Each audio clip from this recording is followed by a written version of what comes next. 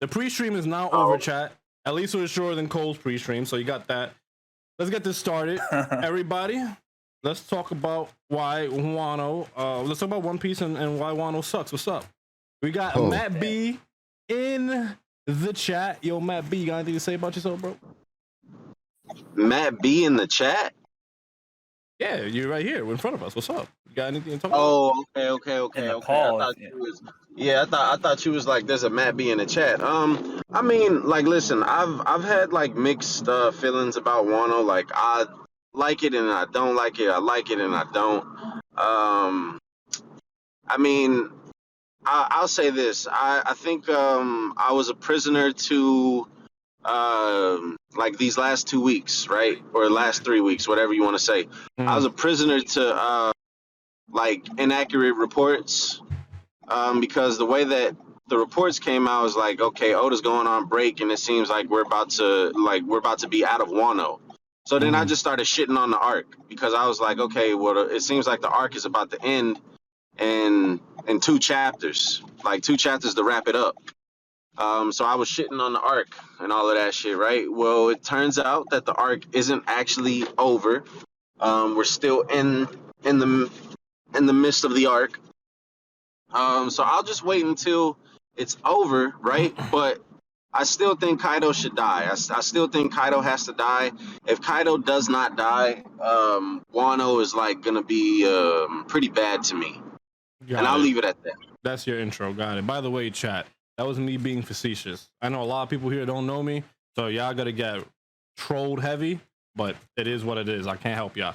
Yo, Braga, what's good, baby? You got anything to say, bro? Matt is fraudulent, bro. But bro, what? We agree. Yeah, I think that's what I'm saying. There's consensus in the chat too. I think overall Wano has been a mixed bag. I think it's been a mixed bag. It's one of the hardest arcs, I think, to scale in regards to just the best arcs in One Piece. Just because it has some really high highs, but man, the lows are pretty bad. But I think overall it's a interesting discussion. I think it's a good arc. I say it's a good arc. Okay, and last but not least, for now, until Cole shows up, we have Zoro. What you got to say about? Yeah, man. I think if I had to compare it to something, it's most similar to what we got in Dressrosa, because what Brago says pretty much on point. Because there were a lot of really good moments and a lot of really bad moments in Dressrosa. I felt like was a lot of that, just kind of ups and downs. The only difference, I think, is Doflamingo was a lot more interesting as a villain and had more to offer as a character. And Kaido just completely shit the bed with that lame ass backstory. Sir, are you criticizing Oda's work? I always talk shit when I need to, when it's deserved. How dare you? I think it's tough though with Kaido because there are moments where I felt like, man, he could really be that guy. He had the potential to be the best. Yeah. But then like the backstory, man, it didn't offer anything. It didn't add anything. Nothing of value really. It was just like, yo, this is Kaido, that's it. It didn't it's crazy to me Big Mom has a better backstory than he does. That's kind of wild to me. Yeah. I mean, but that was kind of important to the narrative though. So we had to get some context as to why the Mother Carmel photo and all that different shit. Because if we didn't get that, then it'd be like, yo, why does this matter? You know what I mean? Like for Kaido's backstory, maybe it could have been written in better. But it's obvious that Oda's trying to. He's trying to save shit still. He's trying to save rocks, and so I think Kaido's Devil Fruit is going to be a major part of his character, and then his connection with Big Mom, and then also rocks and Whitebeard. But he's saving that for specific reasons. So, it felt empty. It didn't live up to what we expected to. Pointless. Look, if there's more to come, that's great. I'm happy. I'm satisfied. But until that point, fuck that backstory. It's trash, garbage. And just kind of took all the wind out of the sails of the momentum of that conflict, that fight, man. But that being said, I still think it's better than Dressrosa because I think Kaido, all things considered, he did bring the goods. It was just that they fumbled the bag with the backstory. And I mean, he's strong enough, I guess. He's really like he lived up to the hype in regards to strength, but absolutely. as a There are character, like you little don't care that things like much. not killing anybody, Kinemon Oh just man, walking away after that bullshit. yeah, that's not good. Oh man, that's trash. That's Kinemon. yeah. I mean, it's just sometimes it's cool with a bad guy just being bad just to be bad, but it's like that's not what Oda was setting it up to be. Kind of just Exactly. be bad. Because like even with the Odin backstory, Kaido was more interesting in the Odin backstory. He showed more layers there than he did in his actual backstory, just focusing on him. But then even moments with the Odin thing was kind of weird because you're like, all right, Kaido values strength. Why not run it back? Kaido respects Odin. Why did you shoot him in the middle of him talking? You know what I'm saying? It's just like weird things with Kaido where it's like it's hard to piece things together. That's why I think Kaido is like a puzzle. It's like a bunch of puzzle pieces and we still don't have the finished thing. Right. I mean, he respects strength, but Kaido wanted to get what he wanted to get and, make his little army there so he couldn't have him live. But it seemed like strength was like, so now he has his army, but he's still empty because he doesn't have no one to challenge him really. Or he didn't have anyone to challenge him. So it's just like, okay, what do you value most? Is it like accomplishing whatever you're going to accomplish in Wano to have your great war? Or like, your personal goal of like being the strongest? But it feels like Kaido, he was so confident in his strength that he was like, yo, the only person that can beat me is your boy. So, it's weird. It's weird with that. Yeah, man. I mean, he respects his strength and his enemies, but even with his enemies, like his whole goal, it seemed like this entire arc was like subjugation.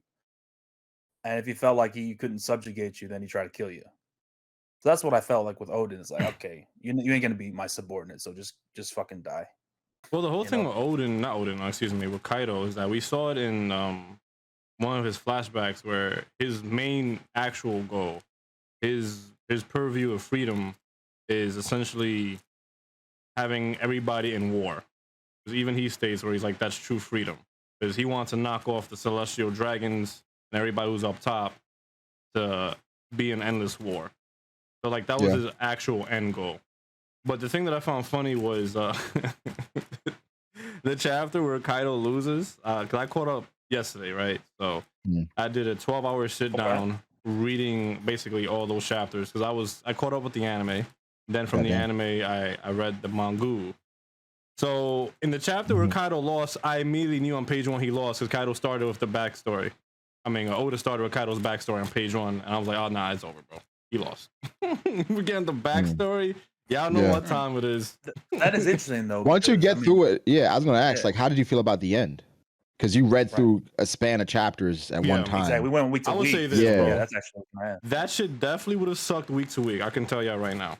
100%. But the binge. So here's how I feel about Wano as a whole. I feel like the beginning sucks. Right? The beginning portion is pretty mediocre. Then we get to Odin's backstory with Roger and Whitebeard, and that shit is fire. Flame. Okay. Now, a couple characters like Yasui, he was GOAT. So he was kind of like one of the very few shining things for me in the beginning. But other than that, there's not really much I can remember that's like, oh yeah, this is fucking great from the beginning. Then we get into Odin's backstory, which was fucking fantastic. And then after that, well, this is me talking about in terms of the anime, because I didn't read any of that stuff. This is just anime. Okay. Yeah. Okay, that changes a lot. That changes things. So I was like, you're like Yasu? Okay, in the anime, in the anime, he's pretty good in the anime. At least, well, I don't know how he was in the manga because I didn't read all that stuff in the manga, but in the anime, he was pretty good. And then everything else is pretty forgettable after Odin's backstory had concluded until we get to Roof Piece. Roof Piece was pretty goated. But here's the thing, since now in terms of the manga, right? Because obviously the anime is just starting Roof Piece. It's kind of hard for me to gauge because 1015 spoiled me so highly on the potential of how they could do that whole portion of Wano that I don't even know how to gauge the manga at this point. Because if it's going to be mostly... the anime? You talking about the anime? Like, because how they did episode 1015 and how well done that episode was. That was amazing. Exactly. Amazing. Exactly. And everybody knows me as the One Piece hater. Air quotations. Allegedly. Right? And even I'm like, yo, 1015 is greatness. So I don't even know how to gauge the manga because I was spoiled by the anime. But the manga wasn't too bad. Wait. I would probably say maybe a little overhyped. And one thing that chat, I don't want you guys to go crazy. Overhyped doesn't mean it's bad. It just basically literally means a lot of people hyped this shit to high hell, and it was good, but it wasn't as good as I was expecting because of a lot of the hearsay that I was hearing from prior for Root Piece. But it was still good.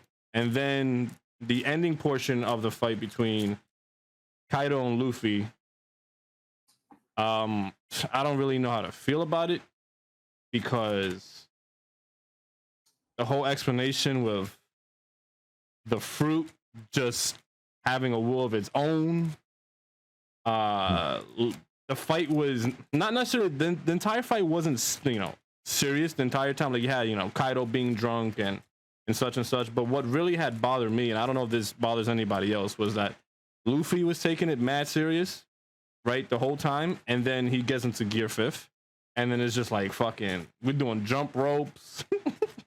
We're tossing salads out here, like, bro, this shit just got mad wacky. And that shit just threw me off mad hard. So yeah, but that's how I felt about that fight. And then the whole thing with Law and Kid, listen, I know a lot of y'all in chat hate Kid, but yo, respect a little bit. He's the llama, all right? Law's the goat, Kid is the llama, all right? But put a little bit, just a tiny bit of respect on Kid's name. That's how I feel about Kid. I think that fight was relatively well done. With Big Mom. I enjoyed that conclusion more than Luffy versus Kaido. I would agree. Yeah, I think I would agree with that. Yeah, for sure. That was fun. That's it. Yeah. Oh, King of Late, what's up, baby? Yo, what's up? I just came back from watching Too Mad fuck the shit out of Delphine. But we're back. Sorry. Wait, what? Wait, hold up. You actually watched that? Man, don't tell me you paid for that. Nah, I'm kidding. But I'm gonna find it somewhere. I'm curious. I gotta see. Oh, you know? Did you see her like first sex video? Her sex tape? I heard it was pretty fucking shitty. Yeah, like Samurai 8 levels of shitty. But damn. But Trace. But I'm just too curious to see how this motherfucker. Now, don't get me wrong. I'll fuck the shit out of her if she asked me to. But like, she was pretty I'm bad. like, wait a minute.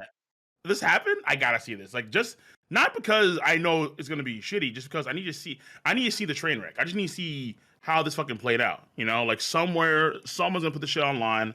I'm gonna sit back with some popcorn, Keemstar style, just enjoy the show. Like, what the fuck happened, dog? Like, how does Too Mad perform in bed? Like, is fucking Delphine, has she gotten better? Like, is she worth the hype nowadays? Like, let's fucking find out. Oh, you gonna do a review? Yeah, Yo, Patreon doesn't give a fuck. Yo, hit up Bushido, bro. Collaborate. I watch shit on Patreon. Like, yo, boys, it's time. Get the fucking whole chat going. Like, yo, we're gonna watch this fucking. Bro, hey, bring us all in there, bro. We're all here together. Yeah, let's all react to that shit. Let's go. Yeah. Yeah, that's what I'm saying, dude.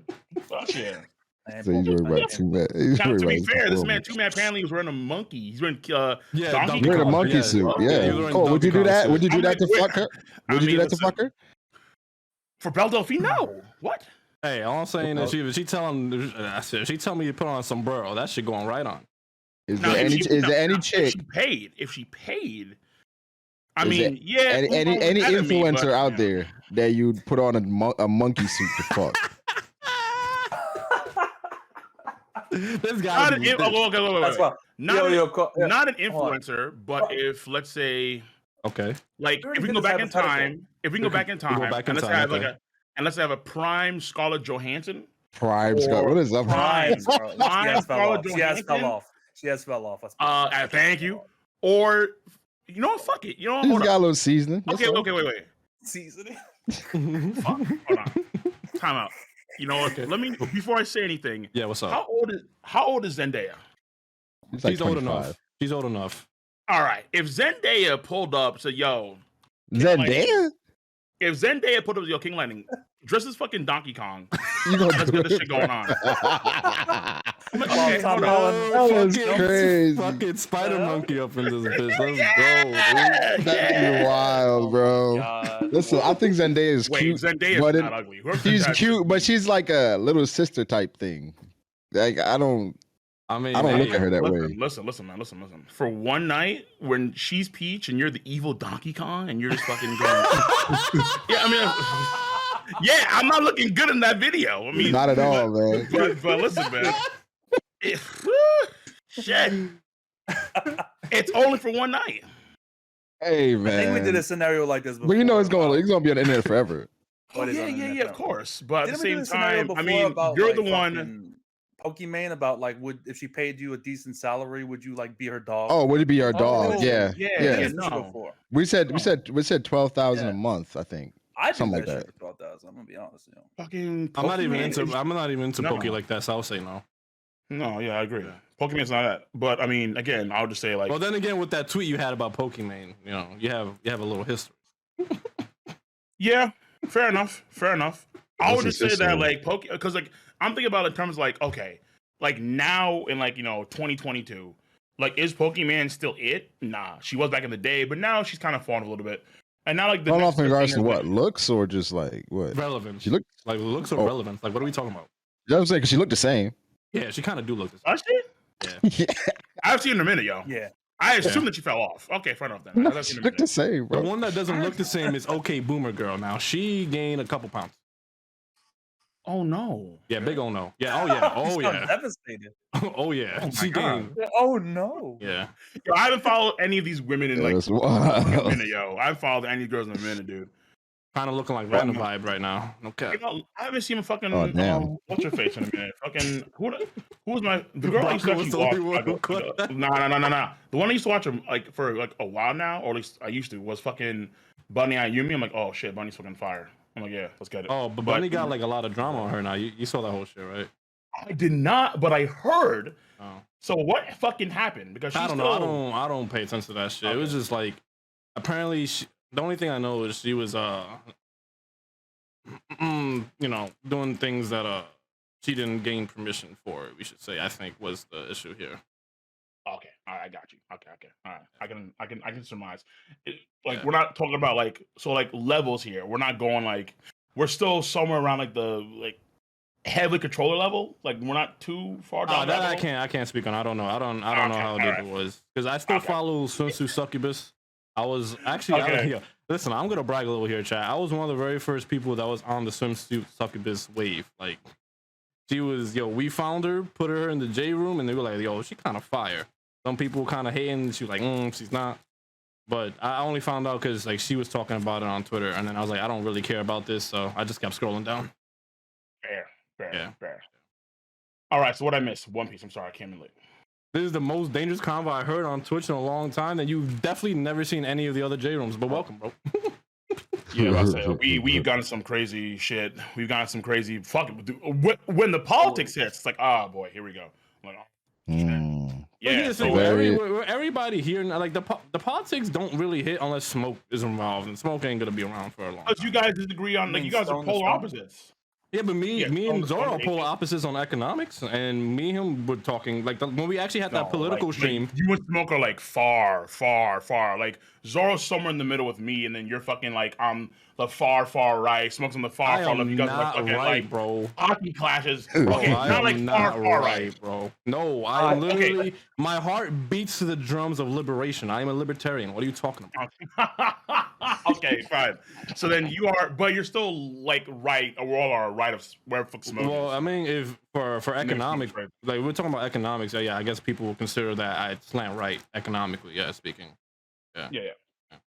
Yeah, I'm but not. outside of that, like, this not. We've had some crazy conversation in the past. It is what it is. So One Piece time. I mean, let me not be the derailer anymore. Yeah, what's up? Oh, you finally home? Yeah, I'm home now. Sorry about that, gentlemen. What you do? What's good? What's good, up, bro? Matthew? How are you, man? I'm good. Yeah, man. Welcome. You know, just chilling. How y'all doing? Yo, not bad. Before we get into the series, what's up? Go ahead. Yeah, Jotin, I heard I heard a little bit of what you were saying, bro. About what? About how you like watched the anime and shit, and then you like you caught up, or then you started from the manga, and like you said a couple of things. Like you said the Odin backstory was pretty good. Yeah. Wait, you can't hear me, Zoro?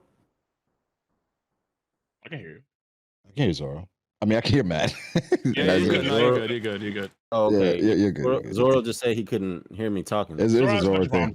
Yeah, it's a Zoro thing. Okay, cool. Nah, I just thought it was interesting, you know, because you were watching the anime for it, and I've just heard like mixed feelings on the Oden backstory, especially from the perspective of like just a manga reader, like week to week. People, but you know, I guess it's because of what the anime did, like how the anime took. Well, not only liberty. that, I also binged the anime too. I wasn't waiting week to week on the anime. It was binged. With the Oden backstory, the only shit that people complain about is the twerking, man. That don't make any sense. The whole twerking thing. Nah. It was the scabbards too. About like remember the scabbards was it was 2 chapters. Yeah, like they get no love. That's it. Yeah, they got no love. I mean, they got love in the anime though. Oda was trying to build their characters and make you care about them, right? Yeah, I mean, it didn't but work. it's like, how you gonna care about them in 2 chapters? And I think most of them was like 1 chapter. Yeah, so it was just like, and then I think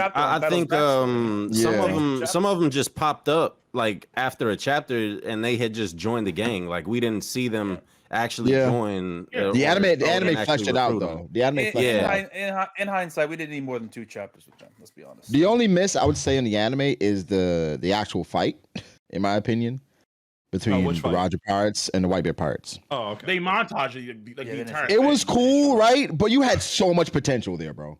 Yeah, but the problem is that like they have to, because Oda may want to reveal this shit later on, like in like let's say there's like a flashback in the future. That's like just how like Jotun, do you want spoilers or not? Out of curiosity, I'm already caught up. Yeah, he caught up. Oh shit. Okay. Yeah, good man. I put in a 12-hour stream last night. When you do that? Oh, okay. Oh, 12 hours. My fucking dude. Good shit. All right. So then the whole thing with Kaido and his backstory, obviously Oda's saving this shit for like the future when, like, let's say if Rox is alive, or let's say some big monster in the future, then we get that then, but not now, because now we're kind of because it's almost gonna be 4 years. Next month is the 4-year mark of this arc. That's a really long arc for a shonen story. So I think Oda wants to be done with this shit ASAP. That's why we're skipping shit right now.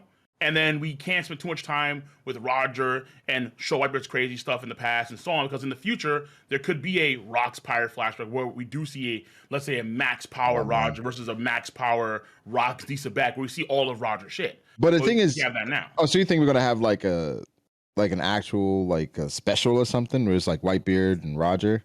I think you're hoping for too much, Cole. No, so I'm talking about like Prime Beard and Prime Roger. Yeah, so Prime Rayleigh, Prime Odin, like Prime Scalper. Nah, we can. I would probably say like we would have maybe not like a special per se, but I'm pretty sure like in a flashback. You're setting yourself up for this. Or want to cover that stuff. Well, because here's the thing, there's a very good case I think that we actually are gonna get a full Rox Pirate flashback. For sure, we definitely getting that. Right, but it's so like then there's a good chance that we actually get to see that fight between Rox and Roger. No, but it's like. But that, I mean, the thing is, it depends on how we look at that fight, right? Because I feel like most of us feel like Whitebeard defected, right? Whitebeard wasn't fighting. I think it's hinted. I think it's hinted heavily that that Whitebeard switch sides. Yeah. So it's not going to be Whitebeard versus Roger. Maybe we see the Roger versus Rox thing, but it seems like it was a lot of infighting. That's why Rox lost. So it's not even going to be a straight up just throwing hands thing. I don't think. So that's a weird one. So what you're saying is that we're never going to get a stage like that for those characters. Rayleigh, Prime Ray, Prime Odin, Prime Roger, Prime Whitebeard? Like the thing is, like I don't like the idea that Oda felt the need. Oh, I can't show anything because it'll spoil any potential fights we show of them in the future. If anything, just give us a little bit, and it'll get us more excited for what we get. Well, the anime does give us mad. No, it doesn't, dude. Yeah. No, not no. Compare in comparison, I guess to the manga. Like the manga was one clash and then like one panel, and then we just like we literally see like Scopper versus Odin. Oh, for, like, a few panels. Don't do that. That's nasty. No. I'm not. Wait. I'm not saying that this is like the fucking. I'm not saying that this shit was fucking Sasuke v Naruto. What I'm saying is that we get to see something as compared to the freaking manga where it's nothing. The manga ain't. They show us nothing. Literally. I think that's where One Piece drops the ball as far as the anime, where it's like, if you get niggas like that in the same space, it got to be momentous. It got to be an event. Right.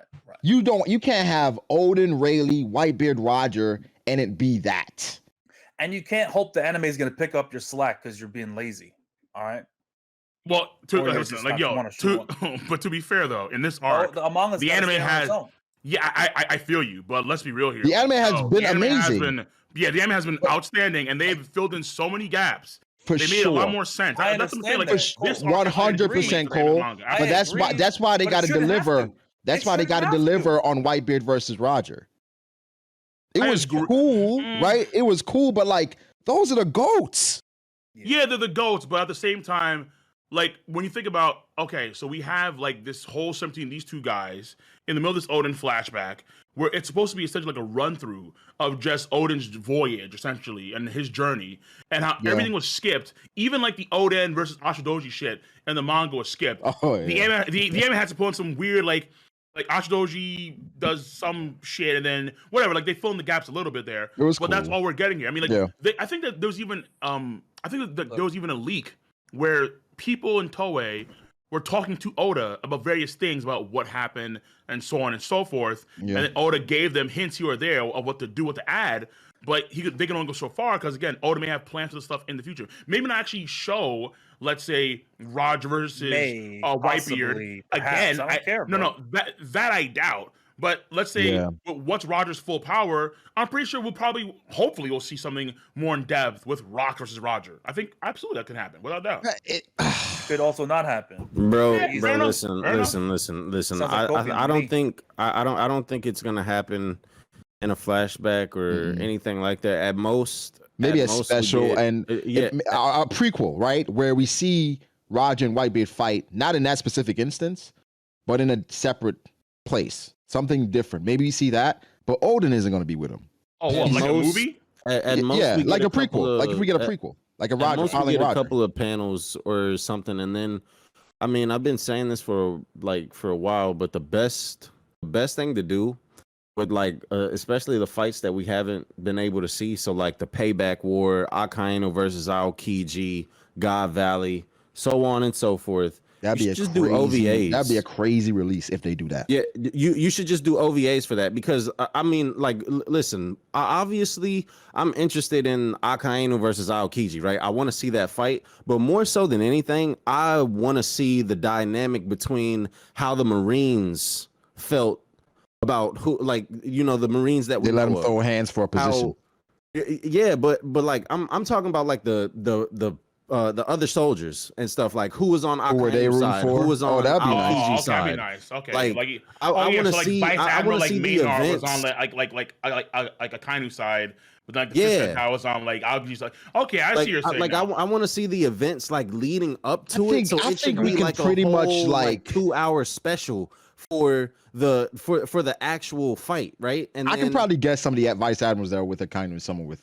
You definitely could because like, you know, some maybe on the absolute justice stuff. No, for sure. Yeah, like actually seeing it and only Guma 100% with Akainu, bro. Okay.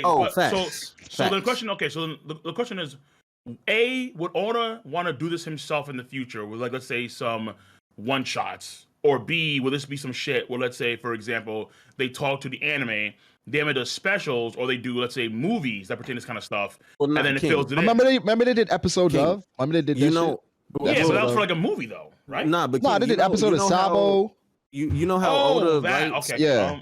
You know how Oda writes the movies. He's had a hand in the movie since like Strong World, Film Gold, all of that. If they take that concept and apply it to this end canon stuff, and he like just writes out a little manuscript, and then the anime just goes balls to the wall, bro. 2-hour special? That's nuts. I don't know. Bro. The only thing is, I can see the Payback War. It's like making that into 2 hours, maybe an hour, bro, because of how they framed it. But like, what if, for example, right? Let's say Aokiji and Akainu or something like that. What if, let's say, they were actually members of Sword, and then the fight plays out, but something happens about that fight to where things kind of change up in the future, where actually Aokiji was a member of Sword, and then Akainu was too, then they kind of rigged this whole thing to where they actually wound him for, let's say, tricking the Gorosei, because Akainu's like the Gorosei. So let's say all this shit happened during the actual battle that we don't see, and then we have, let's say, episode of Marines or something like that, and then it covers that. But then Oda himself writes something different in the story. What the fuck then? So now I have to go back and change episode of, like, that whole thing is mute. But I think Oda would have to have a hand in the special. Yeah, Oda would have to have a hand in the special. Oda would have to write. I think so that's why I was like, these things have to, honestly, it sounds kind of crazy, but I think these things may happen after the story's over, or like when we're probably, or like the last arc. But here's the thing, though, as well, Cole. Yeah. With the sword thing, I think that's a possibility where Aokiji decides to, hey, I'm gonna work behind the scenes, behind the shadows. But that could have been something that they planned based on who lost. Where it's like, all right, whoever loses this, we still gonna be a part of this, but we're gonna work on the other side. You can still have like a balls to the wall fight, but it doesn't have to like contradict or take away from the actual them throwing hands. You know what I'm saying? Yeah, I see what you're saying. But at the same time, too, when I think about it, it's like Oda needs the time to actually do this. And Oda, we know he gets like very little sleep as it is. And the man's working like, very hard on his craft. And then now that we have the live action going on with Netflix, he's working on that, on a movie. Sorted. And the actual movie. So we have the Film Red movie, live action Netflix stuff, the actual ongoing manga. So this guy's doing so different things. Like these things probably can't happen anytime. Like let's say in like maybe next 4 or 5 years. Like let's say when One Piece is done or like near its end, then we double back. So, I think all these things happen after One Piece is over. Okay. Oh, okay. Yeah, after One Piece is over. Fair. Yeah, these specials and shit like that. Then Toei can manage resources and put it all into that, as opposed to having to juggle both the anime as well as these specials simultaneously. Do we think Shonen Jump or Toei lets One Piece go away? Like Oda wants to end the story. They're gonna pull a Boruto type of shit where. No, they may not do that. Like, this is the cash cow. No. Like what they could do, what's probably better is probably some major prequel stuff. Bro, Dragon Ball is still around. They won't even let. That's what I'm saying. They won't even let Toriyama rest. Bro. Dragon Ball is still going on. They're gonna milk this shit forever. Wait, but that's his choice though, right? Like Toriyama, he's like, no, it's not his choice. Wait, so like they come to his house like on some old school Soviet style, like knock, hey Toriyama. Put them chains on his legs. Get the back. No, come on. Shonen Jump owns the property to these series, man. The authors don't get no say so in this shit. Man. Okay, good. So as far as I understand, I think that Toriyama came back because of what happened with GT. So GT was dog shit. GT. Hold on. Everyone like no. As far as I remember, GT was dog shit, and then I think he himself didn't like GT, so he himself came back to write this whole new thing to kind of fill in the gaps. What happened between Oob, like before Oob and Goku fight, and then let's say what happened at the end of Dragon Ball Z, some shit like that. Because I think that was all his choice. I mean, that was all Toei's choice. And then he's like, "What the fuck is this shit? No, I come back to fix." But I think if it's kind of like just like Kishimoto came back to fucking fix up in Boruto that ties in Naruto. Because that's your baby, right? That's your baby. You have to let it die. Hold on. Let it die. No. But in regards to Dragon Ball, that doesn't really necessarily make sense because that would mean it took him like 20 years to do that. Wouldn't that just be instantaneous? Like, GT ended like fucking almost 30 years ago in Japan, and obviously he's in Japan. So it would have taken him that long to fix his quote unquote baby. Like that's something that would be instantaneous. Like, oh, GT is dog shit. I got to come back and fix this now. I mean, that wasn't the case. I think it depends on the person. I think it depends because I don't think that was the case. Honestly, I think they tested the waters of Battle of God. They saw it kind of popped off, and then they were like, let's do another movie, which was Resurrection of Frieza. Saw it popped off, and they were like, let's do an anime. Interest was still there. It was still there. Now, mind you, like as far as I say, it's not as big as it was prior to. Like I think Dragon Ball Super is still. Dragon Ball Super was breaking Crunchyroll, bro. No, it was. But I'm talking about like back in the day, like those numbers and metrics back in the day were like Dragon Ball was like it. It was the thing for Shonen. Like it was. Shonen backbone. It has. The thing is, there's so many more things around now that can compete. Right, exactly. But I'm just saying, like, in terms of why would he come back? Yeah, I think that, things like Battle of Gods and Frieza touch of the waters, but I think also because I think he even admitted that he didn't like what happened with Dragon Ball GT. So he wanted to kind of change things from there. Because that's why they have the whole, because otherwise, why would you literally redo all stuff that happened in that time period? Why not just build off that same time period and start off from, like, let's say when Oob and Goku actually fight? Because GT is not canon. Real quick, that's Joe. Point. Motherfucking Zaladin's in the chat, bro. Remember Zaladin? Yeah, I remember Zaladin. Yeah, I see him every now and then. Zaladin is in the chat. I see him every now and then in chat. I see him every now and then in chat, yeah. Zaladin I've not seen him in a fucking minute, bro. Hey, yo. God damn, dude. What's up, bro? Holy shit. Yeah, dude, it's been... Yo, he was the only... actually, no, there's two people that absolutely destroyed Uber on stream. It was Jorshay and him. That's like a legendary Hall of Fame. Where's the Jorshay too? Where's the Jorshay? I thought he was supposed to be here, but he got the times mixed up, so he he's a fraud, bro. Yeah, he's a fraud. Gurusha is a super fraud, but I'm better than him, so I was good. I don't care. But yeah, I mean, I would just say like for like Oda, I think in his situation, he just wants to get things kind of wrapped up and done, and then he wants to go on this journey to like. I think he doesn't want to go on like this vacation across the world.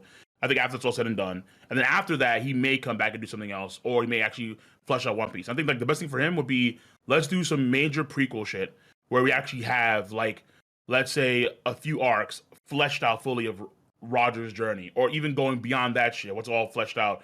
The Void Century shit, like all this Sun God shit, like potentially Emu shit. Have all that shit in like fucking prequels. Do like mad movies, and that'll work. That'll work very well, honestly. I mean, here's the thing. yeah, possibly. Because the thing that's, you know what's funny? Dragon Ball is what actually started this trend too. Because before we never used to see canon movies, and Dragon Ball started this trend with Battle of Gods. Because before that, there was no canon movies. Everything was always non-canon. And it showed that it was able to be successful. So yeah, it's a possibility that One Piece will probably get canon movies after the series ends.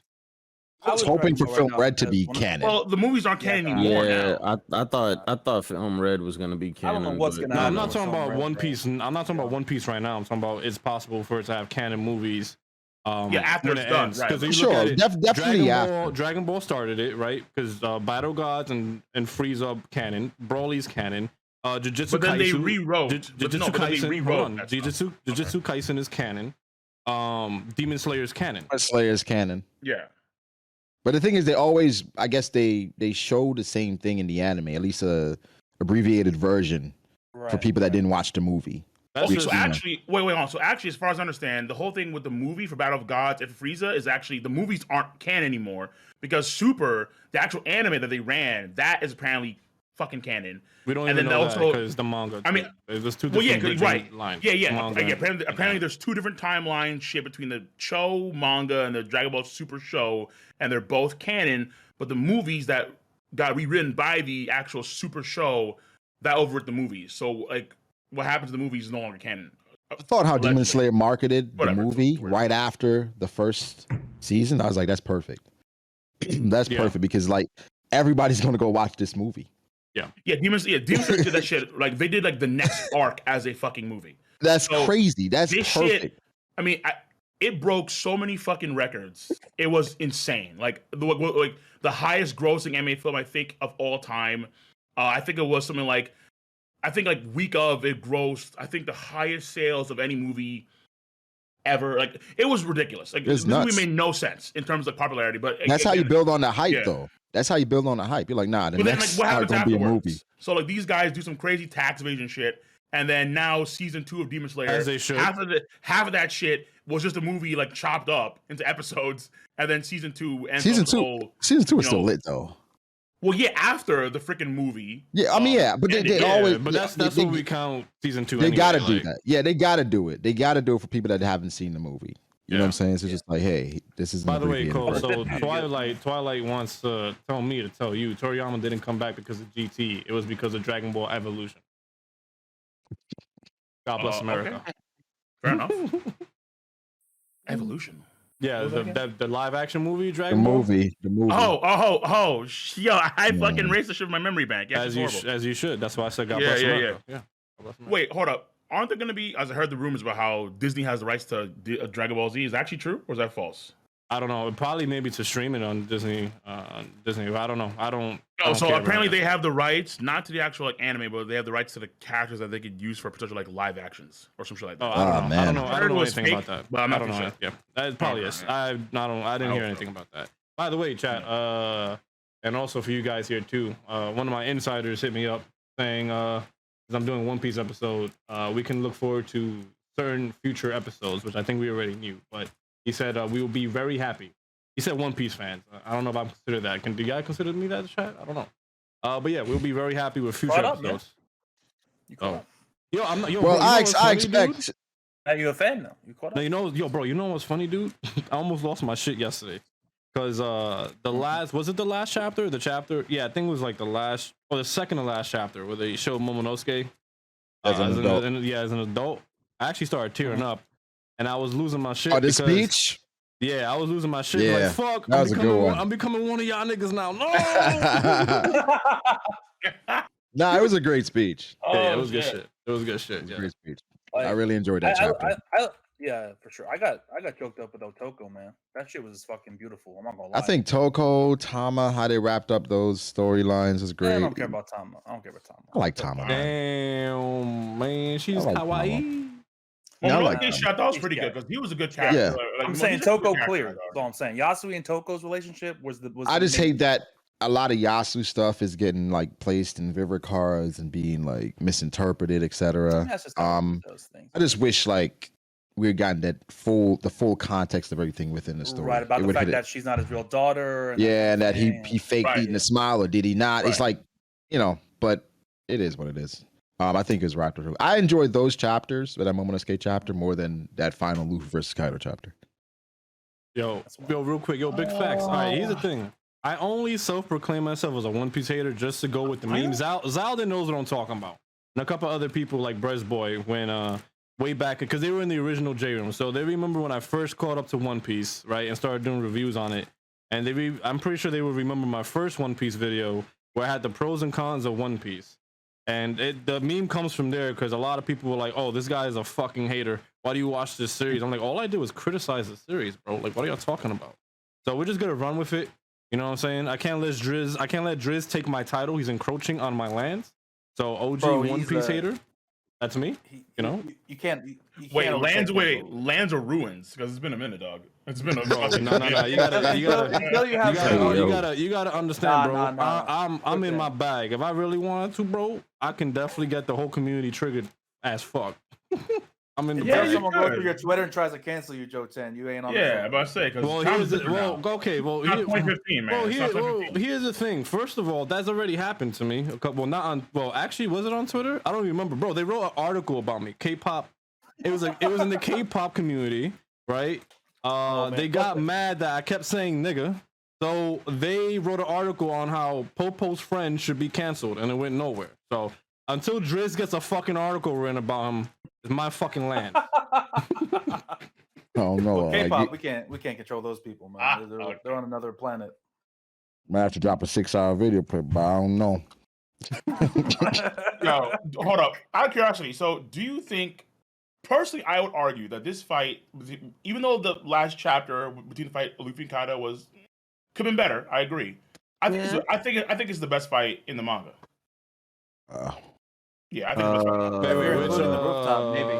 I'm talking about the whole. Not including the rooftop. Which fight? Better than rooftop too. Yes, better than rooftop. Better than rooftop? What? Yeah, better than rooftop. No, not better than rooftop. No, wait, hold on. I missed that. I was reading chat. What fight did you say? Kaido versus Luffy. Nothing beat the highs of the rooftop for me this arc. Nothing. No. I think that 1045, that shit was a 10 out of 10. That was shocking, but insane. I don't think it's. I feel like it was shocking because when he transformed, right? When it transformed, it's a new gear, it's a new form. But as far as like just the hype of like combat.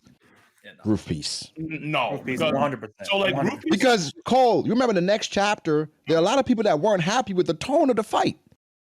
I understand that. I get that, but I think a lot of people were, really mad for various reasons. Number one, I didn't love the tone of the fight. I was like, okay, hold on. But the problem is that I think people were like kind of saying, okay, well, he was being goofy and wonky. But when I think about it, it's like this is what he's kind of always been like. It's maybe amped up to a little bit. But then there's still serious tones in that shit. And then the things that Luffy was doing were so shocking. I mean, him going Gigan, I was shocking. That shit. You know what it is? You know what this is? I know why you're doing fucking this. Okay, fuck shocking. I know why you're doing this. Monumental, stupendous, groundbreaking. I don't know. Cole, he's a Sanji fan. You know he's doing this because he's with that agenda. Bro, I understand you got people that donate to you. And I understand this is your money maker, so I'm just gonna let you rock. But I think it was amazing, right? I'm just saying, it's like, it was amazing. Yeah. Like even Luffy and that giant panel, one of my favorite panels in the story. Yeah. But I can't help but I got taken out of the story a little bit when the tone shifted. It was crazy, but I was like, wait, like this is a big. What happened to me, dude? It was like, hold on, like. No, Luffy's now playing with Kaido. Wait. See, so that's what confused the fuck out of me because like the tone between Luffy and Kaido was serious, but it was also playful for like most of the fight. There's No, I think it was we get that. I think it was like 1036. Talking about Kawaii Kaido. No. Yeah, like Kaido's doing Yeah. Kawaii Chew. Well, oh my he's- god. Okay, That so wasn't here's good. the thing. That wasn't good either. Wait, hold on. Wait, hold on. That was amazing. Wait, We're hold talking on. about- Oh my god. Okay. Stop. So I actually talked Stop, about that. You were late, so you didn't hear what I had to say about that. But I actually talked about that where there are a lot of points in the fight where there is some goofy shit going on, especially with Kaido because he was drunk.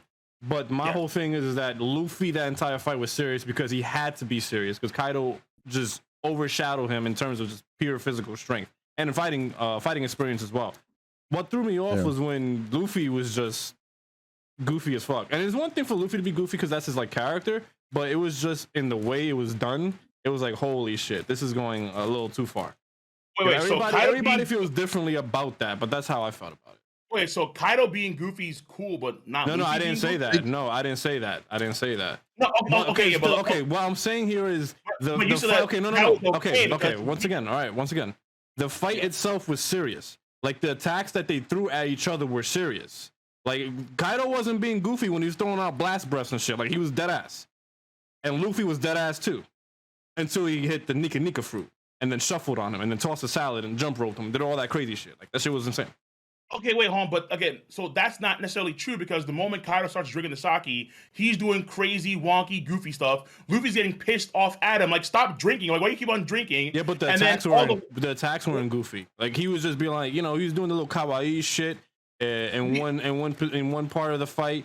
But I'm talking about the specific fighting itself. Like the attacks they were throwing at each other, they were always serious until Gear 5th. There's only two like really goofy things about Gear 5th. When Kaido hits him, and then Luffy's face molds to Kaido's club, and then he's running away like a Sonic character, and then he gets smashed down. And then he started using Kaido like jump rope. Yeah, but in terms of like goofy, like that's goofy, but him using him as like let's say a jump rope, or let's say Kaido going chew, oh my god, and then just dashing in there like a freak. That's goofy as all hell too. No, but the thing is, it's mad goofy shit. I think even and even still, like when it comes to let's say like the serious tone, they're both enjoying themselves as they're killing each other. Because we got that thing in 136 where like both Luffy and Kaido agree we're having a fucking blast. Like me and you, we're fighting each other. We're having a lot of fun right now. So like yeah, like it was serious. But they literally said that in the chapter. I think even before Luffy goes into Gear 4. So yeah, it's like to me, it just kind of made a lot of sense. And then that's all good. That's all good, Cole. That's all great, but that's not beating our roof piece. No, it is for sure. I think. No. I'll argue for sure it is because I remember a lot of folks. Can we get a poll in chat? Can we get a poll in chat, bro? I need to know who actually believes. Madrid, somebody. I need to know who's actually somebody that I don't pay. Crazy. Can we get a poll for somebody that's one of the mods that doesn't get paid? Luffy versus Kaido. I guarantee if Sanji was on the rooftop, you'd fucking think it's the greatest thing of all time. No, Madrid. Madrid, make the poll. Which fight was better, Roof Piece or Luffy versus Kaido? That's the poll, and we'll see what chat has to say. Oh, I mean, like bro, that fight is like my number 2 fight in the arc. But I think that when you look at all of every chapter of Roof Piece, wait. Like, because here's the thing, it's not just. I mean, it's not just that Nika shit. It's pre-Nika shit too, where I'm looking at 1042. Where you have fucking Luffy in Gear 4 bound Snake Man fight against Kaido. After Kaido's doing the Hydra, after Kaido takes the Hydra attack, him going into the thieving drunk form, hopping into like the whole, I think it's called the Manslayer mode, and then Luffy trying to counter that shit, getting blast breath through the entirety of Onigashima, rebounding from that shit, transferring from staying in the Bowman without powering down, doing the overcon gun, Kaido going, no, that shit was intense. Like, even though I love Root Piece, like, that one-on-one fight, I think with Luffy and Kaido was the best shit I've read. Like, 142, 145, I want to say 1037. Those 3 chapters are by themselves better than Root Piece. I think the tone of the fight between Luffy and Kaido and how choppy it is could affect just how it's received. But I think overall, Gear 5, I think was probably the most, hyper shocking thing in the arc, right? Because it's a new gear. And it's like we don't know what to expect, and we're always expecting a new gear. But then after we got to New Gear and after we saw what it was like, all right, I got to get used to this. I got to get used to how just this is shifted. It's an adjustment period for sure. It's an adjustment. And I think, oh, dude, I don't know, man. Yeah, bro. It's like the thing is, okay, hold on, Brago. So we had this like topic before. We talked about it before, and I'm saying, I'm actually the same question I asked you last time too. What did you expect? Because we saw 1044, and 1044 off the rip was mad goofy. So then going into the fight in 145, what did you think would happen? Yeah, so 1044, that was when Luffy would grab him with his big hand. And then pause, yeah. And the thing is, it was goofy, but I think 1045 took it up another level because what Luffy did, it's in the realm of like fighting because he's grabbing him, he's choking him, he's swinging him around, he's setting attacks back, and his reactions were goofy. But when we get to 1045, it just like it went to a completely different place. What was the goofiest in that chapter? It was clearly when he took the attacks. That was it, right? Which one? No, even when he was doing attacks. We had Luffy literally poking out fucking Kaido's eyes from inside Kaido's body. We had Luffy punching through Kaido's face. Remember, his whole hand went through Kaido's whole entire face. I actually have less of a problem with goofiness than most of you, to be honest. But even still, Roof Piece was no. Like what else? I don't necessarily have a big issue with it. It's just no, it's not. It doesn't say it's not an issue. It's still a good fight, but it's just like I remember going through that chapter and it was like, okay, let me bring it back a little bit. You know what I'm saying? It was like because in a fight like this, the fight at the end of an arc, I think I had just certain expectations because maybe I had expectations of Kaido as a combatant, and of course this is a Yonko. Luffy's trying to overcome this character, and it was just, I guess it's meant to be that way, ridiculous. Right, but, dude, like even Oda himself kind of said that in I think SBS number. I forgot when he said SBS, but he said like Luffy's power is like the most ridiculous powers in the world. Here come the Goro say the most ridiculous powers in the world. Or they note how he's even though that's the intent, that doesn't make it great. Nah, okay. So again, it's like I don't know how we can think unless you wanted real quick, like resin, like wait, hold on, very quickly. Luffy versus Kaido won chat by 4%. There you 52 to 48. There you go. So I think that it's not just chat. You guys are fucking high IQ motherfuckers. All right. Oh my God.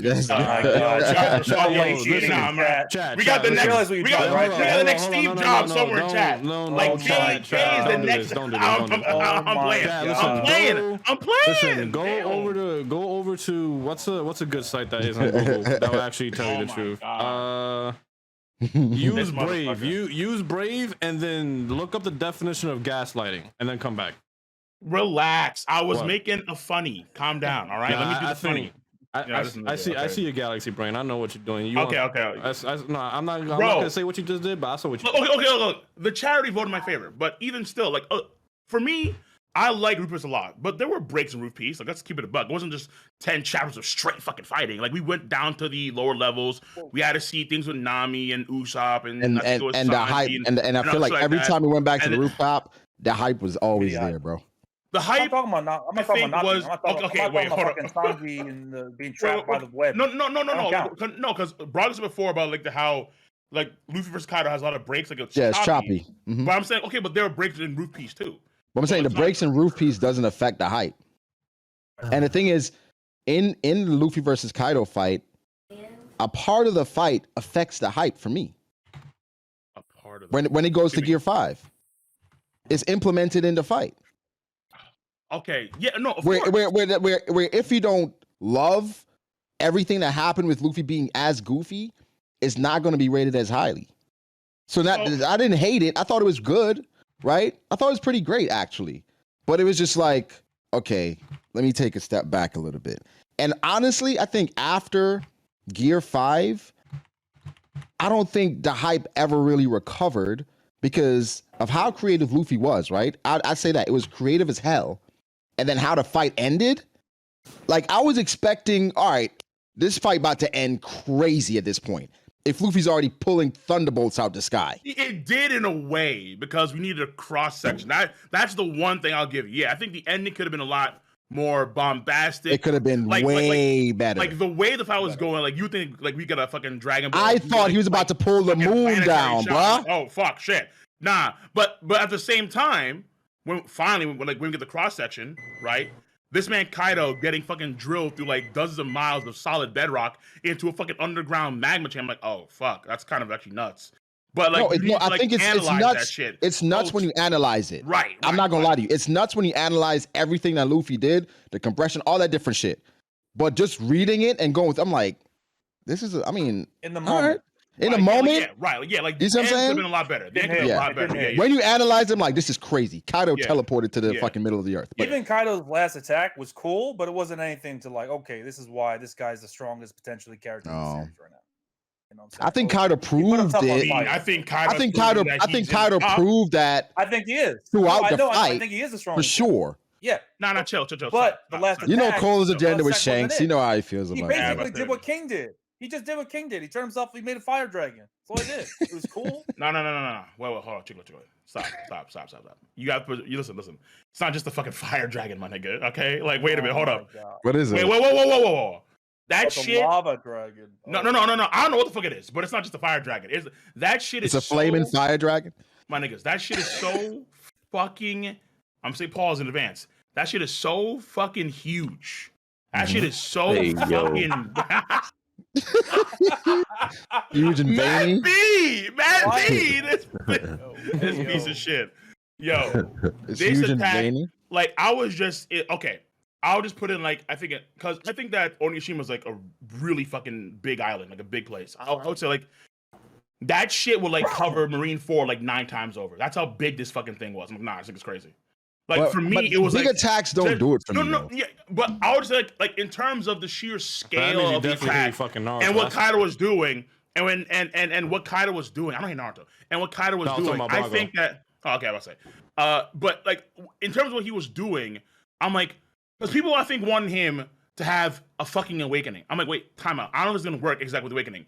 And then we saw that the final fire boggle. I'm like, this thing is so impressive, and he's gonna put the hype in spades. And then what Luffy's doing too was like, but should he have? Yeah. Should he have really? An awakening? Brago, what the? I think so. Well, technically he has an awakening. No, okay, sure, but highlight it. Oh, it should have been highlighted that he has. I mean, yeah. Well, this is the thing, right? I think we had a whole conversation. Kaido talked about awakenings. Well, yeah, he did, right? He did, but I think that the community kind of hyped themselves up, right? For like a based off of the comments from years ago. Well, no. The comments from years ago altered that as well. The comments from years ago, right? I just think that applies to every zone, right? And the community kind of kidded themselves into thinking, oh well, because they're ancient zones, because they're mythical zones, their awakening has to be different from just regular zones. And well, I mean, Luffy's awakening is. But Luffy's a zone. Well, Luffy's a mythical zone, right? But Luffy is Kaido's a mythical zone too, right? But Luffy's a god mythical zone. He's different. Well, no. I like, bro. Kaido, Marco, and Luffy are both mythical. They're both mythical. Yeah, okay, but who else is awakened? I think. But why wouldn't the argument people are saying about Kaido not being awakened is that it's rare? Saying Doflamingo saying it's rare. That's the argument people are using now. Okay, you know how crazy that is? No. Okay, so I think when it comes to like awakening, I think the only scene actually who's mythical zone that awakened, I think, is Luffy, right? I think Sengoku's awakened, but okay. Well, maybe it could be, but it's like so maybe there's a case here where outside of Luffy, because he's unique, where you have to awaken to become this new transformed state. Yeah. Because Zoans are always transforming in and out and that kind of shit. Maybe mythical Zoans can't awaken normally unless they're like really, really unique, like what Luffy is, because Luffy is a mythical zone based after an actual like One Piece specific god. Well, King, so like unique in that aspect. I think this is the thing, right? If like Luffy's, awakening is special and stuff, right? Why isn't Kaido's? I mean, an idea that I've had in the past, right, for like Marco's awakening, would be if he was able to like come back to life after Phoenix he down. dies. Yeah, because he's all mythical zones should have unique awakenings. It should yes, not all be. they should. It should all Like, be unique.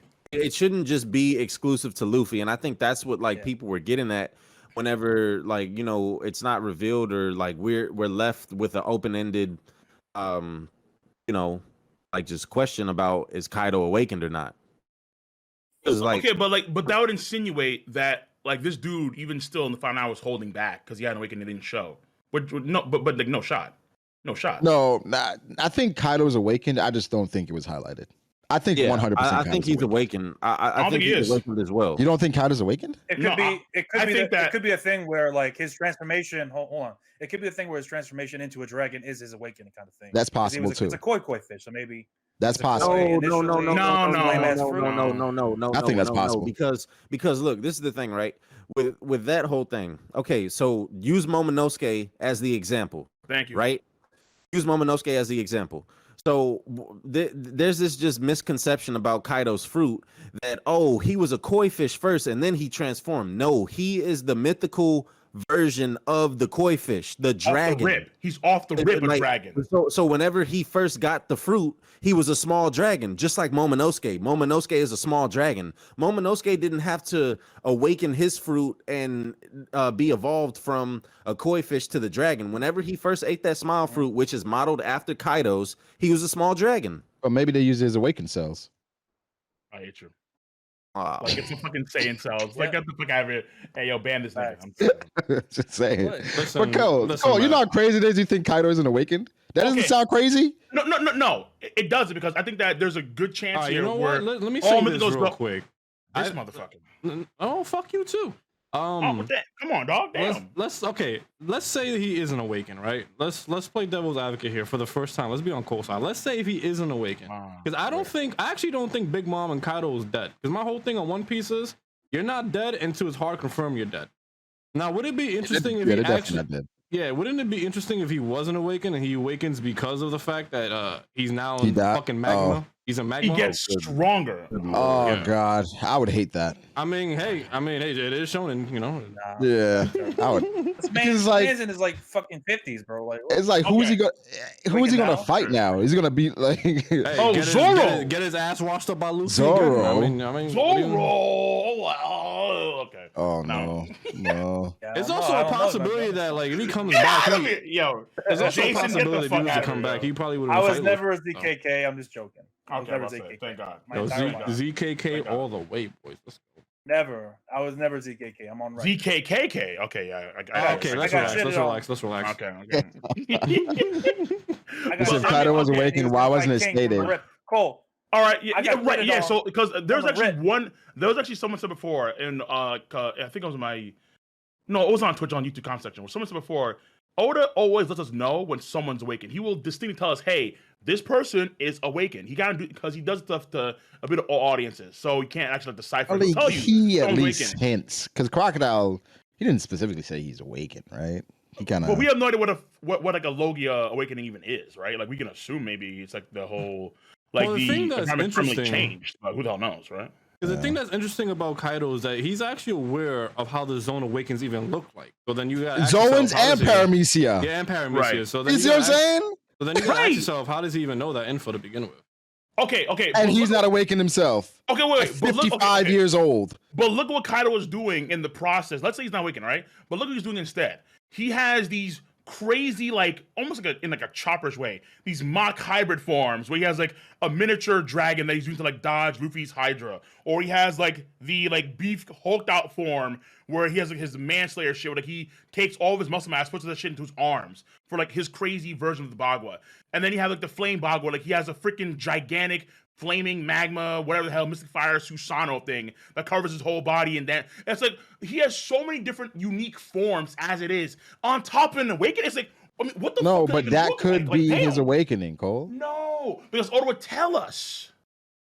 I mean, he should. He should tell us. Every awakening we've seen in the story, Oda's told us. I don't. He didn't tell us Cracker was awakened. That is true. No, That is true. Bro, Cracker's Cracker's Brago, awakened, King. Cracker's no. awakened, King. Cracker's awakened, bro. No. Bro, he's not. Bro, why wouldn't every commander be awakened? I don't think that. I don't. That doesn't make sense to me. And someone is saying in the chat that Luffy's probably the only mythical Zoan to be awakened. That's stupid. No, why? Why? Why is he the only one that can awaken a mythical Zoan? Because he's the only one that is based off a One Piece specific god. He is unique. Bro, just no. But what if? Goodness. He's unique.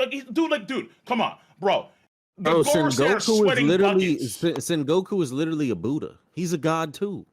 Yeah, but he's not a One Piece specific god, and apparently he's not a Buddha, so he's not doing like some weird Ashra path, Deva path. What it called again? Ashra path, Deva path, human path. He's not doing like the pain shit. No, he's just a gigantic golden statue. So he's actually a golden. He's supposed to be that takes away Buddha. For me. That takes away from Luffy's W's. If Luffy's the only person that can awaken his mythical Zoan. No, because the problem is that Luffy had to literally like go through so much pain he had to die in order to actually go through all this shit. Now listen, there is potentially one person that could be similar to him, which is NL, but that's a different fucking story. So I'm gonna get that shit. I see. Agenda pushing here. Agenda fucking pushing. I said could, not guaranteed. No. I know what. See, man, this is the shit. I've known you for too long, man. No. Yo, Chad doesn't know you like we know you. That's what I'm saying. You have to die to awaken his Zoan. That's stupid too. Nah, what I'm saying is that Luffy's okay. The Gorosei literally say all the Zoans are immortal? No, not immortal. All Zoans can die. All mythical Zoans can die once. No. Right? No. That's what people are saying. You got to die to awaken a mythical Zoan. No, it's just Luffy. And there's a good chance that he actually did die. Because here's the thing. I think that he was on the verge of awakening. I think that, because I said it from like the jump when this arc started. When this motherfucker was able to actually expand his arm without needing air against Urashima, that was a big fucking tell that something changed with Luffy after the Katakuri fight in terms of his powers. That was a huge tell that Mad Catz ignored. And then we're seeing over the course of the fight against Kaido, where he's always getting better with his fruit subtly, but it was clearly happening, where he's able to use Gear 3 without the need of actually blowing air into his fucking body anymore. That stopped happening. Cool. And then real quick, the biggest tell was 1042 when he went into Gear 4 fucking Boundman from Snake Man without the need of powering down. That was the biggest fucking tell that he was on the verge of awakening his abilities. Kaido can literally transform from a dragon to a regular person. Yeah, but the problem is that in Luffy's case, without blowing into his arm. Okay, stop.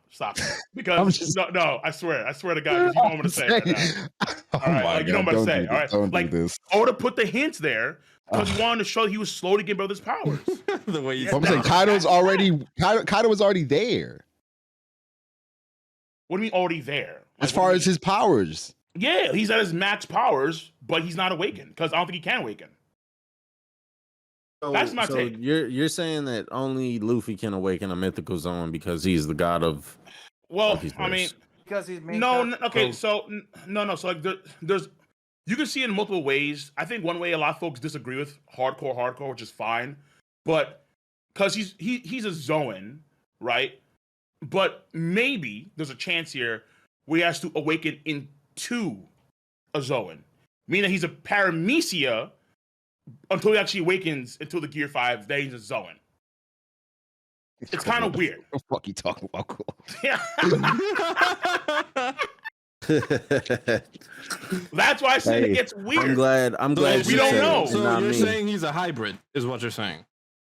So yeah, okay. So like the idea is that okay. The problem is that we don't know what the One Piece Nika God can and cannot do. We have no idea what that even means per se. And then the problem with the whole Gomu Gomu thing is that, and it's still actually notified to be like I think even like the wiki still has it where like it's still the Gomu Gomu no Mi Paramecia. Like he's in both categories. What if he's in both categories? So there's an idea out there that he's actually like his Delta power actually has both the properties of the Paramecia and a Zoan. Because he has all the properties of a Paramecia awakening as a Zoan. Why? Why is he allowed to have that fucking ability where he can do the kid shit and the law shit, but also the Katakuri shit and the Dofi shit. Why he has both abilities? How? Why is that allowed for for Luffy? We don't know. It's some weird shit. So like we have to find out more. But I'm saying like there's a chance where that could be the case. That's it. So Luffy basically awakened his Paramecia, his Zoan, and Kaido can't awaken his regular Zoan. Because normal mythical zones probably can't awaken like that. That's my theory. I'm not too sure. But it's like I think there's a chance where because it's like, dude, it's like Brago, if he has awakening, what the fuck does that mean then? He half-assed the entire fight? No, what I'm saying is I'm saying that some of Kaido's abilities that we've seen, even his transformations, how easily he goes between the dragon and his regular form, or even some of his hybrid, or even Kaido's immense strength, his defense, his stamina. That could be a part of his awakening as well. I mean, maybe, but the problem is that we saw in the flashback where when he was like a young kid, he had a very strong, tough body. He's strong. Like, okay, yeah. So I mean, I think that naturally Kaido's been like just a tank naturally, like kind of like Big Mom. I just think it's weird because it's not just Kaido. Do we think King is awakened? No. Queen? No. Jack? No. That's not crazy? No. Okay, Jack, yeah, fair enough. Jack sucks dick. I'll give you that. Yeah, Jack is ass. Jack is booty. I'll give you that. But okay, so what was the point of the impel down Zoan guards? Why did the impel down Zoan guards? How are they awakened? Because okay, so remember how like they said before how like they're awakened, but as a result they like lose their sanity, right, or some shit like that. So it's like maybe because they don't have that maybe there's a big risk to normal awakening your powers as a Zoan, where like you lose yourself in your ability, some shit like that. Maybe, who the fuck knows? But like we saw Law and Kid awaken this arc. Well, they used awakening. Right, They've been awakened. They've been awakened. Yeah, exactly. But they're Paramecia. They're not Zoans. I would think the Zoan awakening would be the easiest awakening. Apparently not. Because it's like, okay, so Queen had some tech shit.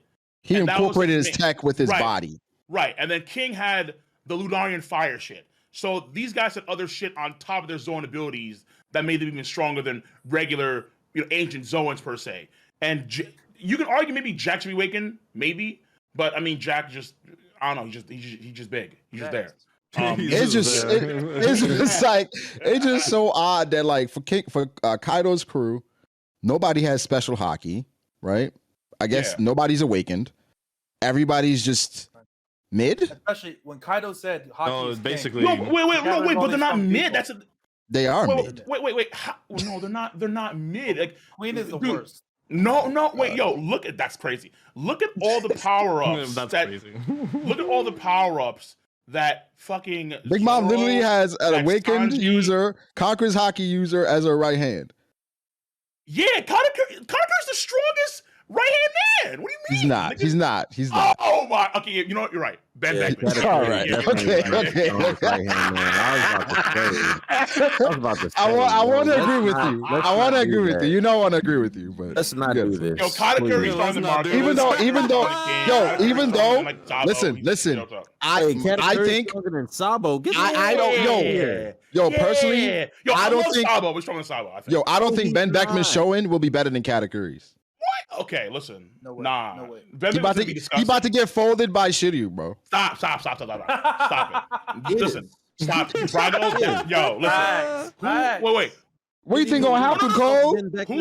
Who was mentioned by name in the ultimate chapter that don't matter among Shanks' crew? That don't matter no more. It was Lucky Roo, it was Yasop, and it was Ben Beckman. Kizaru. Oh shit, this nigga's great. Come on, what do you mean? We not finna start this right now. Yo, King. Oh, Cole. Okay. No, Brago, no Brago. Are you putting Yasop? Is Yasop beating Queen or King? He actually may be Queen, possibly. Yeah, well, Queen's possible. Right.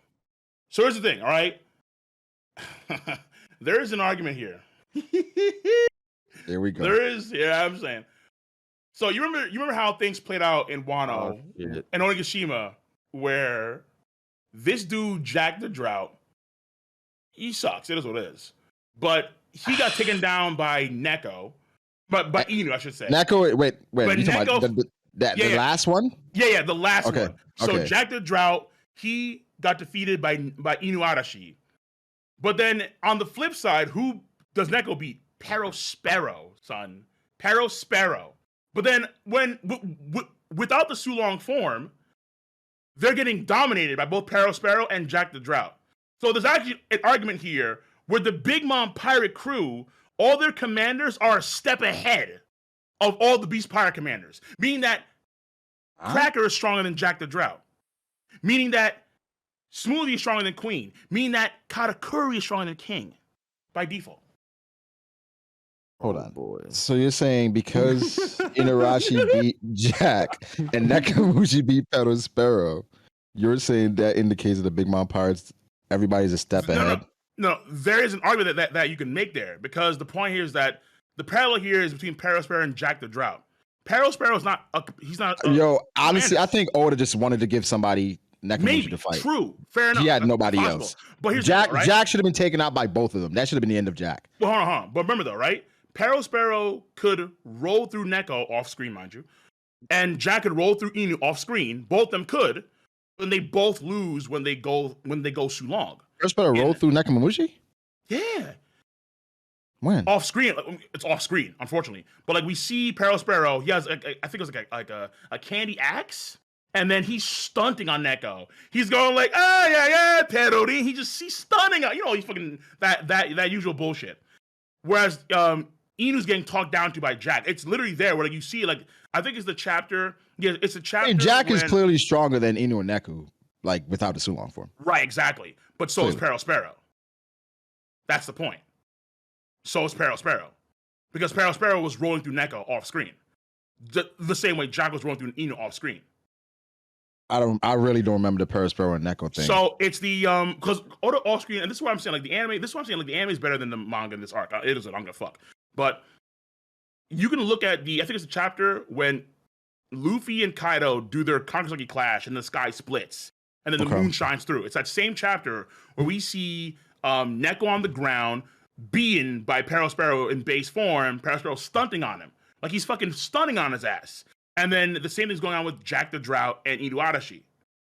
So if the parallel here is both Perospero and Jack the Drought can beat the Dukes of Zou without them being in Soolong, then you can make the argument here that Perospero is just as strong as Jack the Drought. Wait, so this is after or before Soolong? This is before Soolong. Before Soolong. Because Perospero is saying it again. He's saying don't blame the moon for your troubles. No. Because remember, like after Soolong. Well, no, not Carrot. Not Carrot and Wanda. I think it was no, when he was talking to Nekomamushi. Yeah. He said, "Don't blame the moon for your troubles." Yeah, Neko's on the ground, and then Perospero was Neko's on the ground bleeding like oh shit. I think he has but remember, but it's saying his Soolong wore off, right? So he's only on the ground because the Soolong wore off. Because after Soolong, remember, even if it goes too long, you die. No. Because remember how I think it was the clouds were in the way of the moon. So I think Jax is where like when dragons. Kaido split the sky. That's when the moon came out again. Exactly. Yeah. Because dragons bring the clouds. That's when fucking this guy Dog told Jack like, who was the one that was lucky again? Right. He popped like, oh, what? I got my Tetsu bean? Hey, yo, man, listen, y'all shut the fuck up. So Inu got mad confident. Neko, shut your mouth. I'm coming for you. So it was at that moment where when they were in Soolong form, they beat Perospero and Jack. So all I'm trying to say here is that you can argue that Perospero is equal to Jack. You can make an argument. And even I think in the Ace Light novels too, every Yonko has like the strongest something. And I think they say that for Big Mom's crew, she has the strongest family. Or in this case, it would be allegedly the strongest Yonko crew. Now, for devil's advocate here, this is purely devil's advocate. What if the Minks just suck? No, stop. What if the Minks just suck? What if just Soolong isn't as great as you think? I mean, Soolong Wanda and Carrot was whooping Perospero. Nah, we don't know that. Wanda and Carrot? No, they got off screen by Lick Man. No, But they even said that because it wore off. That's what's implied. That the it anime didn't wear off. the anime clarifies what happens, which is interesting. I'm not gonna lie to you. Because the anime, Paraspero destroys Wanda. Well, And yeah, the then it's anime, just- he fucked both of them.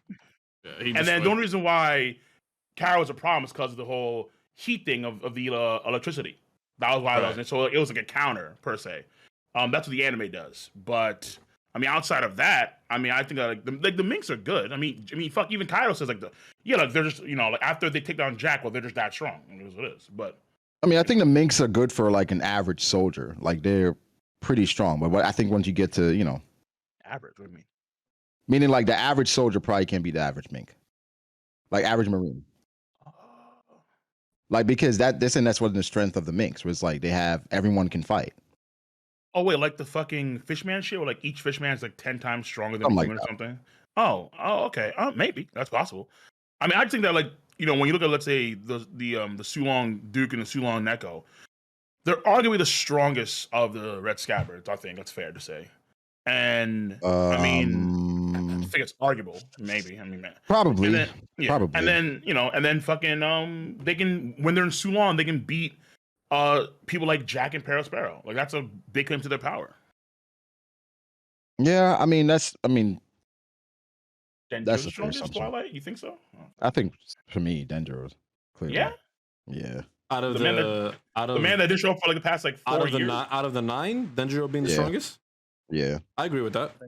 I think. Yeah, I think Denjiro's the strongest of the Scabbards. Yeah, I agree with that. Oh, okay. Yeah, I agree. I think it's over the years and what he had to do, and just I think that's the reason why he did nothing. I think that was the reason why he was gone for 40 chapters. He'd be doing too much work. Otherwise, you know what I'm saying? No. Well, the thing is, he was basically protecting Hiyori, right, while being the muscle for Orochi. For Orochi. No, I was talking about when he was gone, when everything was happening in the castle area. When like, he disappeared. He was gone for like mad long. Like he was nowhere to be seen. Yeah, that's what I was talking about. Gone for like 40 chapters. Kenny Montana. Because if Oda puts him on screen in panels, he's just be doing too much. It's kind of like put it like this. It's the copium that we take. Like when Minato lost both his arms, it was like, Kishimoto knew that if he had both his arms, he'd steal everybody like that.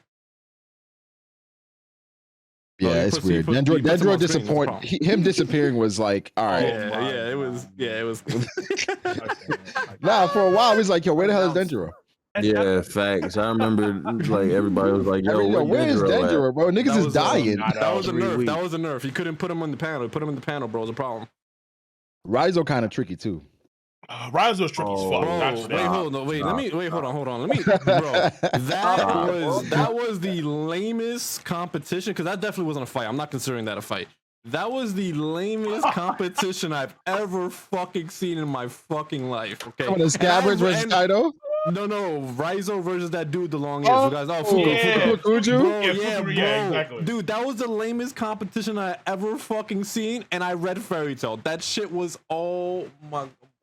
Bro, but it was symbolic though. But it was symbolic of his will of fire. Yo. That's what they tried. It was supposed to be symbolic. Because Raizo back then he was the one that talked about the fire and everything. Oh my god, kill me now. Just kill me now. Yeah. Just kill me. I didn't mind it too much. Raizo the fuck out of here.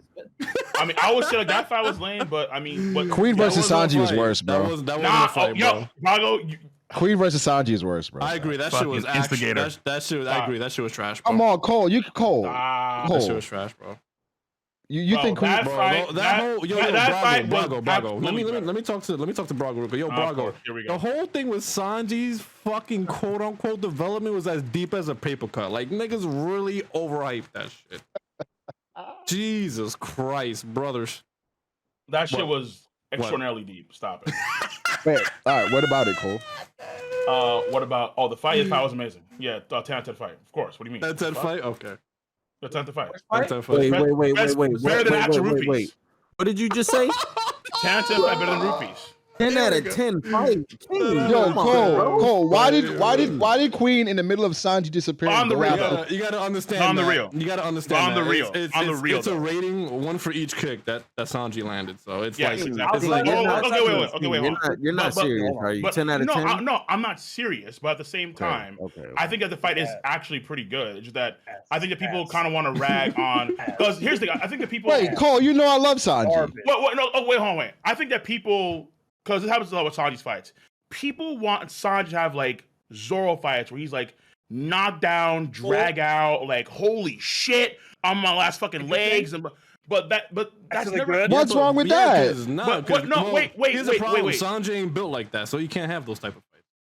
I mean, he kind of built different now, though. No, I mean, I'll say it, but number one, number two that's is true. that No, you're right about Yeah. that. but number two is that Sanji has always had an easier time with his main dude than Zoro with his main dude, and then Luffy with his main dude. That's how it's always. But this one isn't about Sanji though. This isn't about Zoro, Sanji. you understand. What do you mean? This is about Queen. Queen. It's about Queen. Okay. Queen literally did nothing unique or interesting, Cole. Everything Wait, that he are had, you we already seen insane? before. Watch your He mouth. used lasers. Wait.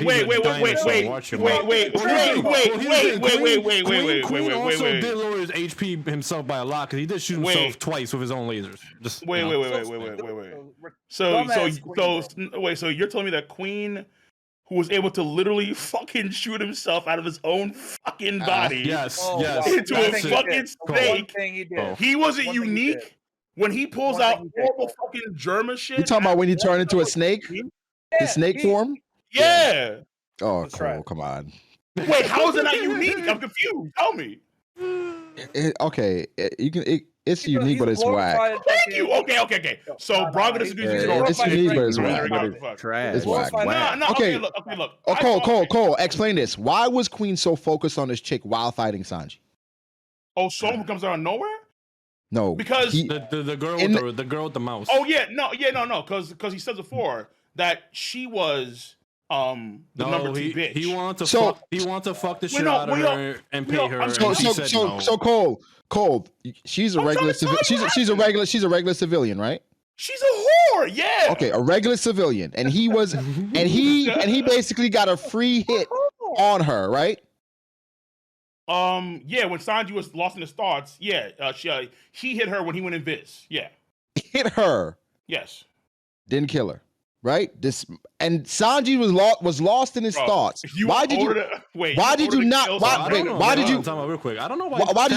Sanji? I don't know why Chat's saying chill. She's a geisha, right? I mean, why didn't he attack Sanji? Because Sanji was literally moving so fast he couldn't see Sanji. Oh my god.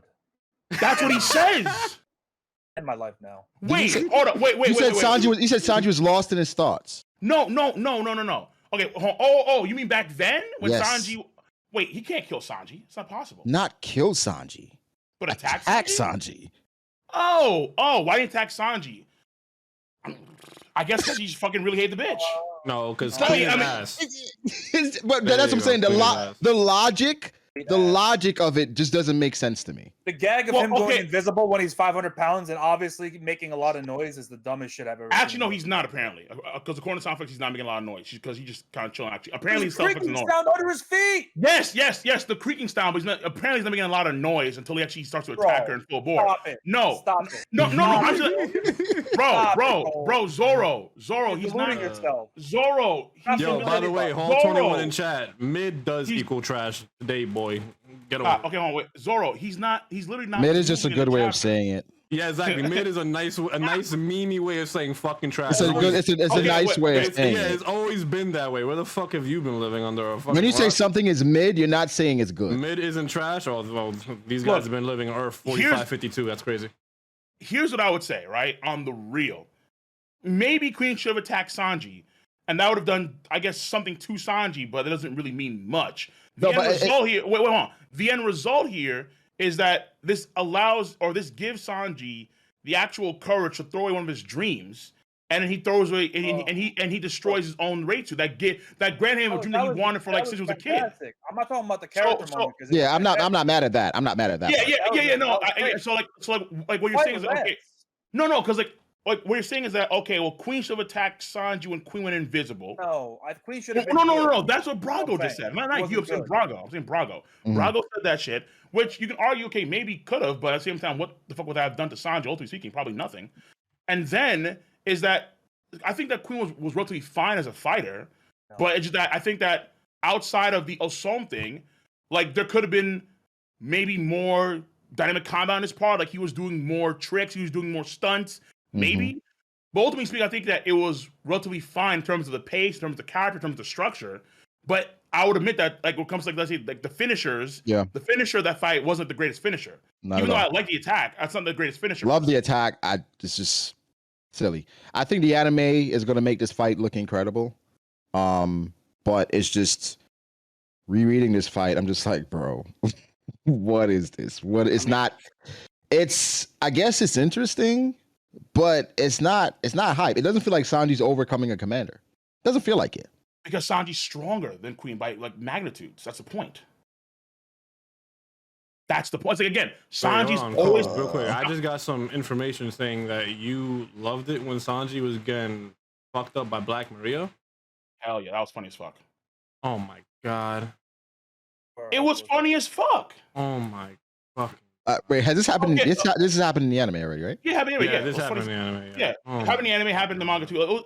I thought it was funny both times. I mean, I guess people want Sanji like kick a woman for the first time. I don't want that. Like not fucking. No, my whole thing was this. Okay, so here's my whole thing. Like Sanji was like literally cracking jokes like, "Yo, Marimaki Harding is getting soft." I'm like, what the? Like, this thing is crazy. It's like, this shit is funny. Like, I don't know. Oh, so cool. I mean, so you enjoy the Sanji gag and the jokes and lighthearted moments. Yeah, always. Okay, so here's my issue with that point. Yeah, right? Like, you know, the whole chivalry thing, his honor code, his morals. Like, okay, I get it, but my whole thing here is, like, that can possibly be putting his crew in danger. And my whole thing was like, if you had to either not choke a bitch like Wayne Brady or save your crew, your crew should come first, and you should just choke a bitch. Wait, but that's already happened before in the past. That's the point. It's like Sanji decided not to actually attack Cauliflower, whatever her name is. And Nami did the fighting there. Sanji literally could have taken her down, but chose not to because of his own moral codes and ambitions. But I think that's part of the beauty of Sanji's character, where Sanji doesn't have like. No. I agree, because here's the thing. And for some characters, you know what? Put it like this. Let me put it like this. If it didn't happen as much as it did, I think I'll be okay with it more. It's just a. That's the thing. It happens too much, but I don't mind Sanji not. I don't mind Sanji not hitting women. I like the fact that he doesn't hit women actually, but it's just worse if he didn't acknowledge it or address it. And when he did that this arc, fair enough. You know, that is true. Yeah. It's just, I guess my issue with it is just it happens too much. I think the thing that's where, you know, your crew can actually be in danger because of that. That's all. The only thing that I don't like is the gags with, like, just the perversion sometimes. It's like it's the best part, bro. It's bad. I feel like sometimes it goes too far. Sometimes it goes too far and then it gets annoying. There was actually a joke. So I mean, I can understand, like, let's say if it happened, let's say, because Fisher Island, I agree with you. And that arc, Fisher Island, having those beats. That's the arc. That's the arc where it's like. I mean, but it is Fisher Island. Like, who cares about that arc, right? Come on, let's be real. I mean, some people say it's the greatest arc in One Piece, but who the fuck is saying that? People say that about every arc. Oh, have you talked to Wing Zero? People would tell you Fox is the greatest arc. Do not bring up Wing. Cole did not reference Wing. Cole, so you agree with him? No, I'm memeing. So you think Boa is top 3, Cole? Oh my fucking god, brother! You think GT is fucking great? Like, this is the shit Wing be saying. Where is this coming from? Where is this? Wait, stop. From Wing, you mentioned him. Wing said GT is better than anything else in Dragon Ball. This is the man that you're co-signing, bro. I'm not co-signing. You want to sign? It sounds like you just did. No. I just. Cole is Wing's benefactor. Sometimes, but listen. Me mentioning what Wing look like doesn't mean that I actually co-signs Wing shit. All I'm saying is that people exist I agree. Out there like that. Some people love the fucking arc, man. I mean, listen, some folks love the themes of racism and being put down by the man. But I think, people love this shit, right? What happens in One Piece a lot of times is revisionist history, where it's like everything is always good when you go back, and that's not true. Where people I remember when Morge. I like how Chad's like saying, "Yo, GT is better than Super," but didn't even understand what I'm saying. He's saying GT is better than Dragon Ball and Z as well. But hey, whatever. Y'all listen to whatever y'all want. That's kind of crazy. Not me, by the way, Wing. I will agree. Super is trash. Let's be honest. But Super's trash, but it's a great fucking time. The Broly movie. Listen, I rather watch Super than read Solo Loving. So Super was a great time. Whatever trash it is, it was amazing every Sunday. That Tournament Power shit was bad. Nah, it wasn't. I had a good time. I had a great time with it. Tournament Power was I think that, like, that Frieza shit in the movie was flames. I had a great Battle time of with Dragon Gods Ball was Super. flames in the movie. The Broly movie was the best shit. That shit was fire. We talking about the movie, the recent movie? Yeah. That shit, Here's the thing: the Broly movie, not the Heroes. not the hero movie. Nah, fuck that. I'm talking about the Has Broly anybody movie. even seen the Heroes movie? That movie was incredible. Here's my issue with the Broly movie was like, it was pretty much 90% Real hands. quick. Hey, your Lord A. You're tagging me like I care, bro. That's crazy. Listen, the Broly movie was 90% hands. I remember I'm watching it. I'm like, damn, they're really gonna throw hands the entire fight. And I remember I was watching it. I got tired of them fighting while I was watching. In the Broly movie. Yeah, I got tired of them fighting. At what point did you get tired of them fighting? I want to say. I want to say it probably had like 15 minutes left. Oh, and I was like, I'm good. Yeah, fair enough. I mean, yeah. But here's the thing, like the G. I mean, come on, we got to be real though. Gogeta shit was gas. That was gas. No, I enjoyed it. It's just that, like, at that point, like the whole movie, besides the first 30 minutes, the whole movie is fighting. So I understand where you're coming from, but the Gogeta shit is definitely gas. No, it was gas, but it was just like, I think for Dragon Ball action, I feel like I'm probably past it. Like, but when you watch, you know what I'm saying? But like when you watch Dragon Ball, what else are you watching it for other than the action? No, that's what I'm saying. But I feel like everything in the Broly movie was like, it was cool. But I was like, it was nothing. Gotta remember from the point of view where that movie was even made from, because a lot of people were talking about Battle of Gods and Frieza was just like, oh my god, you're trying to like do something what Dragon Ball isn't, and then Broly was like, all right, we're just gonna do what Dragon Ball go is. hands, yeah, exactly. Yeah, I remember watching. I was like, oh, this is cool, but it was like, damn, they still fighting. I guess I expected. To be fair, the original Broly movie was kind of almost the same, almost. Not quite. The original one had a slower pace, but like once Broly kind of like transformed, it was just straight up just fighting. Once fucking Vic Mignogna popped off. Once Vic popped off. Yo, Vic the GOAT. Oh shit. I think what happened was like after they first engaged, you know, typically in movies like that, they engage the first time, they get whooped, and they fucking retreat and come back. It's like, God, they never really disengaged. They just kept fighting. I was like, okay. I mean, they did, but they did like fucking Frieza. Frieza, they did to fuse, and get his ass destroyed. Frieza's getting his ass beat the entire fucking. It's like, yo, that's wild. Frieza was getting his ass beat so much, so bad he could even squeak in the monkey. You know what I'm saying? He just had a focus. But like, you watch Dragon Ball for the fights though. I mean, because like, there's nothing like deep or like prophetic about Dragon Ball at all. It's just fucking, hey, let's fight each other to death. I enjoyed that way more than the second half of the Stampede movie, though. I'd say that. When this guy transformed to that big ass thing, that was transformed. Yeah, that was ass. I actually enjoyed Stampede up until that point too. Up until that point. Yeah. Again, we watched it together. It was like me, Cole, and a couple of the guys from New York. Shit was. I mean, the Boa moment was amazing. I enjoyed that moment. Yeah. Boa, Law, Sabo, come out with the smoker for the attacks. But like combos, but but come on, bro. Like Bullet was going crazy, dog. I was like, let him cook. Then he turns into this big fucking. I was like, oh, God. My man, chef it up, bro. Big CG ass fucking. Yeah, man. That shit was horrible. Yeah. It is what it is. I mean, that's what Stampede was basically, you know, a showcase for all the characters. And that, let me ask you guys, what do you guys expect from Film Red? Music. Music? You want me to be real? Since it's about Shanks. Honest. Yeah. Since it's about Shanks, I expect nothing. Expect nothing. They're gonna have to make me work to care about this daughter, because right now I don't care about her at all. By the way, so anybody in chat that's confused about because I like doing wordplay a lot. We don't know nothing about Shanks, hence I expect nothing. Yeah, I think, I don't know, if we don't get at least 10 to 15 minutes of Shanks, which is crazy for I assume an hour and a half, 2 hour movie. I'm like, come on. Flashback half hour, or we're talking about actual real time? Bro, they're gonna put the Luffy Shanks flashback in again. You think it's gonna be the movie? Yeah. No way. Yeah, but this time you gotta. Yeah, but this time it's gonna be. Oh my gosh. We're gonna see him put the hat on for sure. If we see Luffy saying, "Yo, I want to become King of the Pirates," he would. No, come on, no. Bro. That's what you're gonna get. Watch that moment happen, and then in the background, like on the ship with Shanks on, Uta's gonna be there watching the ship from afar. I promise you that. You have Uta there, watch him like the fucking horizon or some bullshit like that.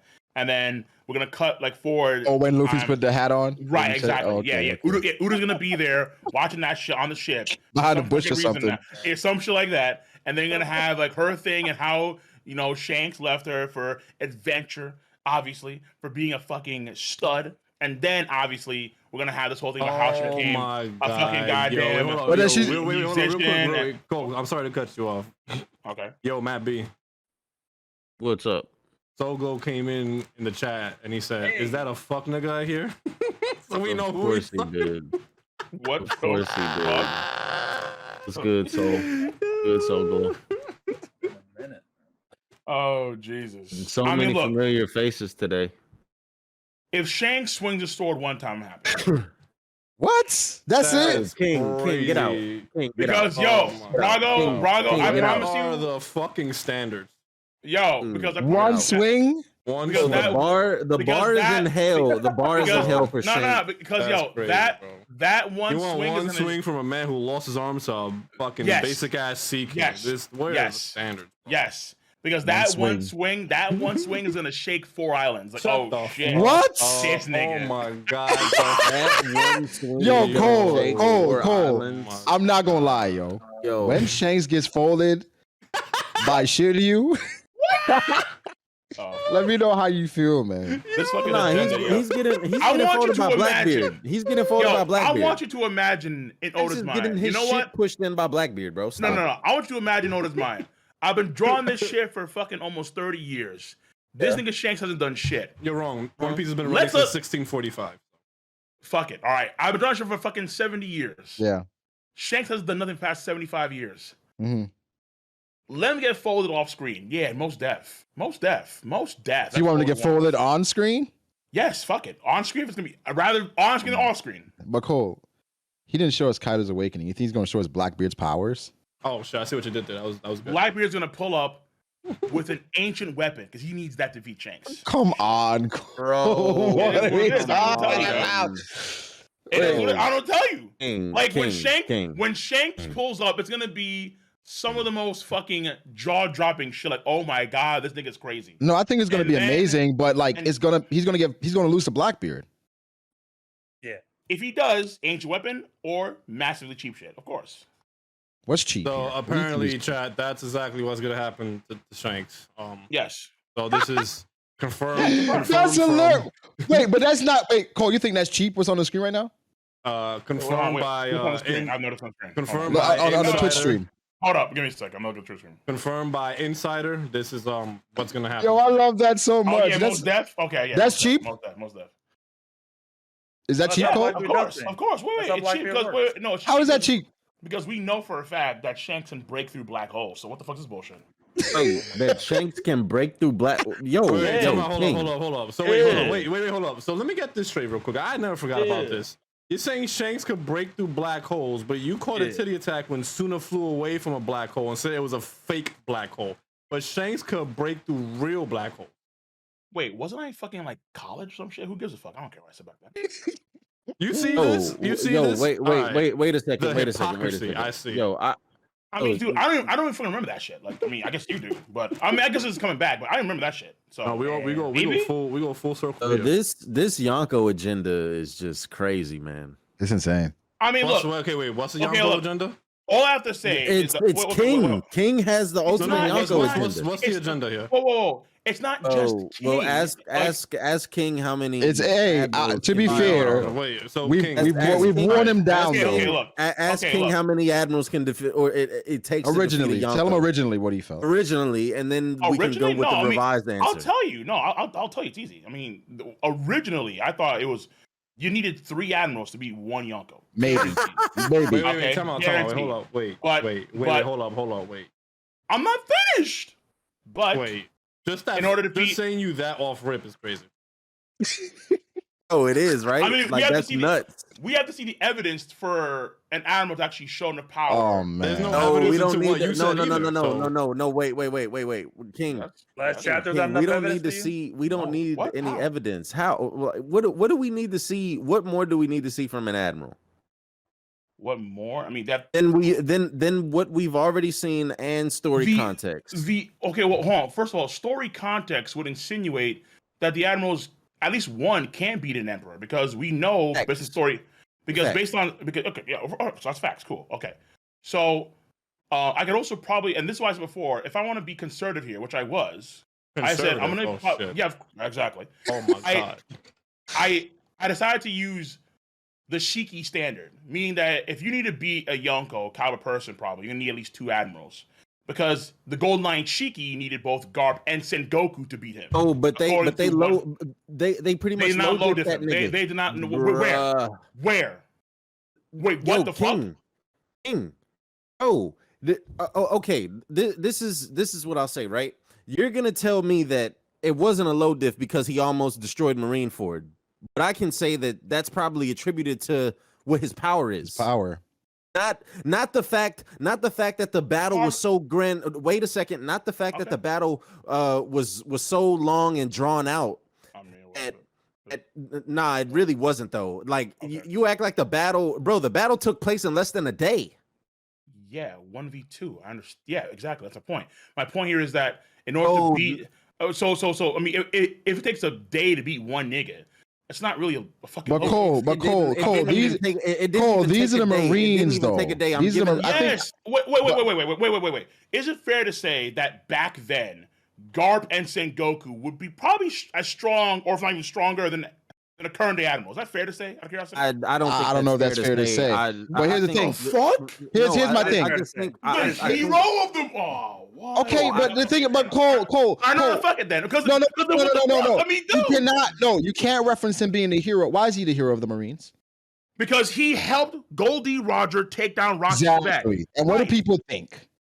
That he's one of the strongest guys at that time on the planet. No. People don't know that he was with Roger doing that shit. Okay, wait, hold on. Do you mean like in the story? Or do you? No, that's what I'm saying. That's what I'm saying. Him being the hero is basically part of it is because of Roger. Okay, no. So and a lot of people. When you said people, and then also wait.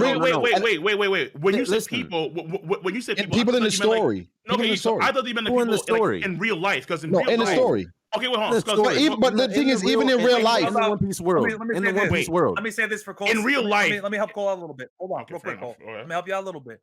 What did Roger say in the flashback with Odin? He was taunting the Marines because he's like, "Yo, if you're gonna bother with me, you gotta send Goku or Garp. Nobody else gonna matter." Thank you. And that's Roger's mouth in his prime. Oh no. Wait. Zoro, hold on. He said, "Yo, if you're gonna send some people out here, you gotta send people like that to contend." He didn't say people like that. He said specifically Sengoku or Garp. Why did he say that? Bro, those were the only admirals that we knew of back then. I'm defending. Wait, I'm saying my thing is with that, right? With that specific thing, how does that indicate that they're stronger than Akainu? I didn't say that. Okay, wait. Okay, I think you could argue. You could argue that Garp back in the day is stronger than. I mean, to be fair, we have no idea what he can do, but Garp back in the day is, as far as you know, one of the strongest guys on the planet Earth at that point in time. Akainu is currently one of the strongest guys on the planet Earth. Yeah, of course. In the great pirate era. Okay, yeah, but again, it's hard to say who's actually stronger, Prime Garp or current Akainu. That's a very hard. No, it's hard to say, but I'm saying that's. But my thing is right now what we can comfortably say. We can probably say they're in the same. Who are you talking about? He's an admiral. Admirals. Okay, Fujitora, listen. Kizaru, Green Bull. Yes. Akainu's fleet admiral. He's stronger than him. You can use, but by how much? But by how much? Wait. Is it by no?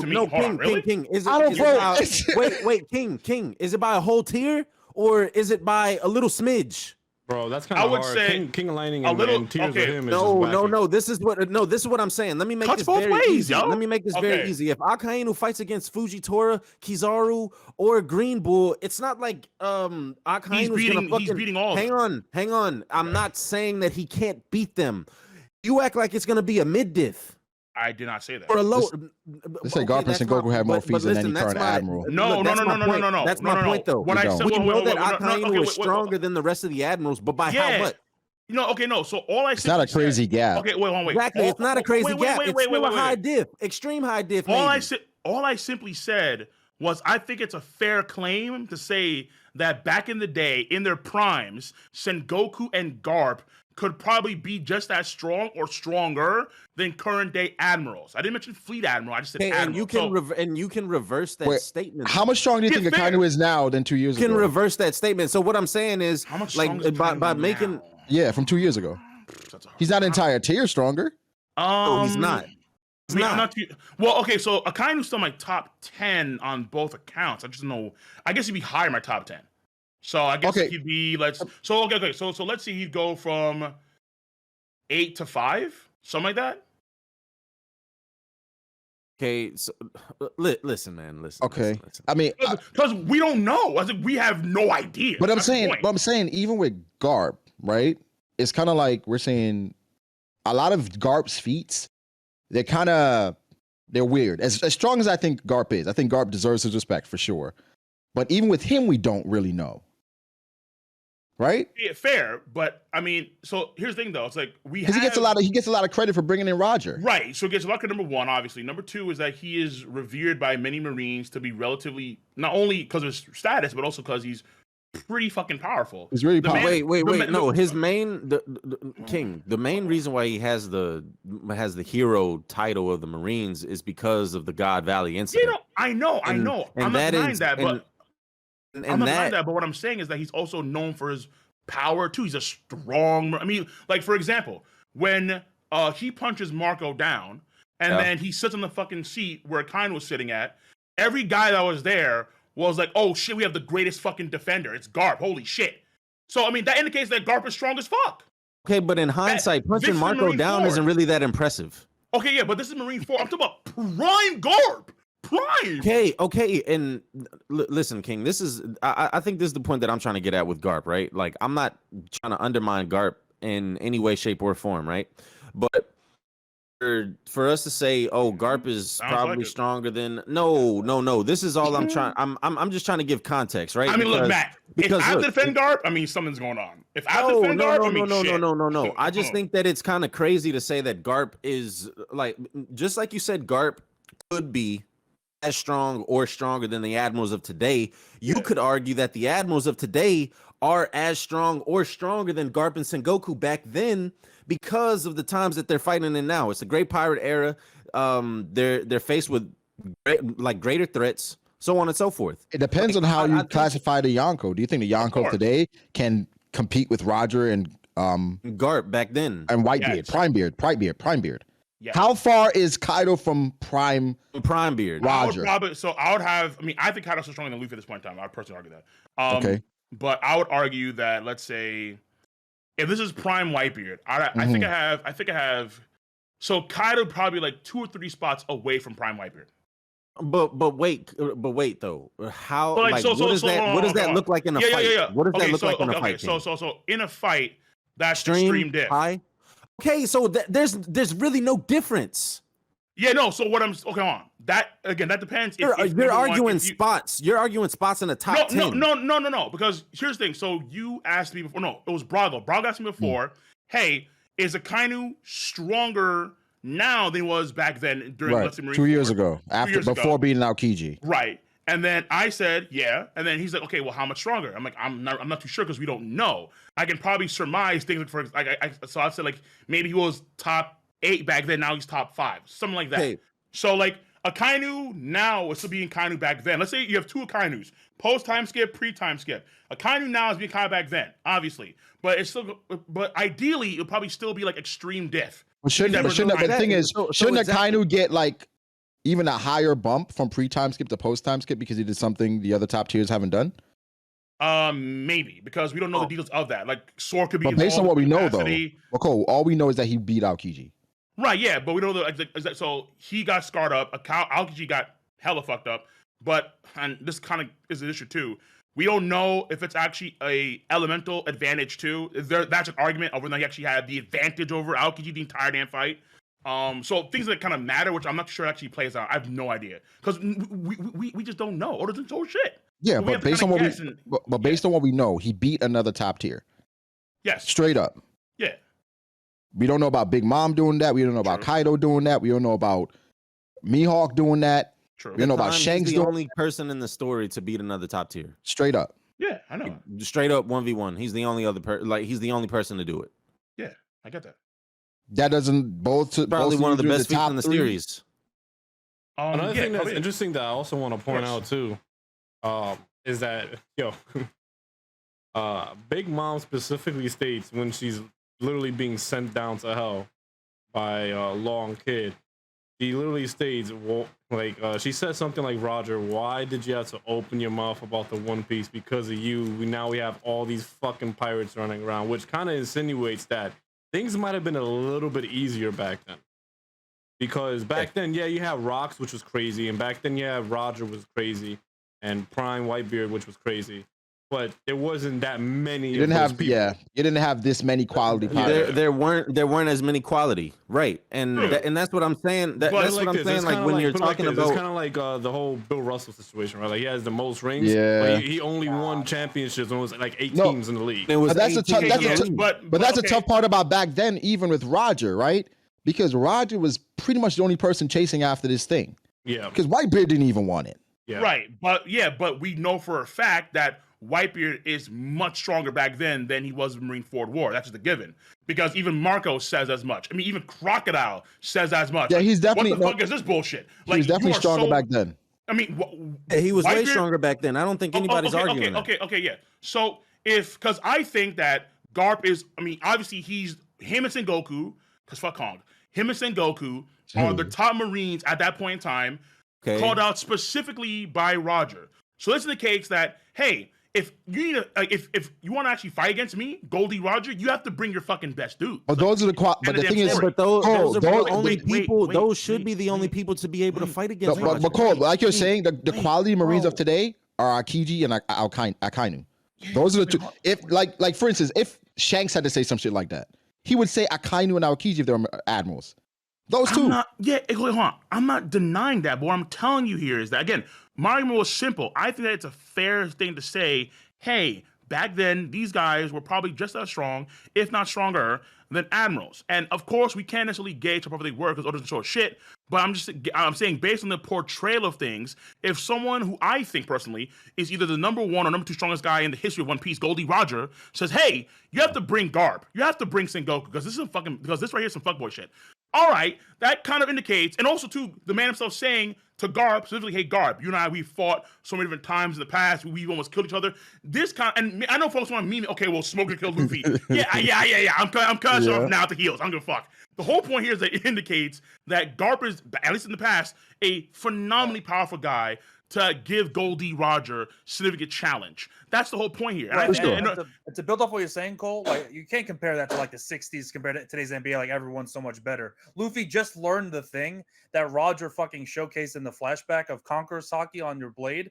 And yeah, like Luffy's like mad young too. He's like fucking like 19 years old. Like Roger's like in his 40s. Yeah, so the pirates today, they're learning things quicker. But again, the point is that because Roger, we don't know when Roger learned it. We don't know when Roger learned it first and foremost. And also too, this is a Roger that has a terminal disease, so he's also like perma-nerfed. No. Yeah, he's perma-nerfed. They literally said it's not affecting his strength in this battle. Wait, hold on. Time out. The problem is that obviously we see like what happens like a day later. He's coughing up on the goddamn toilet seat. Like, a day later? Well, okay, fine. Like maybe it's because they skipped time. They skipped time. It was a year. It was like a year later. But it's hard to say he's actually at full power. No, because a year later he would die. I think it was it was a year with Odin, right? Yeah. And then he had a year he went away, and then he went disbanded from the crew. Yeah. And then no. He died 2 years after that. Very quickly, KGHR.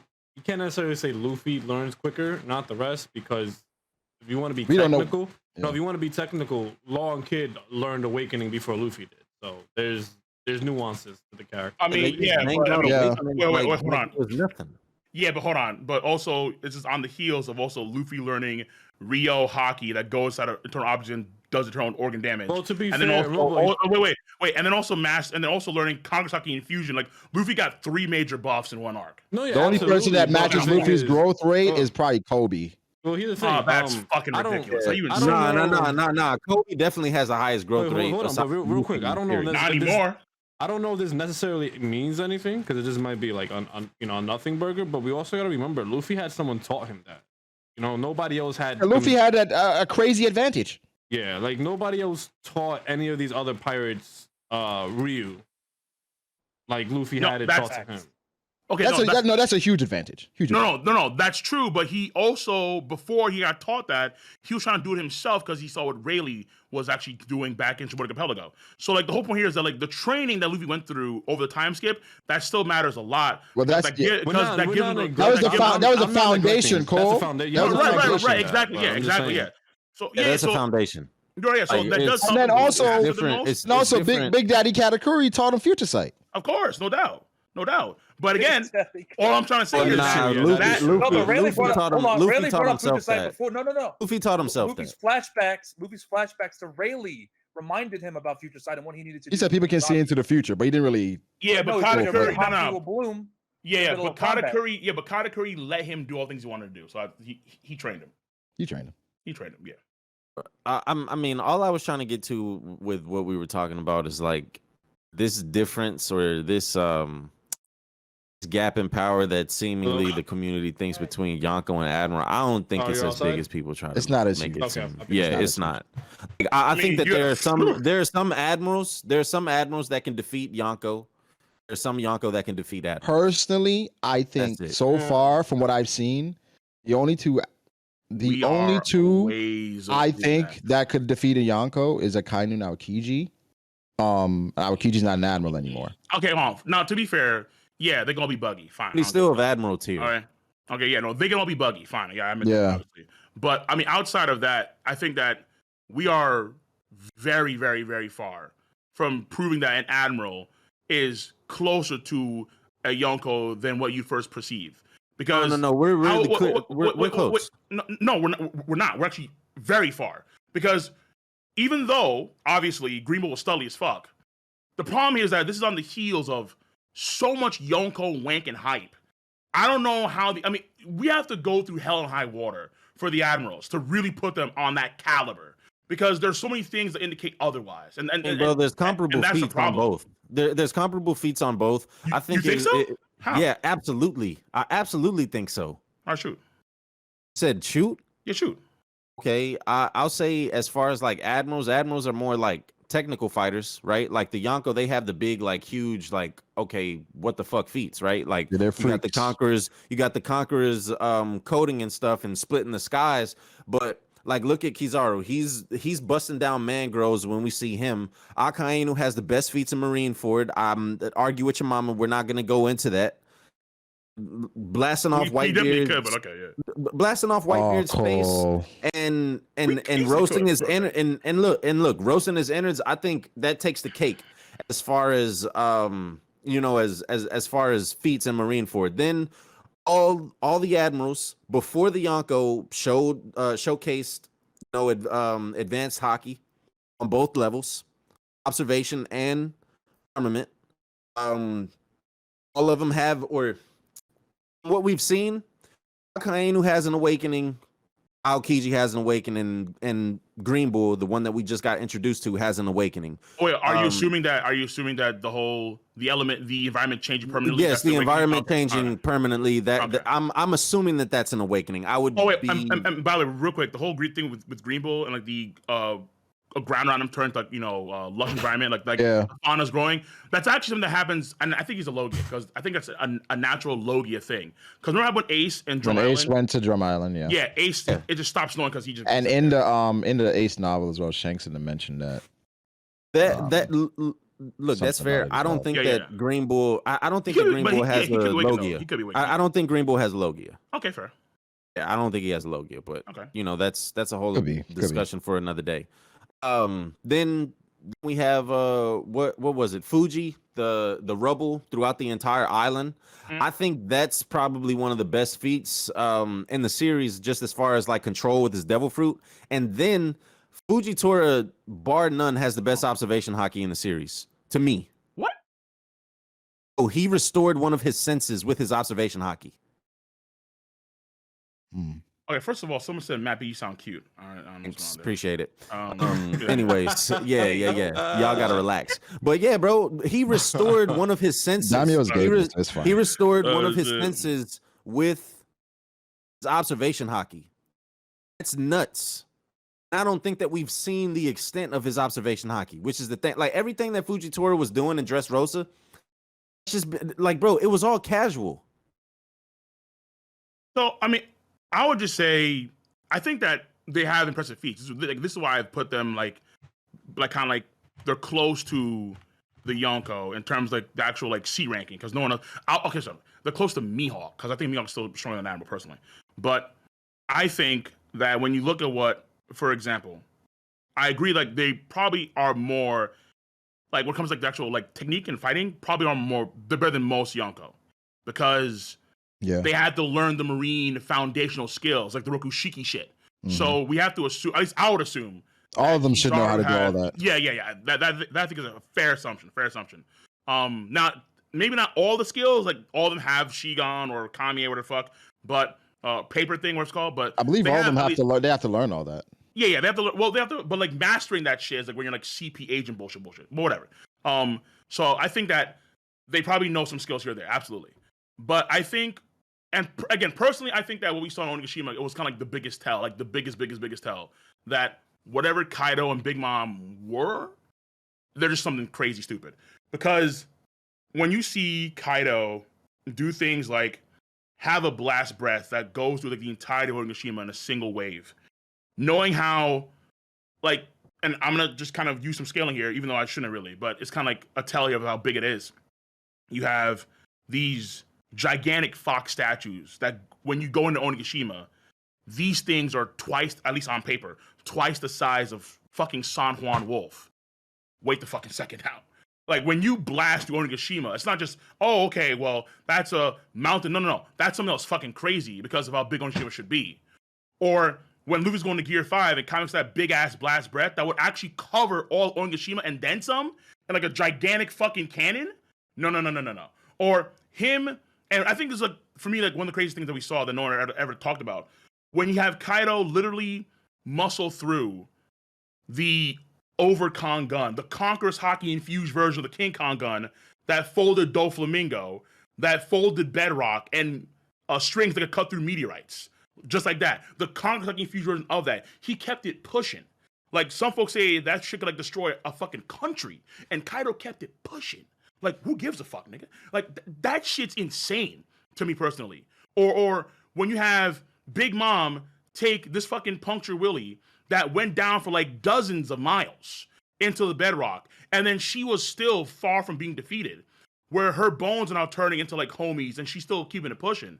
And when I think about how powerful the Yonko have been over the past like arc, and then seeing things like the Gorosei say, well, fuck, man, we don't get Kaido mad, but this Nika shit. So that it indicates, hold on, so getting Kaido mad is a really bad thing.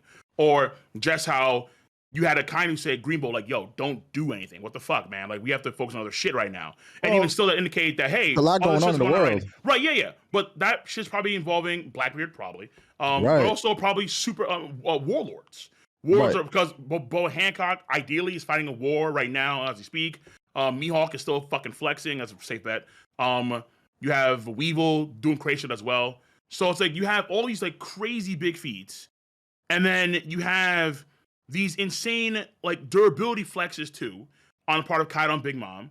You have the Conqueror's Hockey flex on the part of Kaido and Luffy at the same time. And then when I think about just how, at least on paper, how big once again, the Flame Drum Dragon should be, how this shit should be, like this shit, like one half of this thing should easily cover the entire Marineford, just how big this thing is, on paper at least. And and then that Bajran gun too. It's like, there's so much work ahead of the Admirals to prove that they can be as strong as a Yonko. And that's, mind you, on the heels of things like other people in the verse, like Doflamingo having no issue at all trying to square up against Fujitora and had no qualms trying to fucking kill Smoke in front of Aokiji. It's like this wouldn't happen in front of a Yonko like Big Mom. Oh, Cole, you know why he was doing that to Fuji? No, well, you could argue because he didn't care. No, it's because of who he was. He knew the power that he was a celestial dragon. He knew that Fujitora is a marine. He was there to help him. Yeah, but Fujitora was mentioning about how his ideals of justice would normally not allow him to do this kind of stuff, but he has his orders, and so Doflamingo want to actually. Yeah, but again, like that point of actually. So there's Dofi being a troll. Like, all right, I attack you. Now what you gonna do? Okay, but so you can argue he's being a troll. Yeah, he's like, you're not gonna do nothing. But again, it's also indicative. And then he didn't do it. And then he went after Smoker, right? Yeah. You know, Kiji showed him what's up. Then he nigga walked away. And then Dofi broke out. He did his little Dofi jiggle like he always does. You know how he does. He bobs and weaves. Dofi jiggle. That's what it is. I mean, it's the Dofi jiggle, yo. He's making it. Bro, he walked away. Yes, he walked away. Just walked away. Okay, yeah. Well, yeah, he walked away because you want to fight him, and he's gonna lose to Akaji, of course. I think that's a guarantee. But then just hearing the name Kaido makes him fucking sweat buckets. Low diff. No, I don't think it's a low diff. That's what I'm saying. It's at best a mid diff, but probably low diff. Doflamingo, I think, can take an Admiral. I don't think low diff. Do you think Doflamingo can take an Admiral? No, not take an Admiral, but I think he can fight a good fight against an Admiral. No, you can't, bro. That's my point. It's like that's my point. It's like I think that and mind you, it's not just Doflamingo as well. We can't ignore other people as well. Like for example, obviously, for example, don't do this. Drought. I'm just saying. Jack the Drought? You talking about Jack going after 2 Admirals and getting folded? Bingo. And mind you, they couldn't kill him. So hey, it is what it is. No. Bro, they thought he was dead. Wait. He was at the bottom of the sea. Wait, this is what I'm talking about. Wait, hold on. We have no idea what happened to Jack after that. But what I'm saying is that. What do you think happened, Cole? He got fucking crushed. He got folded by one of them. I don't even think Sengoku did anything. You see. Wait, there we go. And I'm not even talking about. I'm not even talking about Fujitora or Sengoku. Suru folded him, bro. There's the agenda. How is it agenda? There's absolutely no way that Suru, Fujitora, and fucking Sengoku fought against fucking weak ass Jack. Okay, yo. Jack is trash, bro. Stop. No. You said Jack. You said Jack is trash earlier. You did say that. You said he was butt sauce. This nigga sucks. Get this nigga the fuck out of my city. Wait, this is all the problems that this is all in hindsight. Because yes, it is. Because back then, everyone was on the Jack sauce to the point where not because of the not because of that. No. Wait. Was the bounty king? Wait, yeah. No, the bounty was impressive. Obviously, at the time, it was crazy. It was the first billion-berry bounty that we saw. Wait, hold up, man. All right, listen. I get it. The problem here is that this is all in hindsight. It's all in retrospect here, right? We can't ignore the fact that this dude came in with a stop. Hold up. This dude came with a lot of this man came with a lot of hype to the point where even someone like Rogers Bates like, hey yo, Mammoth Boys, we pulling up. He made the fucking Mammoth Boys click. And then hold up. And then we're not gonna ignore the fact that Jack knew that there was a fucking admiral on this ship that's holding Doflamingo, and he still charged in anyway. But again, when they talk about hold on, Rod. Wait. So let me get this straight. You're saying you're basically saying Jack is X level because he was dumb enough to charge into a ship he knew that had Admiral on it. I'm trying to get Beastly L. It's a Beastly L. No, I'm trying to get there. Go ahead. I'm really trying to get there. But yo, man, you know how cold it takes like 2 hours for him to get to point A. No. It's not because there's so many things that are happening. I'm just trying to understand the blasphemy. Go ahead. Yeah. Okay. So I'm trying to talk about like 9 different things at once because I got a lot of questions, obviously. So here's the thing. Yeah. Okay. Jack had no qualms trying to actually take down or trying to rescue Doflamingo against Sengoku, Fujitora, and Suru there. He had no qualms doing that. But just hearing fucking Kaido's name, oh shit, fucking Kaido, oh shit, sir, I'm sorry. I didn't mean to get these kids. The fear that Doflamingo and Jack exude when Kaido is mentioned or nearby, they're fucking, they're literally staring their pants brown. It's different tell there. And then you can look at Luffy as a prime example too, where Luffy had no qualms trying to take down and fight against Admiral Fujitora at that time, even after fighting against Doflamingo. Boy. I mean, that's just the facts. He even said, like, hey, he was not trying to fight him. Like, when did Luffy grab his scar? Did Luffy grab his scar when he heard it? Wait. What did Luffy say right then and there? He said, I'm not going to run away from people like you anymore. That's what he said. Did He not say said that? he's not gonna run away, but bro, like He literally ran away. Right. Yeah, he literally ran away like a chapter later. No, not by his choosing. I'm He a- got grabbed. He got grabbed up. He had to bail. Bro, he would have gotten folded. I'm gonna be Okay, real with you. Using again. Luffy is not a very strong point, seeing how Luffy is literally actually fucking retarded. But I get what you're saying. And then I don't think we should give any credit to Jack for charging in, like a reckless idiot. Again, Like we shouldn't give credit there in that regard. I'm not saying that Jack, You know what's crazy to me that Cole is saying this? No, Cole, hold on. This is crazy to me when Blackbeard ran from Akainu. Literally. Yes. His entire Back crew. then, Akainu was stronger than Blackbeard, of course. I'm not denying Was strong. Wait. No. Huh? King. Not now, though, of course. No. King. I'm saying Blackbeard and his entire crew. Yeah, he wasn't stronger than Blackbeard and his entire crew. I think the thing is, I think that. Okay, go ahead. no, I'm saying like what Kaido exudes is he's really aggressive and he's strong as fuck, right? Now, So for Jack, for someone that's probably experienced it, he's gonna be scared of Kaido. Well, he also works for Kaido too. So I mean, He works for Kaido. For But again- Doflamingo being a celestial dragon, he's not scared of the world government of Marines at all. Again, and Doflamingo also works for Kaido too. So Hold on. But again, Doflamingo, in theory, actually wants to betray Kaido to conquer the world because he has his own ambitions to be pirate For king. sure. But again, the whole point here is that he had a choice to make that law gave him. Either you have to abandon being a goddamn Shichibukai, have the admirals come at you, or you betray Kaido. And he chose to abandon the actual thing. He played his part, of course, not about that. But that was a sign of, hey, betraying Kaido is not a good idea ever. And then the Gorosei also backed this shit up too. We're making Kaido mad. In their books is a fucking really bad idea. Let me ask you this. Cole. One second. One question. Next one question. About the Luffy. If Akainu pulled up at Punk Hazard, right? What do you think is happening with Doflamingo? Doflamingo? What's happening? Yeah. Doflamingo. Akainu's no longer part of the Marines. Okay. So Akainu's no part of the Marines. Yeah, Doflamingo. Yeah, I think for sure. He's gone. He's gone. No. Because at that point, because again, you're trying to. Because I think. What I'm saying is, it's a personality thing. Where Kaido in the personality thing, where Akainu is way more aggressive than Aokiji is. So, hold on. Aokiji immediately attacked Doflamingo after. But then he let him walk away. Okay, yeah, but no, they're gonna fight because he couldn't freeze him to the bone. That was the point. Doflamingo didn't get frozen because I think the one big guy says it. He didn't get frozen to the bone. He's able to break out of that shit, and then he squares up and he jiggles. And then he walks away. He jiggles, man. He walked away. He jiggles, man. What did he say? What does a jiggle mean? What does that mean? Mean that he squared up. He did not square up, bro.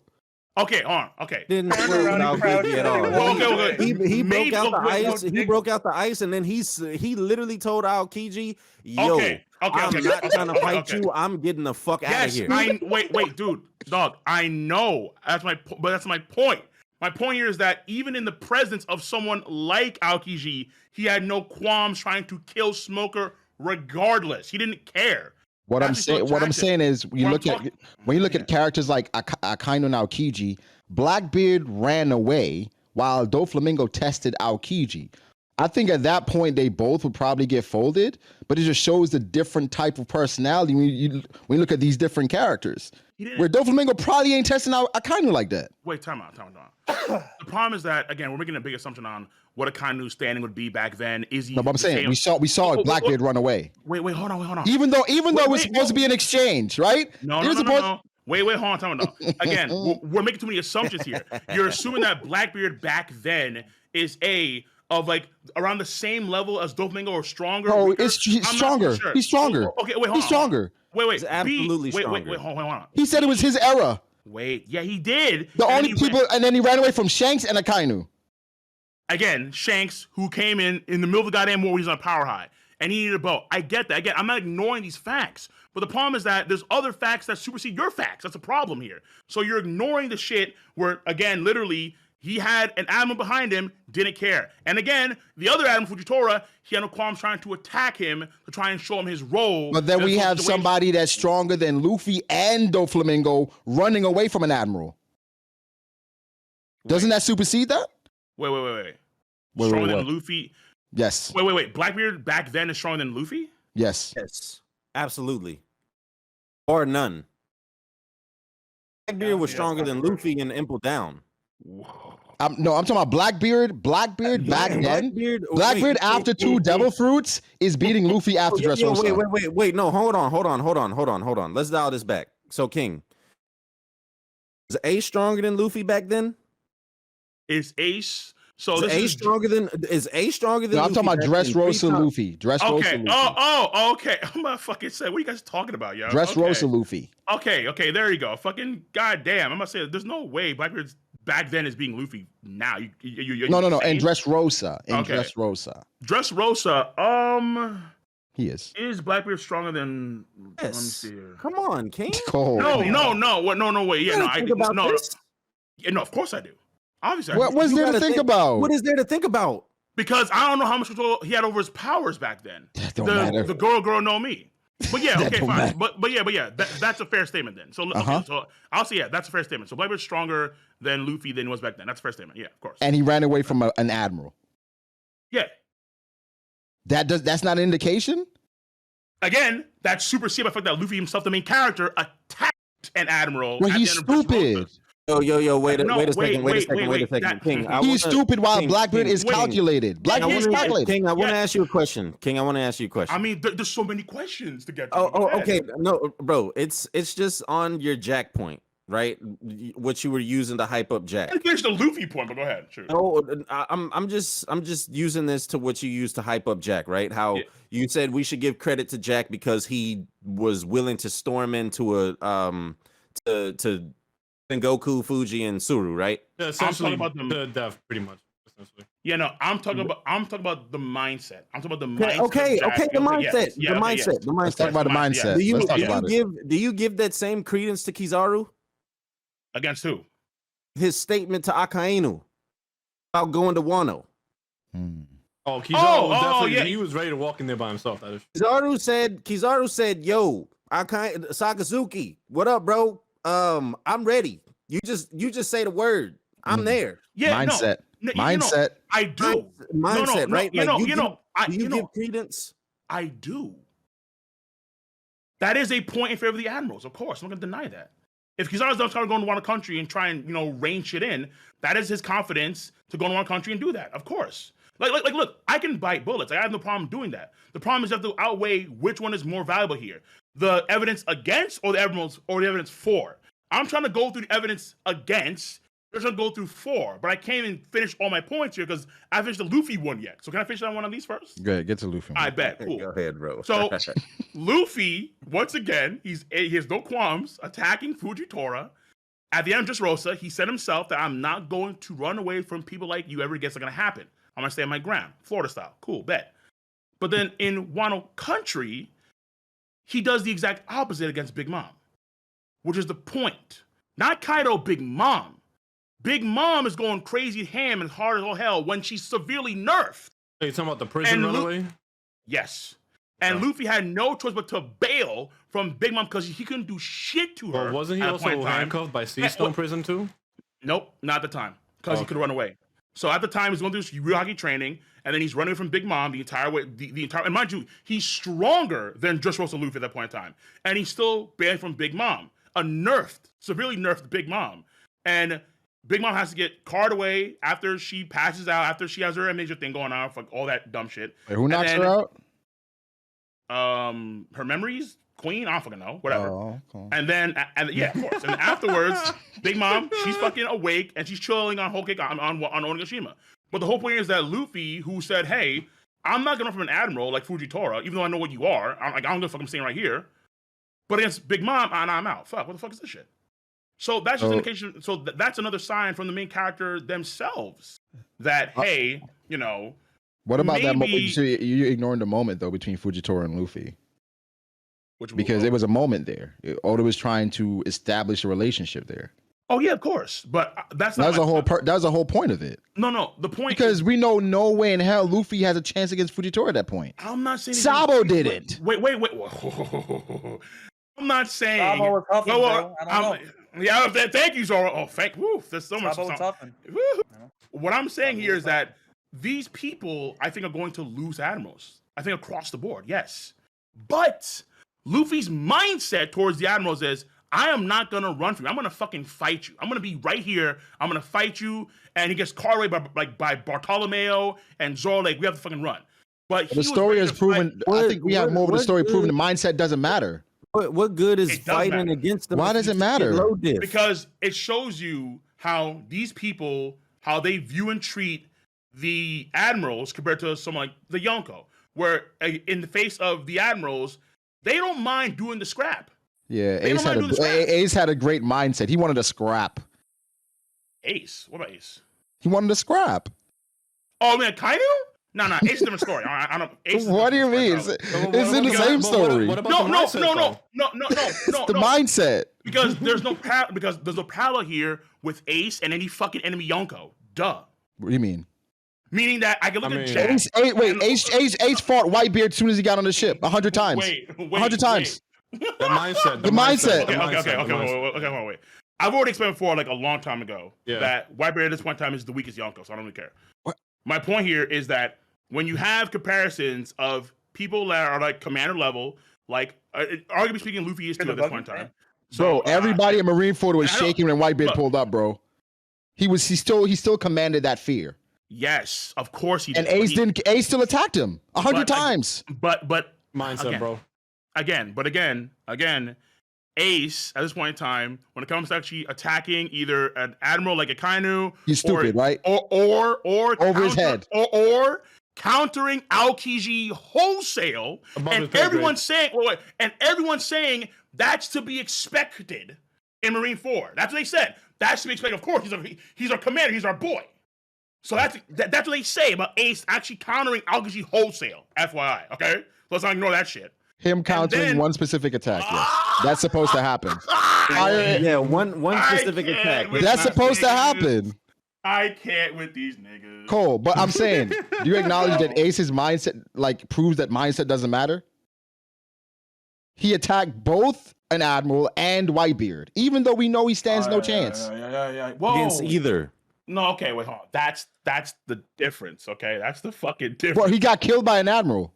Yes, he got killed by an admiral only because Luffy's in the fucking way. Who the hell knows what happens in terms of Ace being able to run away if he's even full power too? That's very questionable. How reckless Ace was, he probably would have got fucking folded and killed by another character. He tried to jump in. Maybe. But the problem here is that once again he was able to counter Aokiji, and only because of elemental advantage does it kind of get the one up on Ace. That's heavily important. That's the only reason. That's the only reason. That's the only. That's the only reason why Ace had the one up or got even with Aokiji because of elemental advantage. So what are we saying? No. Because they tie because one's fire and one's ice. So that's wait, hold on. Wait. Okay, shouldn't fire overwhelm ice? Wait, since why it was a tie? That's like some wait. Like, yeah, right. That was a tie because they count each other in terms of ability powers. But again, that's to be expected. But again, in the Kainu's favor, which also, mind you, kind of eludes in your minds, I guess, that a Kainu has the advantage over Aokiji when they fight for 5 days or 10 days, I guess. You don't know yet. Come on, guys. You can't do one the same. If he has the advantage over fucking Ace, but he ties with Aokiji, Ace does, then you have to assume the other way around too. What the fuck? No, I think with that, we got to wait and see how it plays out because I know there's a bunch of scientists in the chat have pointed out that ice and magma, they interact differently than ice and fire. Okay, potentially. I mean, that's what I'm saying. Isn't fire at a higher temperature than magma anyway? Jotun, trust me. Jotun, I've gone over this ad nauseum. They're not fighting exclusively. Ace should not be using the magma, but Oda has because Oda's not working on this level, man. He's not. That's the problem. Hey, maybe they're not fighting like literally. Maybe we'll get a confirmation in 15 years that Ace was killed by a Conqueror's infused fist. You know? Sorry, Aokiji's chill. Maybe. But there's no limit. There's no limit to his. They're not fighting. They're not fighting exclusively with their devil fruits, though. So okay, but the problem here is that if that's the case, then that's a retcon. We can assume that there's maybe hockey involved, but literally, Akainu says you got too fucking confident because you are the same devil type as me. I'm fucking magma, bitch. You're fire, and magma is harder than fire. And Oda even backs that shit up in an SBS where he also alludes, or he states directly, yes, magma is harder than fire. It's fucking weird. Yeah. But that's what Oda does in SBS. King, you don't think that Akainu used haki at all? He may have.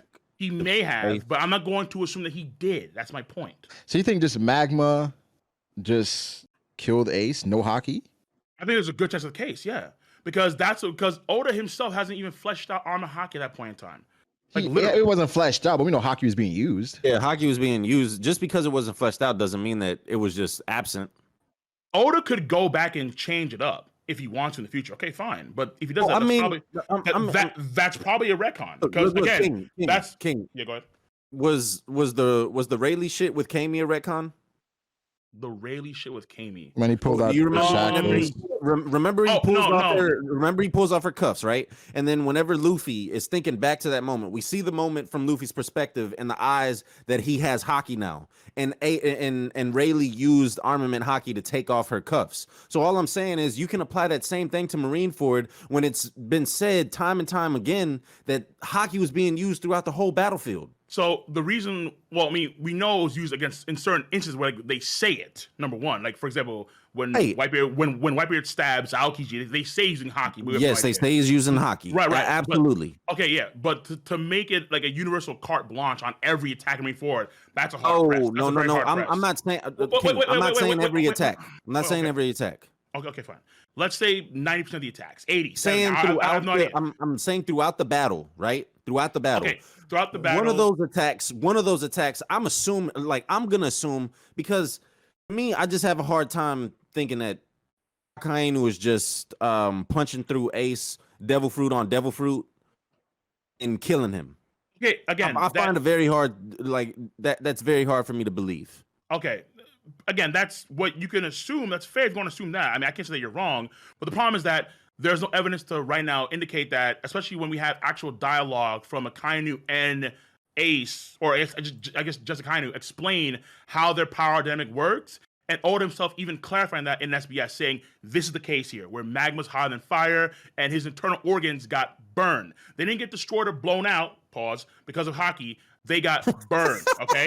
And then, wait. And then also, real quick, on the Rayleigh point, the difference here is that we actually don't see what happens with Rayleigh and Kami. It happens so fast that no one can actually see it. So we have no context of what actually is or is not the case here. That's what Oda could actually go back and actually show what actually happened, because we never saw it to begin with.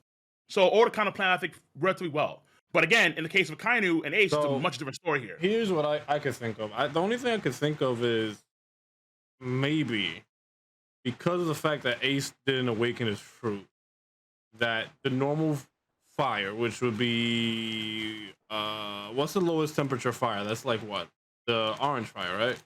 No, don't do this, dude. Don't. Because we all know the highest temperature will be white fire, right? So the only thing I think of is, since he didn't awaken his devil fruit, he didn't have a higher temperature fire. Not one of those blue fire. Yeah, exactly. And then wait. He got smoked by the magma because he was at. Wait. Are you using regular fire or the surface temperature of stars? Out of curiosity. Hey, yo, say that one more time? Stop. We not. Please stop. Please stop. Look, the only reason. Are you using regular fire metrics? Or are you using the surface temperature of stars? Oh, yo, can we not do this? Like, can we stop? No, this is the debate. Because no. Yes. Bro, no. Listen. Hang on. Yeah, we talked about this earlier. If we go this deep into physics, normal fire, Cole. Because I would think if he's at if he's at the surface temperature of a fucking star, he's probably awakened. So if we go this deep into physics, then Kizaru and Blackbeard should be the strongest fucking people in the series. Ideally, yes. But also, there's hockey magic weird shit going on. And also, too, this is very important, too. I mean, listen, let's be real here. All you... Fuck, I hate this word, because Oda just knows me with this shit. NL is harder than Aokiji.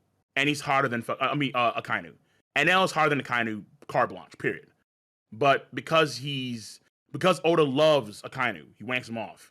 There's some weird magma magical bullshit that goes on to where magma could be much, much harder than actual lightning too. Because ideally lightning is the actual surface temperature of the sun. And also Ace should be harder than fucking Magma, but he's not.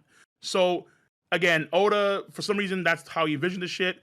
I don't know. I mean, that's the reason why I think a lot of folks want to say fair, that he's at least with me, you know, I was like, all right, normal fire. It would have been one thing if I said, surface temperature, then that argument will work. But I'm like, just normal fire, bro. Well, but because it's assumed that every version of fire in the series is souped up in a degree, because it kind of falls back all honestly because of what Oda said about Sanji, where Sanji's fire is much harder than regular fire. So if that's the case, then we can assume that Ace's fire is also much harder than regular fire, which means that Akainu's magma is much harder than regular magma, which means Ano's lightning is much harder than regular lightning. It gets weird. Okay? Kizaru moves way faster than regular light. I don't know about that one. Yeah, I mean, you would assume. Yo, I'm just memeing. I'm memeing, bro. I'm being a dick. Okay, I'm about to say. Because that'd be crazy, bro. Massively faster than light at that point. That's I mean, he could be faster than light if you want to, let's say, have a combination of his movement speed with Soru or something. Yeah, that's possible. Like some Roku speed. So? Yeah, and it's possible because we already seen guys react to light speed like easily in One Piece. It's like, okay, well, unless Oda wants to be consistent here, just make his start faster than light. Maybe if he awakened, yeah, sure, that could be a thing. I mean, if he has Soru, and he can combine Soru with his own movement speed, that's probably faster than light. You can argue. Just fuck it. I mean, all I'm trying to say here is that ultimately, right? Like, I'm gonna just say maybe. I'm gonna say maybe. Yeah, okay, yeah. But yeah, Oda's not consistent with this shit. Obviously, there are some things that need more clarification, and I can understand why folks want to say, okay, well, you know, Akainu has hockey, like he's actually using hockey to actually kill Ace. But the problem is that we have absolutely no idea. He could say in the future, okay, actually it was hockey, but right now you can't really say that because as far as we understand, it's just double fruit. Yeah, it's tough to say. I think hockey was definitely being used. Fair. I would think so. You know, that makes more sense. But that's only just me assuming. I never really was one to I never thought about it that much. I just thought like, all right, you know, his devil fruit is better, and Ace. The way I thought it was like, oh, just overrated character. It is weird when you think about it, though. It is weird when you think about it. It's like just does the lava interacting with him as a Logia that kills him? Like, why can't he regen? You know what I'm saying? I mean, it's like, but it seems like when Ace got hit, he had to be solid to protect Luffy. Right, because it would go through him and smoke Luffy. So it would just go through him then, and then smoke the fuck out of Luffy. Yeah, because he could have stalled it out in his body while his body's like pseudo fire. Because just how you can argue like Aokishi when he got stabbed, it kind of was like a whirling mass of ice. But maybe that's an admiral. That's an admiral. But then the counter argument to that would be maybe he didn't have as good of a control of his devil fruit. Like exactly.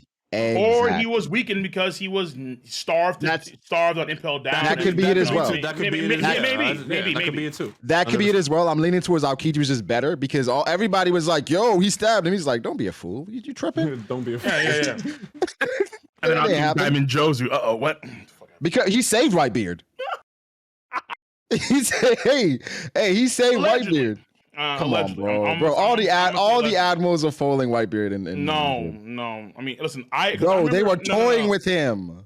And I remember I remember this one too because you got mad at this too because it was funny as fuck. Yeah, okay. I remember it was more. She said, I think it was Reverie that I think he said that it was obvious that Whitebeard was the strongest guy in Marineford. I'm like, yeah, I agree. I think it was pretty obvious he was the strongest guy there, even at his old age. I've had this full debate with Morge. Morge's point got stabbed through the chest, right off the beginning, right off the jump, bro. He was all agreed. Stabbed through, right through his back. Yep. He got hit by a number of cannon fodder or fire. Yep. Not fodder. Cannon fire. By fodder. A motherfucker's swarming him, stabbing him in the back and shit. He was literally holding shit off by himself. Akainu walks up to this man who's fucking been fighting everyone on his own, and just finishes him off, basically. Yep. They couldn't even properly do that. Yep. Well, I mean, that's a part of the narrative. They didn't fight a one-on-one. That's a part of the narrative. They didn't fight an open field at full health. No, but when Whitebeard engaged with the admirals 1-on-1, they all got the upper hand at one point, and then he had to be saved by his commanders. After all the shit I just mentioned, bro, the heart attack was gonna happen regardless. Oh my god, it was gonna happen regardless. Where does this come from? Wait, no. Hang on. I want to hear some real agenda shit. Mihawk was the strongest. He was just holding back. If Ooh, spicy. I like that. We can get to we can get to Mihawk, but listen, if Damn, Whitebeard is that strong, this look like the fucking wait. So this is the real captain of the Whitebeard Pirates. Fuck. If Whitebeard is as strong as everybody is making it, if he's the strongest on Marineford, yeah, then he wouldn't have gotten shown up because the last by time, all the admirals. Because the last time I checked, he was the He same man. He didn't do anything to Kizaru. He didn't do anything to Aokiji. Nothing. Again, so look at to say that Whitebeard, Kizaru, Whitebeard, Aokiji, Whitebeard, Akai. It's like fuck, dude. Whitebeard is literally going through like the fucking survival. Wait, because like, holy shit. Yeah.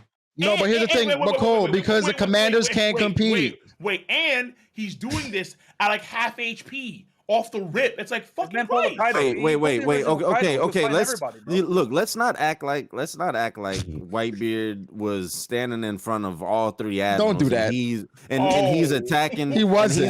And he's attacking all three admirals at the same time. It's one by one.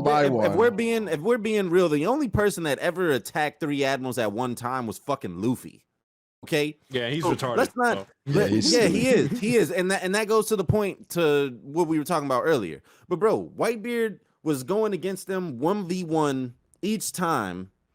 Never did he ever have to face more than one admiral at a time. Yes, and every time at 50% or lower. It's like what the fuck? At 50%. Listen, I get what you're saying, Cole. Like because of the fact that Whitebeard was older, and because of the fact that Whitebeard is nearing the end of his life. That's what allowed the admirals to stand the chance that they had with Whitebeard. The problem is that I feel like you can't really use that as an argument because Whitebeard was in the position he was in because of his age. Like that's something that Whitebeard can't change. Oh no, it's not. So here's the thing. Obviously, that's true. He's old and sick and so on.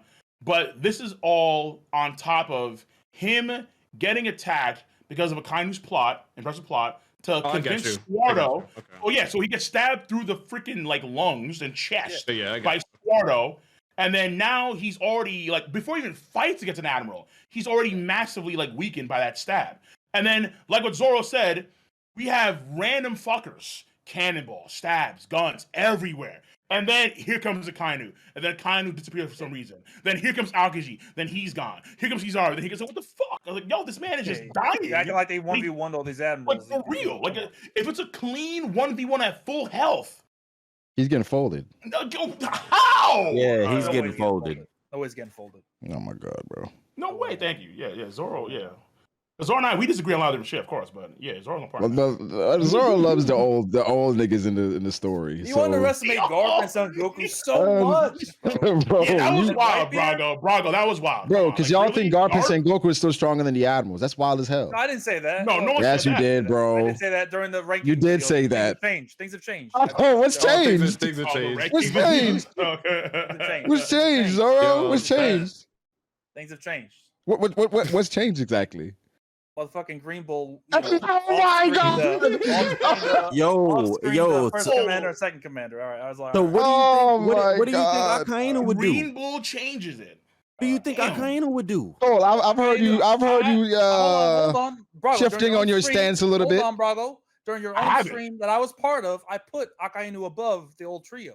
So that's not. We're not talking about Akainu. I mean, he should be. That should be a no-brainer. Yeah. But I was talking about the prime admirals. I think they're all stronger than Garp and Sengoku. Wait. Are they stronger than Prime Garp? No. Current Garp and current Sengoku. Okay, yeah, fine, whatever. That's cool with me.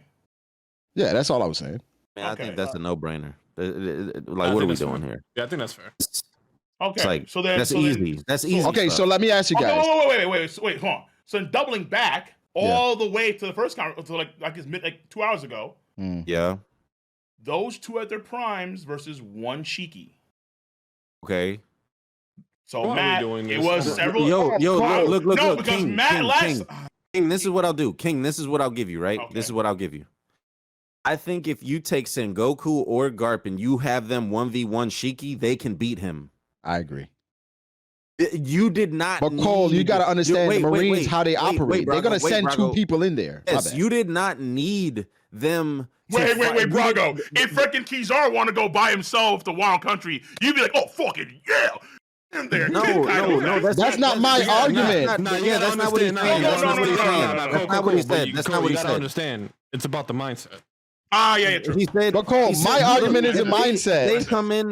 Look at what happened. Look at what happened with Marineford. They got everybody ready because we're just gonna have everybody defend this shit because like there's citizens here, blah blah blah blah, so on and so forth, right, bro? You did not need Garp and Sengoku to fight against Shiki. You could have had either. Listen, you could have had either one of them, but once again, Marineford is a actual city as well as a base, is it not?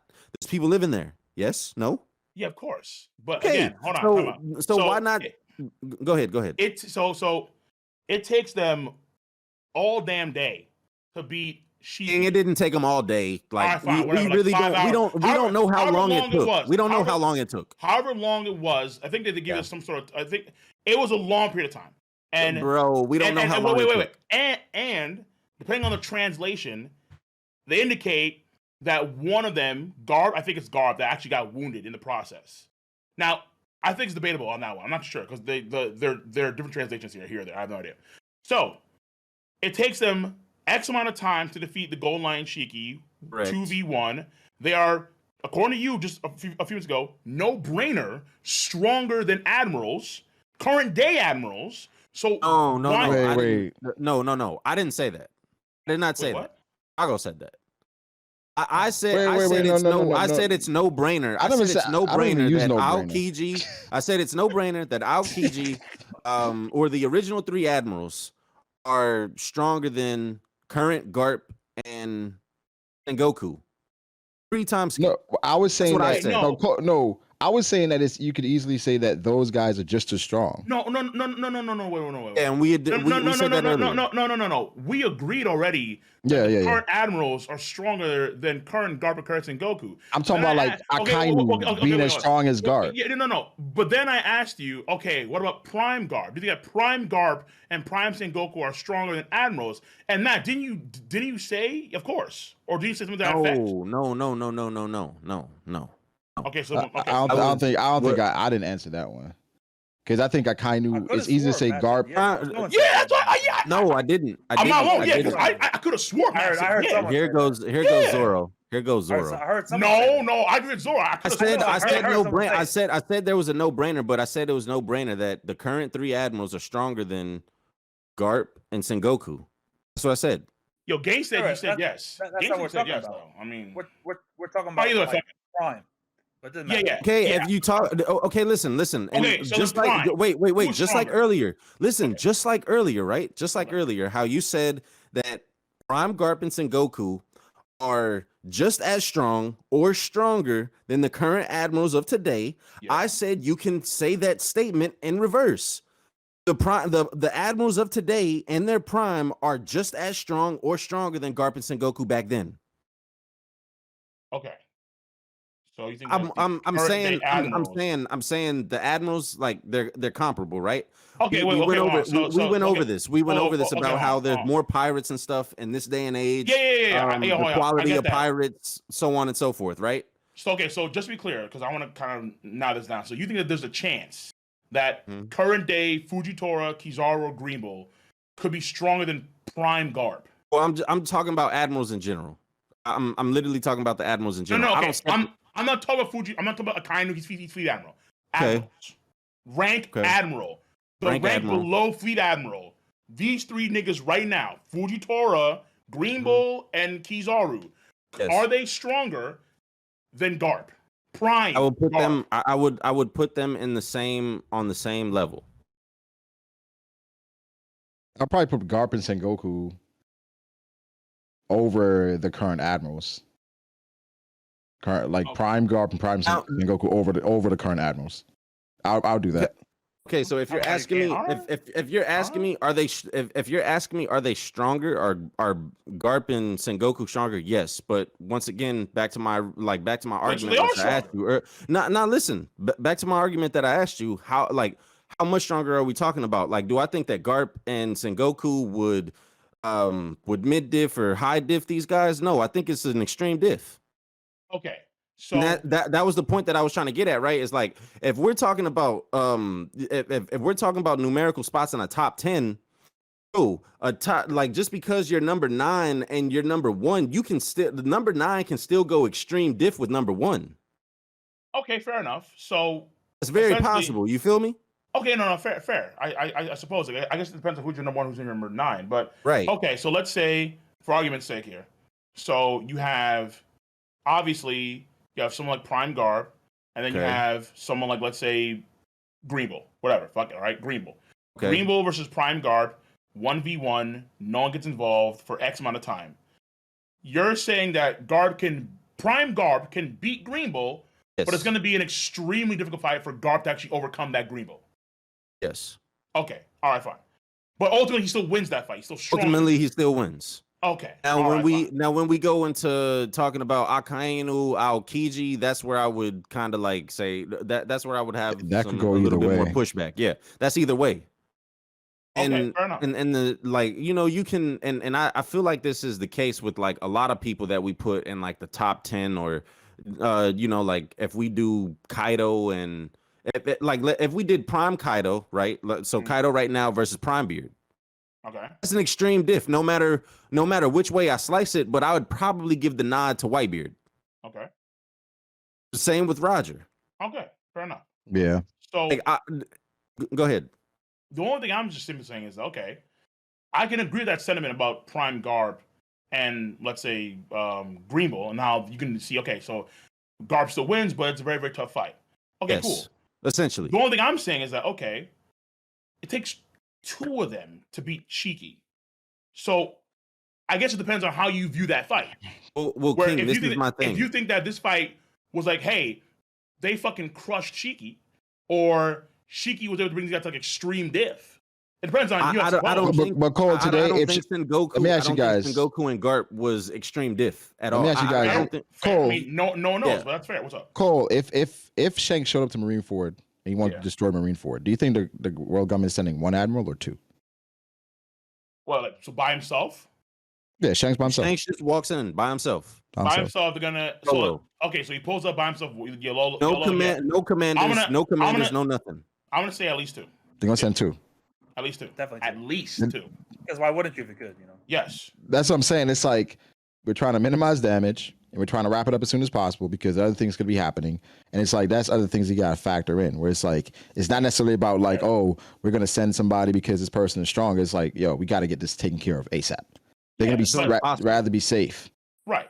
But the argument here is, okay. So that doesn't mean it takes 2 to beat them, but it's like 2 definitely beats them. See, that's where you have to make that leap of faith. Why is it a leap of faith? Because now you're saying, well, we don't need necessarily 2 to beat someone like Shanks or Shiki or Whitebeard. But just in case, so let's just do 2. Yeah, but that's bro. Faith. Bro, they brought all. Wait. Put it like this, right? Let me just put this into perspective, right? So if Aokiji runs into Kaido on the sea, he's not saying, "Yo, Aoki," or he's not saying, "Yo, I send another admiral in," because he can hold his own. I think in terms of the base. In terms of somebody coming into the base, a Yonko level threat, yes, they're gonna send 2 out. Yes, and that's just that's as in layman's terms as I can put it. That's I think we all agree that the Yonko is stronger. Yeah, just generally. At very least, depending on who you're comparing it to, they're stronger. So, yeah, there's no question. In my opinion, there's no question that they're stronger. No, Brago, don't you fucking dare this nigga right here. I have been getting no. I don't want to hear this right now because Brago, I've heard through the grapevine a lot of Admiral wank like, hey yo, Greenbull, Kaido, watch the fuck out if you're alive. He's coming for that. I never said that. I never said that. No. I've never said that. I'm just saying that this is the agenda, Brago. That what agenda? Feed into your fan base, yo. No, hold on. Admiral heavy. No. Admiral, we are common sense heavy.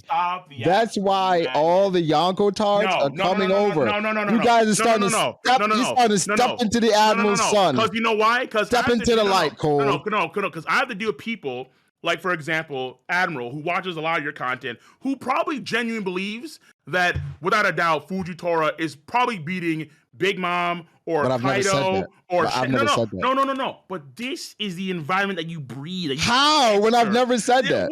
Cap. I've never said Fujitsu is stronger I'm than watching all Yonko. your videos, but you're doing something, son. I said, No, all I preach. Brago's doing corrupting something. the youth. No. Yeah. Brago's doing something. Hey, you want to know the Doing youth I'm something to you. corrupting? The youth I'm corrupting? Zoro, King of Lightning. Because now Zoro went from, the old man trio can beat the admirals. Nah, they can't beat him no more. King of Lightning went from 3 admirals to 1 Yonko. He's like, it probably takes 2. So now, whoa. I'm just preaching the gospel. I'll say this too. Information. Nah. Stop. You didn't get that much new information. You didn't get that much new information. Cole, you've been saying 3. Cole, you used to say 3 maybe. Bro. I said 3 in fucking 2000. You used to say 3 maybe. Maybe. When I came from fucking South Korea. It was 3 maybe. Whoa, when I came from South Korea. But Cole, even back then is nasty. Yes. It's nasty. Even back then it's nasty? 3 maybe? It's very nasty. No. Because I said if you wanted to guarantee beat a Yonko, you probably need 3. I said for weaker Yonko like Whitebeard, I think 2 is fine. I know I said that.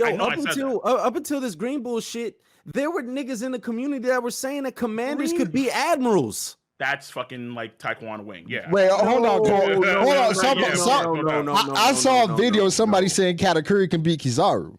Yeah, because he counters him. He's so stronger than him. That's the point. So wait, hold on. So I got info. We got insiders here. So apparently Cole said 3 admirals are enough for Kaido or Shanks last week. Last week? Yeah. Last week? I don't know if this is true. This is just info that's being passed to me. So wow. Like, what is this? Like, I'll be like, where's the video clip? Like, what the fuck is this? Listen, man, I agree that the Yonko in general are stronger than admirals. I just don't think the gap is as large, and I think admirals can compete. I don't think they're getting creamed. So apparently, more info coming in. Apparently, there's a clip of you, Cole, saying that Nico and Inu requires admiral attention. Hey, in Soolong? That's nasty. In Soolong? Nasty work. Not even in Soolong. I need the clip. Not even in Soolong. Did you say Soolong? Not in even Soolong because they're too powerful. Okay. Who the fuck in the Vice Admiral is going to take on a Soolong, Neko, and Inu? Omosagi and Shatan? Shut the fuck up. Hey, man. Admiral Strawberry.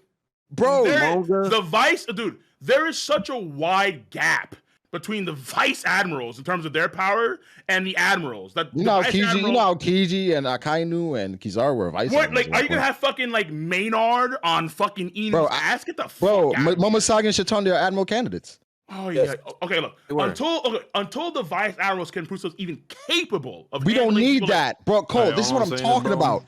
This is what I'm talking about. Like, even when I'm saying we got to put Green Bull in the top 12, top 15, we don't need to see him. No, but what I'm saying is we don't need to see him. He has the title, right? For Momosagi and Shatan, we don't need to see him. We already know they're fucking strong. They're candidates. Okay. They were candidates for the Admiral position. No. But the problem is, how strong are they relative to the Admirals themselves? 1. And then 2, candidate. Are they strong? We have no idea what the fuck that means nowadays. And then number 2 is that, hey, wait. And then number 2 is, hey, we have seen time and time again the Vice Admirals be just fucking bitches. They're all over the place. They have no fucking foundation. We know the Vice Admirals that are real. Yeah, Maynard. Yeah, no doubt. No. Maynard. What do you mean? Vice Admiral Maynard. No. What I'm saying, even within the Vice Admiral ranks, there are like distinctions. They're clearly, right? Yeah. Like Momonga would be one of those. Momonga, Onigumo, Admiral Strawberry, Doberman. Okay, you're right. Yeah. So those guys, those would be the exceptions that we're talking about. Okay, so and those exceptions were being stalled by other pirate captain ships at Marineford War. Doberman fought against So what? Okay, bro. So what? That's what I'm talking about. It's like Doberman and fucking Momonga. Whitebeard was stalled by Captain John Giant. We don't talk about it. Vista stalled Mihawk, but Mihawk beats Vista any day of the week. Okay, but this is what I'm saying. It's like we have to prove that a vice admiral is capable of actually beating. No, did you say Okay. Hold on, no. Did Brago go to that? Yeah, Brago did just say to that. Get the fuck out of here, Brago. Okay, yeah. You want to clarify? I want to keep it pushing, but I heard that. What the fuck? Okay, yeah. I'm All right. But yeah, so like I said before, it's like we have never seen a vice admiral capable of actually, being able to defeat a commander. Therefore, if they can't fucking do it, who's the next guys that can do it? Fucking. Wait, how many people have we seen capable of defeating a commander? Admirals. Until it happens. Admirals. That's my point. Wait, what? We just saw. Wait. We just saw Zoro and Sanji defeat a commander. Oh, you mean in general? Oh, I think like Marines. That's what I'm saying. Yeah, no. Okay, well, but Marines are overkill for commanders. No. What I'm saying is like that admirals are overkill for commanders. I think. Yeah, okay. That's what I meant. That's what I meant. Admirals are overkill for the commanders. Okay, but right now, vice admirals are fucking underkill. I think Momonga can fight a commander for sure. Yeah, I think like all the admirals that we said. Why are you saying that? All the vice admirals that we said. Betrayal. I think so. I think it's second commander. Betrayal. I think it's the mindset. I think it's the mindset. Momonga bodies. Oh, the mindset. And Oniguma caught your boy slipping. I'm gonna be real with you. Kizaru deaded him. Okay, bet. What's up? But he put the cuffs on him though. Yeah, after Kizaru deaded him in the back when he was running for his Oyaji after he had a heart attack. Bet. I'm telling you, that moment. Smoothie Cole. Yeah, all I'm saying is I think. Listen, How? Where? No. What's up? I think Smoker is folding up dog and cat. I'm gonna be real with you. It's too long. It's all about the mindset. I think Smoker mindset is on a whole nother level. The mindset, bro. It's a Momonga folded to Boa. Bro, Momonga got out of Boa's shit. Yeah, not really. No he did. He did, but not really though. What do you mean not really? Because he had to stab himself in the. Yeah. But he did. Wait. So how many times did he fucking stab himself? What the fuck? As many times as necessary to get the job done. Yeah, as many times as he's gonna die from his own blood loss. I ain't cool. You don't know, bro. And the thing is, and he wasn't even trying to fight her for real. Oh no, man. You know what it is, dude? Okay, I got you. So we're gonna have Momonga stab himself like fucking 14 times. All of a sudden, it's gonna hit. Shit. His hair's gonna turn white. He's gonna go savage. I bet. Boa's getting folded by Suru, bro. Hey, Brago, watch your mouth. Stop. What the fuck are you talking about? Suru is folding her. Hey, Brago, watch your mouth. What the fuck? Watch your mouth. He is, bro. I'm sorry. Brago, she's part of the. She's part of the original Monster Trio. Give her respect. Brago's gone too reckless now. Yeah. She's part of the old trio. Original Monster Trio. Yeah. Nah, let's relax. Garp, Sengoku, and Suru. Let's relax. Prime. Oh, so we can give credit to the old men, but not the old women. I see what's going on here. No. I'm just saying, Hancock is nice. No, I agree. Yeah, hell yeah, fuck it. Okay, what I mean? Suru is literally washing nice. Dudes. Literally. I'm just saying, we hype Garp and Sengoku to all hell. Why Suru don't get no hype? She was running with him.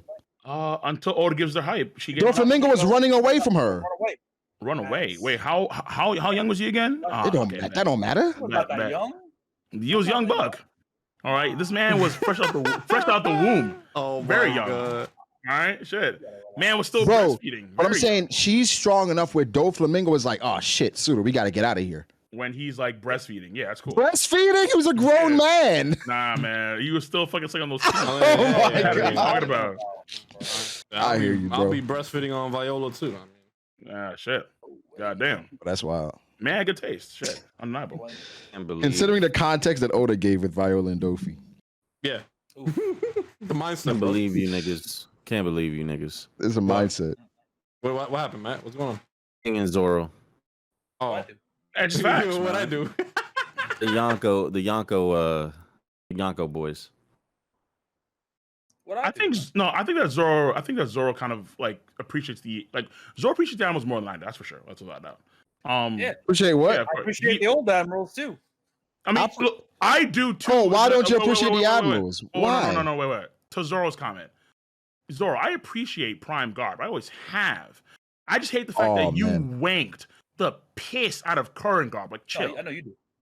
Like, Garp is not the same fucking man. We don't know. He admitted it. Yeah, he said he's not the same. He's not the same, but is it 10% loss? 5%? Listen, I think what happened. No, but I think what happened. Oda loves the old guys as well. He said it that he loves the old characters, is respecting in Japan. Blah blah blah blah blah. True. So he always gives them moments where people are like, you know what? I think Rayleigh can beat an admiral right now. And he's like, no, the fuck he ain't. He ain't beat no admiral right now. He getting folded too. No chance. Is Rayleigh beating? I think the one moment that kind of got people a pause, and myself included, was a scratch. Was the Rayleigh fight, man? The scratch. With Kizaru. Yeah, the scratch. Bro, but the Rayleigh fight with Kizaru, that was nothing. Like, what are we doing? Listen. Oh no, Zoro, no. Here. Wait. Let's go into it. Let's go into it, Zoro. Let's go into it, right? The way that Rayleigh was talking about holding a sword again, you would say that he was probably really proficient with the sword. Yes? No? Maybe? He's a swordsman. That's his primary. Wait! No, stop it! You would say that he's a master swordsman, huh? Or a swordsman? Let's just say swordsman. He's a master swordsman. It's hard to say. He's a master swordsman. Let's just say swordsman. All right, yeah. Let's just say swordsman for the sake of the argument, right? Okay. Now Kizaru pulls out this. This light sword. Okay. Would you say that Kizaru's a swordsman? Matt's doing stunts, yo. Sure. I'm not doing stunts. I'm asking a question. Would you say that Kizaru was a swordsman? Yes or no?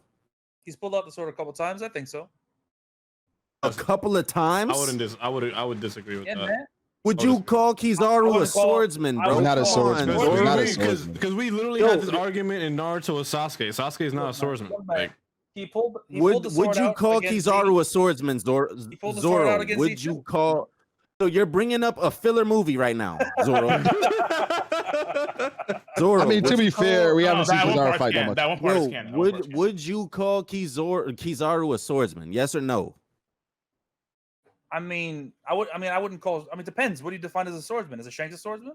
Oh my God, yo, Zoro, you are doing. I think Kizaru. No. Let me say this. Zoro's not on point.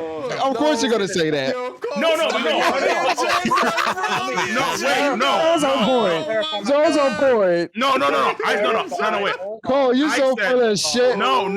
I said he's kind of on point. He's kind of on point because the problem is that people they don't classify Big Mom as a swordsman. Even though she has fucking Napoleon doing crazy shit. People always debate about, Law's feats aren't really swords. Law's feats aren't really swords feats because wait, hold on. So what the fuck's a swordsman then? Yo, let's get back to the original. Look, Big Mom's not a swordsman. No. We're deviating from the point. We're deviating from the point. Here's the definition: someone who's proficient in swordplay. Zoro, Mihawk, these characters are swordsmen. Any character that learns in the art of swordplay is a swordsman. Just because you use a sword doesn't make you a swordsman. We had this argument back in the day with Naruto and Sasuke, and back then, King of Lightning, you were like, Sasuke was not a swordsman. Just because he uses a sword doesn't make him a swordsman. He doesn't. He's not proficient in swordplay. He's not a swordsman. Wait. Okay, look, and now, listen. Now, with what Joten just said, and given the context of the battle, okay, go ahead, Zoro. I'm just trying to clarify, man. I'm only asking this for a particular reason. So, when obviously Kizaru didn't have his Devil Fruit forever. He trained in the Marines and trained in the sword. Probably like all the other Marines do. All the Marines train in sword play. Yeah, everybody has to train in the blade. For sure. Everybody has to train in the sword. Yeah. He is proficient in sword play, so therefore he is a swordsman. But Whether or not it's his primary weapon is irrelevant. He can use it, and he can use it well. Just like Big Mom. People want to split hairs about what a swordsman actually fucking is. It's stupid. It's stupid. If you can didn't King say weapons, then you are a swordsman. Even Kaido uses a weapon. If you give him a sword, it's the same efficiency. Is King a swordsman? I'd say kind of, yeah. Did he say he's not? He said he's not. but he would be classified as a swordsman. That's the point. What I'm saying, like- I think not about what King said. I think King is kind of just telling us how things are viewed. Like some people use a sword as like an instrument. Like for instance, I think Law was trained in the blade, but clearly Law's sword is basically used for his devil fruit. Oh, see, that's the thing. It's like, okay, so you have so is Fujitora a swordsman then? Because he uses gravity and meteorites and shit like that. Is he a swordsman? Yeah, I think how he wields his blade, it seems like he is a proficient swordsman. So how Law wields his blade is different than how Fujitora hairs. Yes, it is. If you're gonna split hairs this much, then you got to make different rules for every single individual person. And that's stupid. That's what you got to do. Listen, this is That's literally what we do. So this is what I was think getting that it's at, fair. right? I think it's fair to say that there are things like you have true swordsmen and then you have swordsmen, but they're all essentially swordsmen. That some people take the sword life seriously as fuck. They fucking want to die by that shit. Listen, but again, at the same time, when people do things with their swords, you can say, "Hey, that's a fucking sword." Yo, this is what I was getting at. If Kizaru were to fight against Whitebeard, do you think that he's pulling that sword out, that light sword out? Yeah. And fighting for an extended period of time? Probably. Yeah, sure, why not? Wait. No, listen. One second, Matt. Let me say this. For swordsmen, I think an easy way we can classify it is if that person didn't have other powers, do you think they could hold their own with a sword? Thank you. So, for instance, if Law didn't have the Opiopi no Mi, can he hold his own? I don't think so. Yeah, because he doesn't use a sword like that. He uses a sword with his devil fruit in conjunction with Wait. If Law would just have to focus and train on being a swordsman like what Zoro would do. But what I'm saying is, currently, based on how we see them use the blade. Wait, so if you just remove his abilities wholesale? Yes. What the? That's a different character. No, but that's what I'm saying. With Fujitora, I think Fujitora can clearly fight with a sword. Clearly, even without gravity. It's clear. Do you disagree with that? That's very subjective because it's like I can. Do you disagree with that? He blocked Luffy's punch with his sword and nothing else. Yeah, but that's what I'm saying. It's clear that Fujitora is skilled in the blade. So it takes one block with the sword because we've seen Law block Doflamingo with the sword countless of times. No, I'm telling. What do you think? Based on you seeing them fight, do you think Fujitora is skilled with the blade? Do you think he's more skilled than Law with the blade? Too sure. Honestly, I'm not too sure at all. Oh boy. Okay. No, like honestly, I'm not too sure because I feel like Law has displayed a lot of things. You know what makes these arguments very hard? Because One Piece fights are trash. They are. But I think even Fujitora's attire, even his attire can tell that he's a swordsman. Wait, what happened? Nah, One Piece fights are trash. One Piece fights are not. You can even look at Fujitora's attire and tell that he's a swordsman. I think they're good fights, honestly. But either way. You said what? I think they're good fights. One Piece for sure. No. Listen, King. We're not saying that there aren't any good fights, right? But it's not the best thing about One Piece. Like, okay, if you let's just use it. Let's just use this for an example, right? One Piece has been going on. Hang on. One Piece has been going on for almost 30 years, right? Yes. How many of the fights in One Piece, if you did a top 10 shonen fights of all time, do you think One Piece would take up in that top 10? Top 10. Without context, none of them make it. Exactly. And there you go. I gotta answer something real quick in chat because Tay71 says One Piece has good fights. But yes, the fights are not the selling point and are not supposed to be. But here's the problem. The problem is with One Piece, the conclusions and everything is ended and concluded with a fight. Which is the problem. Yeah, I think without context, One Piece fights are not the most aesthetically pleasing to watch or to even just view. You know, they're cool. With context, they can be amazing. Like Rob Lucci versus Luffy, for us that love One Piece, it's fantastic. Right? Luffy versus Usopp is it's fantastic. One of those fights that's fantastic. With the context. Luffy versus Arlong. Like, that shit fantastic because you understand the meaning behind it, right? But I can't send it to somebody and be like, yo, watch this. They're gonna be like, this shit cool. Why you send this to me for? Yeah, when you compare when you compare that to other shit like in Shonen, not like take whatever fights that you want to, right? I don't think they stand up. I can send Roof Piece to them though. Yeah, you could probably send Roof Piece for sure. But like, if you send them like an edited video of Katakuri Luffy. Yeah, you can. But look at how long One Piece went on before you could send a fight, like before you could even think about a fight like that. Though. Like, bro, that Rob Lucci fight is probably the best, one of the best of them. But you can't send it to somebody though. I think can. Bro, I think that when you're talking about top 10 fights in all of Shonen, bro, I think One Piece maybe gets one in there, maybe moments within these fights, but not like the entire fight. But it's not gonna. One Piece may get one fight in the top 10 all-time fights in Shonen. Hold on. Out of curiosity, because this is a very important distinction here. Yeah, what's up? Manga or anime? Because anime, clearly. Both. Anime. I'm not sending them. I don't send niggas manga panels. I don't send people manga fights. Well, are you talking about like, wait, hold on, Cole. Are you talking about like the fights in the anime or manga, or are you talking about sending people the fights? No. That's what I was asking you in terms like, hey, what are the best fights and stuff? Because like, I'm talking about anime. Because there are certain fights I'm talking about that are like anime. in like other like shonens that in the manga they're not that fucking good at all. Like we're talking about like fights in general. I say both. We're talking about sending people this shit. Yeah, obviously anime. You're not gonna send anime panels. I'm not sending. Yo, read this. Well, bro, for the sake of a top 10, for the sake of a top 10 list, right? I'm not using a fucking fight from a manga. What are we doing? Yeah, it got to be anime. It got to be anime. I think it depends, honestly, because I read some. I know what Cole's saying. I think it depends. I think it depends. Honestly. What I'm saying is One Piece fights aren't good in both the manga or in the anime. Yeah, that's what Jotun's saying. I mean, that's what I'm saying is like, it's like, but like, Cole's for example, also saying there are good fights in manga too, which is why he posed the question. But for sure, right? Yeah, but the whole thing is, it's a bunch of Kingdom fights that I think are fantastic. Right, or like Vinland Saga fights haven't shown up yet. Like they're like some really good fights. Yeah, well, not anime Kingdom fights. No. We don't talk about that. That doesn't exist. But like in the manga, there's some fucking phenomenal fights in the Kingdom, and they're just drawn really, really well. Oh yeah. So that's why I asked about anime manga. Well, bro, I'm talking strictly. Come on. I am talking strictly anime. I am talking strictly anime right now. That's okay. Yeah. So in the anime, no, it doesn't make it. I mean, honestly, I could argue Katakuri and Luffy. Let me ask you guys. And this is maybe Katakuri and Luffy. That shit is great. You could send it. You could send it. Especially Black Mamba. Come on.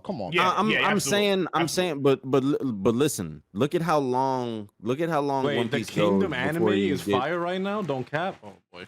Yeah, that's what Jay. I saw Jay saying that, but it has improved. It's improved. Exactly, it's improved. It's improved, but is it fire?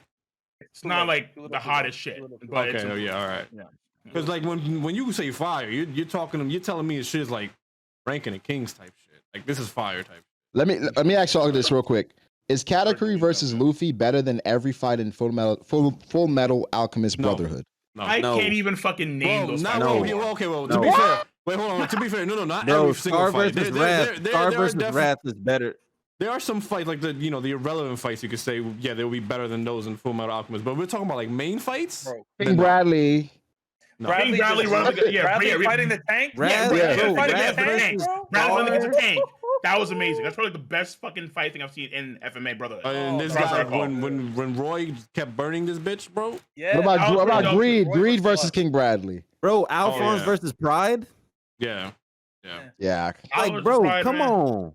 I'm not gonna lie. I'll probably take Mustang roasting Lust, bro, over a bunch of anyone. I mean, that was a fight though. Before he kept smoking her shit, that was actually. Oh my god, that was so satisfying. Yeah. But I mean, it's just the fights just aren't a thing in One Piece. Yeah. And which is a issue for One Piece because, like I said before, this is how they have all their issues conclude. That's the fucking frustrating thing because when Oda gets in his bag with choreography, it gets crazy. Because there are moments in Luffy versus Kaido, I'm like, yo, Oda is going crazy right now. Yeah. Mm-hmm. And then it just falls off. I'm like, well, what's going on? One Piece just isn't a fighting manga. You can't say that, bro. One Piece is definitely a fighting manga. You can't say that. No, it is. But the problem is that with Oda's fights, that's not the selling point. No. It's not just it's not really that. The issue is that there are so many things going on while the fights are going on. That's true too. So for example, right? In fucking Bleach. All right, during the fucking Arankara saga, this nigga Kubo said, fuck it. Let's just have these goddamn, like, segments and focus on this fight. The other fights are like, still going on, too, in, like, the sky around Katakura Town. But who cares? Let's leave from these fucking fights and focus on, let's say, Stark versus or like Barga Risen Ball versus Soifon, and focus on that for like the entire like 7-8 chapter run. And that's it. But One Piece though, I was like, fuck that shit. Okay, fight. Now let's focus on Usopp, Nami, Chopper, fucking whatever, do other shit. Then come back to the fight. Again, okay, cool. Now we have to go on Denjiro and Drake and all sorts of bullshit. It's like, okay, fuck. So it kind of ruins the flow of just like the natural pace of the fight itself. That's the main issue with One Piece fights. That's it. I think it's a little bit more gags, than that, but and gags no, because Cole, like Kaido versus Luffy is choppy. Around. Kaido versus Luffy is choppy, but it's still the best fight in One Piece. We would say, yes, right? Yes. But that's what I'm saying. So I'm saying it can be done. It can be done. Like the fight can still be good even with breaks. Yeah, of course. But see, as a One Piece, like we got to like chapter Luffy 1000. Wait. I've been reading One Piece like on a weekly basis since like Shimoda Archipelago. I've been reading shit for like a very long time. So I actually like the relative pace of One Piece fights per se, because to me it makes a little degree of sense here where these fights, because in One Piece a lot of times fights can go on for like fucking hours. So we're not gonna focus on this like Katakuri fight was like 11 hours. How the fuck does that even fit in like a 8-chapter, 9-chapter segment when there's so much going on else? You can't just have people like do other shit in the meantime and do a flashback and run it back. Like, no, fuck that shit. We have to I feel like we've been conditioned as One Piece fans. I'm biased because I look at a lot of One Piece fights. I'm like, yo, that shit's fire. That shit's fire. But it's like when I take a step back, I'm like, yeah, but you know, overall, how does it compare? I'm gonna say something. I would say something real quick. Hold on. Wait, hold on. Okay, I gotta say something to what Brago just said. I literally said this. Jesus, when did I make that video? My first ever One Piece video was like what, 9 years ago at this point. And one of my biggest critiques to One Piece is literally, I didn't say that exact wording, the condition, but it's pretty much what it boils down to. Where I said Oda is essentially a genius at building the tension between these characters, between these organizations, these affiliations. And then when you get the conclusion, which is the fight, or the payoff, which is the fight, whichever you want to call it, it falls in comparison to everything else that went into it, which was the tension and the building. The only time I say it would exceed that is Marineford. Yeah, that's it. But that's it. Just Marineford. And probably any lobby was satisfying too. See, that's things like, I don't think so. Luffy versus Katakuri was not satisfying. I thought that was very satisfying. I disagree. I thought that was very satisfying. Yes, especially in the anime. I'm like, this shit's fucking amazing. Like, the ending was satisfying. Oh hell yeah! Because it was a draw. Katakuri stabbed himself. No, the ending, fool. When he literally gets back up. The fight is over. The fight's a fucking draw. Luffy cuts out the fucking hole. That and was a then great Katakuri is like, yo, what up, nigga? I'm like, that was fucking crazy. That was crazy. That was I didn't like that. And then we got a little bit more backstory with Katakuri. Because remember in the manga, we didn't see the attack land. Yo, I remember this was a big thing with fucking, wait, was it fucking? Oh my god, who was complaining most about Dustin? this? I think it was either Dritz or Dustin, one of those two. Probably Dustin. Probably was Dustin. Yeah, it probably was Dustin, where it was a big issue. Where like, what the fuck is the King Cobra? What? Yeah, happened? Oh, that was Dustin. Yeah, okay, that was Dustin. Yo, he's like, what does the King fuck Cobra happened? do? Yeah, what does King Cobra do? And then it's like, okay, watching the anime, the fucking fish just actually expands. Yeah. Naturally, because again, that's a sign of him actually getting better with his powers slowly, and now that clarifies it up. And again, in the anime, I mean, like the anime made it a lot better, I think. I think because I remember the chapter number 890 fucking 5 is the fucking Katakuri chapter against Luffy. That shit is phenomenal. That is, I think that root piece was getting close to that in terms of actual choreography, in terms of pace of flow. That chapter by itself is phenomenal. It was pretty self-explanatory what King Cobra. Yeah, I don't think that was a problem. What it did, and I didn't need to see it technically land, because I wanted to see. Like, I felt like I wanted to see it. Are okay, so King Cobra is the same thing as like King Kong gun. It's just a bigger fucking Cobra. Right. Or bigger Covering. Clown, you gotta understand, Clown. You can say that for every fucking anime. I argue that if One Piece had better animation as a whole, this conversation wouldn't happen. Yeah, we could say the same thing about the current Shaman King redo. We could say that, the Shaman King redo is ass. Like it's ass. We could say that about a mass majority of a lot of anime that did not get very good animation. You can say that about almost everything. So I mean, I would argue like animation is one thing in terms of like actual like choreography and flow and so on. Like, hey, like here's someone that has not watched anime ever. You want to give him a fight? You're more likely to give him like a fucking Naruto fight or Dragon Ball Z fight or something maybe, easy. Or right, because it's easy. But when we say, okay, well, like let's remove the actual story behind it in order to gauge how good a fight is, I think that's kind of missing the point of like a fight. It's like a lot of times these fights have history, they have that back lore, which I think is very important to gauge how good a fight is. Not just here's the actual choreography, especially when you do a manga per se. But anime, like like I can say, all right, let's say it's pre-Whole Cake Island. Let's say it's some Just Roaster shit that you have, let's say Monkey D versus Doflamingo. And let's say it's that versus fucking Baryon mode Naruto against fucking that one dude. Whatever, I don't know his name is. It's just fire, regardless of context. Right, yeah. Or like Sasuke and Naruto. Or most versus, Demon Slayer Momoshiki. fights. Yeah, right, even exactly. like Naruto or Sasuke Part 1 in Valley. Right. You don't need It's context. like, that shit was You just don't fire. need context. But at the same time, when you look at the context of the fights, let's say It's even better. It makes it the better. Demon Slayer fights. Yeah, One Piece fights would be just better because like there's so much weight, tension, build up as what Joten said. And I think Oda has gone to, I think at least in this arc, I can argue, the fights are living up to expectations, I think, most of the time. Sometimes, like with Nami and Ulti and all right, yeah, sometimes he fucks up. Fair enough. But Robin lives up to the fucking expectations, I think. Frankie was goofy, but I'll take Frankie. Don't forget the competition with Raizo Frankie's and fight was Fuko. boring, bro. Yeah, Frankie's fight was boring. Yeah. Okay, what time? Most of the fights actually kind of suck. Wait. To be honest. Is it boring because it's goofy, or is it because it's just No, it's boring Frankie? because It's just Sasaki's boring. not a threat. Yeah, it's Sasaki's boring not a because it's just threat. ass. In Sasaki's not my a threat. humble opinion. Trash. I think Cole. I think the difficulty is just like when we go from like some of the shit that we saw and then going back to Frankie, is like Yeah. Frankie's still doing the same stuff for real. Okay, so The only fight I really Frankie liked, fight. I think Jinbei's fight was pretty solid. Jinbei's Oh, well, fight who's was who? pretty I don't remember. I don't remember right, Jinbei's yeah, fight. like I think it's actually Yeah, like one of literally, like the nigga's lower name is rung who's who. fights. Like who? Like who? I remember what Jinbei was saying. I don't remember what was happening. I mean, like, he was doing like the fucking flying like bite attacks and shit. Yeah. No. He was doing the Rokushiki.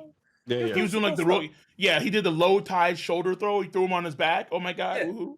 I mean, look, like I think that like the dialogue. And that's was the more important in best. that I'm fight. gonna be honest. It's all about exposition I in don't that think fight. that's the best at all. I think that fight loses out to Zoro versus King. I think to the only reason why Robin people remember who's who fight is only literally because who's fight is dialogue. It's what puts into context what happened with the fucking Nika fruit. Yeah, Yeah, the dialogue. Yeah, exactly. That's it. Yeah. I mean, I think Robin's was most satisfying than Jinbei sure. and I Frankie think that, and even Sanji. To be honest, Oh, Nah, that wasn't satisfying at all. I was trash. I love the Robin we fight. disagree. Yeah, I mean, we disagree because I thought that fight was outstanding. That was the worst. Outstanding, Cole. I'm not gonna lie, bro. Yeah, I mean, I because- remember I was finally catching up right to the Sanji fight, and then chat was like, "Yo, this shit is so deep, Joseph. This shit is so deep." And then I got there, I'm like, "It's nice, but deep." I love the character. Bro. It's a very don't get me wrong. It's a really nice moment for Sanji. He's finally over the whole thing with his family. Yeah. He finally accepts what and who he is. It's nice, but deep. No. The character moment is great No. for me. No. It's not the I like the family character moment a thing. lot. Yeah, but no, it's not because the family was actually him wearing the reach in the first place. That was the family thing. He wore the reach in the first place. Then I skip whole cake. Nigga, what the fuck No. are you getting your info from? No, I'm talking to chat. Where are you getting your info from, brother? Please, what the fuck? Who is the one who skipped? Oh, Cole, you think I'm Cole skipping part 4 of JoJo? Come on, nigga, what the fuck? Stop. Whoa, I didn't. What do you mean? Well, no, I went back to it, I should say. So, yeah. Yeah, Wait, exactly. so you skipped a part of JoJo? Yes, he did. Well, yeah, because the parts aren't linked up. Because part 4 JoJo, I watched it and I thought it was really bad, so I left part 4. I watched part 5. Part 5 fucking is disgusting. It's so good. And then Part 5 is very part good. 4. And You went back to part 4. Yeah. After I watched part 5, part 4 is like pretty bad up until The anime, you have- I feel like the manga is superior for part 4. fair enough. But then up I'm until weird, man. I'm the opposite. I love part 4 and I can't stand part 5. What? Nah, man, part 5 is amazing. Hold on, nigga. But then out comes fucking Get him out of here, bro. Okay. Yeah, get him out of here. Get him out of here, bro. He kicked Zoro. Yeah, get him out of here, bro. That's OD. Wait, what did Zoro say? He said he hates the part 5 anime of JoJo. I tried watching it twice. Bro, man. what do you what? Yo, Yeah, as an Italian, I can't. As an Italian, oh my fucking you God. can't even cook. Oh You can't my- cook, dude. Also, an Italian can't even cook. That has nothing to do with anything. Worry mac and cheese. Never again. Dude, I can understand like you say the manga because even for me, I think in my ranking for the mangas for the parts, I had it like number 4 or something like that or 5. Like I can understand the manga, but the anime, yo, the anime was good as well. I tried watching it. I mean, I love the music. Damn, the music was the bro. best part about it. Oh my God. Yo, man. I mean, I love the music. Jotun, I Yo, appreciate you inviting me, bro. I'm Damn, about bro, to I head want out. to talk about the NBA shit real quick. All right, no doubt, bro. You out. With who? Oh, no. Not with all of us, but you know the One Piece Curry? shit was like. No, Well, not Kyrie. Kyrie's about to go. Kyrie's about to go to the Lakers. So. He's not, bro. Bro, if he does, this is He's gonna not be going to the fucking- Lakers. Cole's a though. Nets fan. I'm curious Okay, how you feel, Cole. Listen.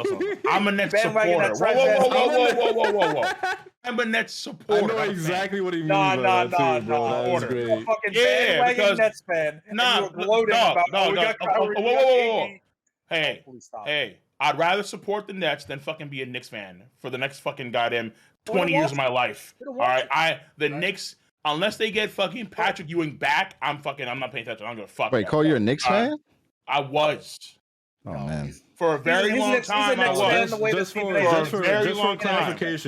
clarification in chat, I am actually a Nets fan. I've been a Nets fan since Jason Kidd, Vince Carter, Richard Jefferson, Vince Carter. Nate Yeah. Christich, Eddie House, Boston Nakbar, Jason Collins. Like this is proof, bro. I remember their It's name. funny now when you think of the name Eddie House, it's like a different narrative than it was back then. Well, I mean, Eddie House was like the original Steph Curry, technically. Yeah. But yeah, man, like for me personally, like, I just can't support the Knicks organization anymore. Like the things that fucking Dolan is doing, the things that they're treating. Dolan. Oh my Dude, God. stop shipping for this man. I don't understand, dog. Like, these niggas fucking trash. We have a trash ass owner, we have a trash ass team, we have a trash ass coach, the whole fucking squad trash. And then you want me to, you should stay with the Knicks. Well, fucking KD. Hey, Cole. Nigga, what the fuck? Nah, Hey. RJ Barrett though. Suck my dick. That's your guy. My guy is my guy is Kevin Durant. That's my guy. When did you become a Nets fan? A Nets fan. The moment KD sneakers touch fucking the Nets court. That's nasty. That's nasty work. I don't give a fuck. That's nasty work. And mind you too, I'm not a fan. I'm a supporter. At least he's honest with it. You gotta respect that. Listen, No, that just reminds me of all the Golden State Warriors fans. No. Bro, see, he's just a KD. He just goes to whatever's convenient. No. Right? I'm not a. KD. Whoa. So much. Stop. I'm not a Don't go to the KD. Warriors while Wait. you're Stop. I'm not a KD fan. I want to fucking win. I want to have my fucking parade. I want. Listen.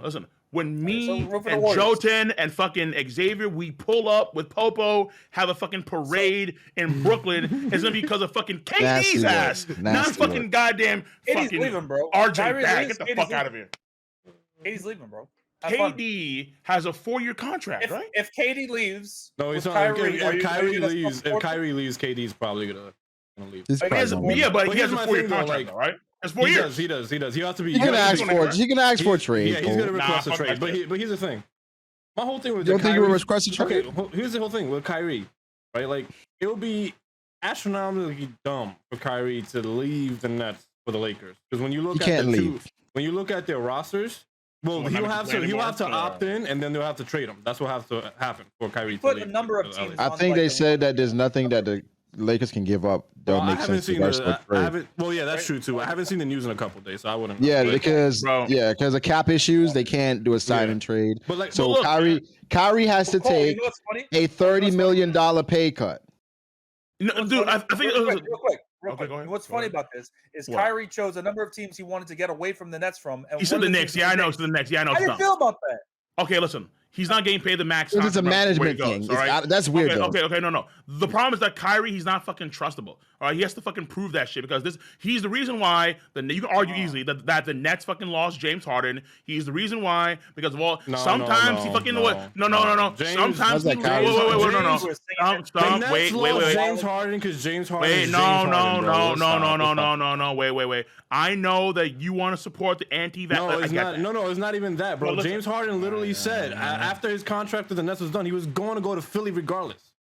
He was gone. Okay, he was gone. But the problem here is that because Kyrie is obviously doing this stuff with the anti-vax, because KD's injured and James Harden's out there by himself, I think even stated that that was a problem. Or at least I think he gave reports came out that Harden was tired of Kyrie. Yeah, exactly. People get tired of Kyrie, and you can see why. Like, Kyrie does shit like, I'm going to take a fucking 2-week sabbatical because of what happened in January. Shut the fuck up. Play. But, I kind of like, bro, I don't know. I kind of like Kyrie's stance because it's kind of like, this is what I believe in. I like the stance. I don't agree with it necessarily, but I respect it. I respect it. I did to a degree too, but the problem is that when it comes at the cost of the fucking team, when you are literally, it's like in a team sport like this, maybe New York State. Wait, hold on. Maybe New York State shouldn't be as retarded as no.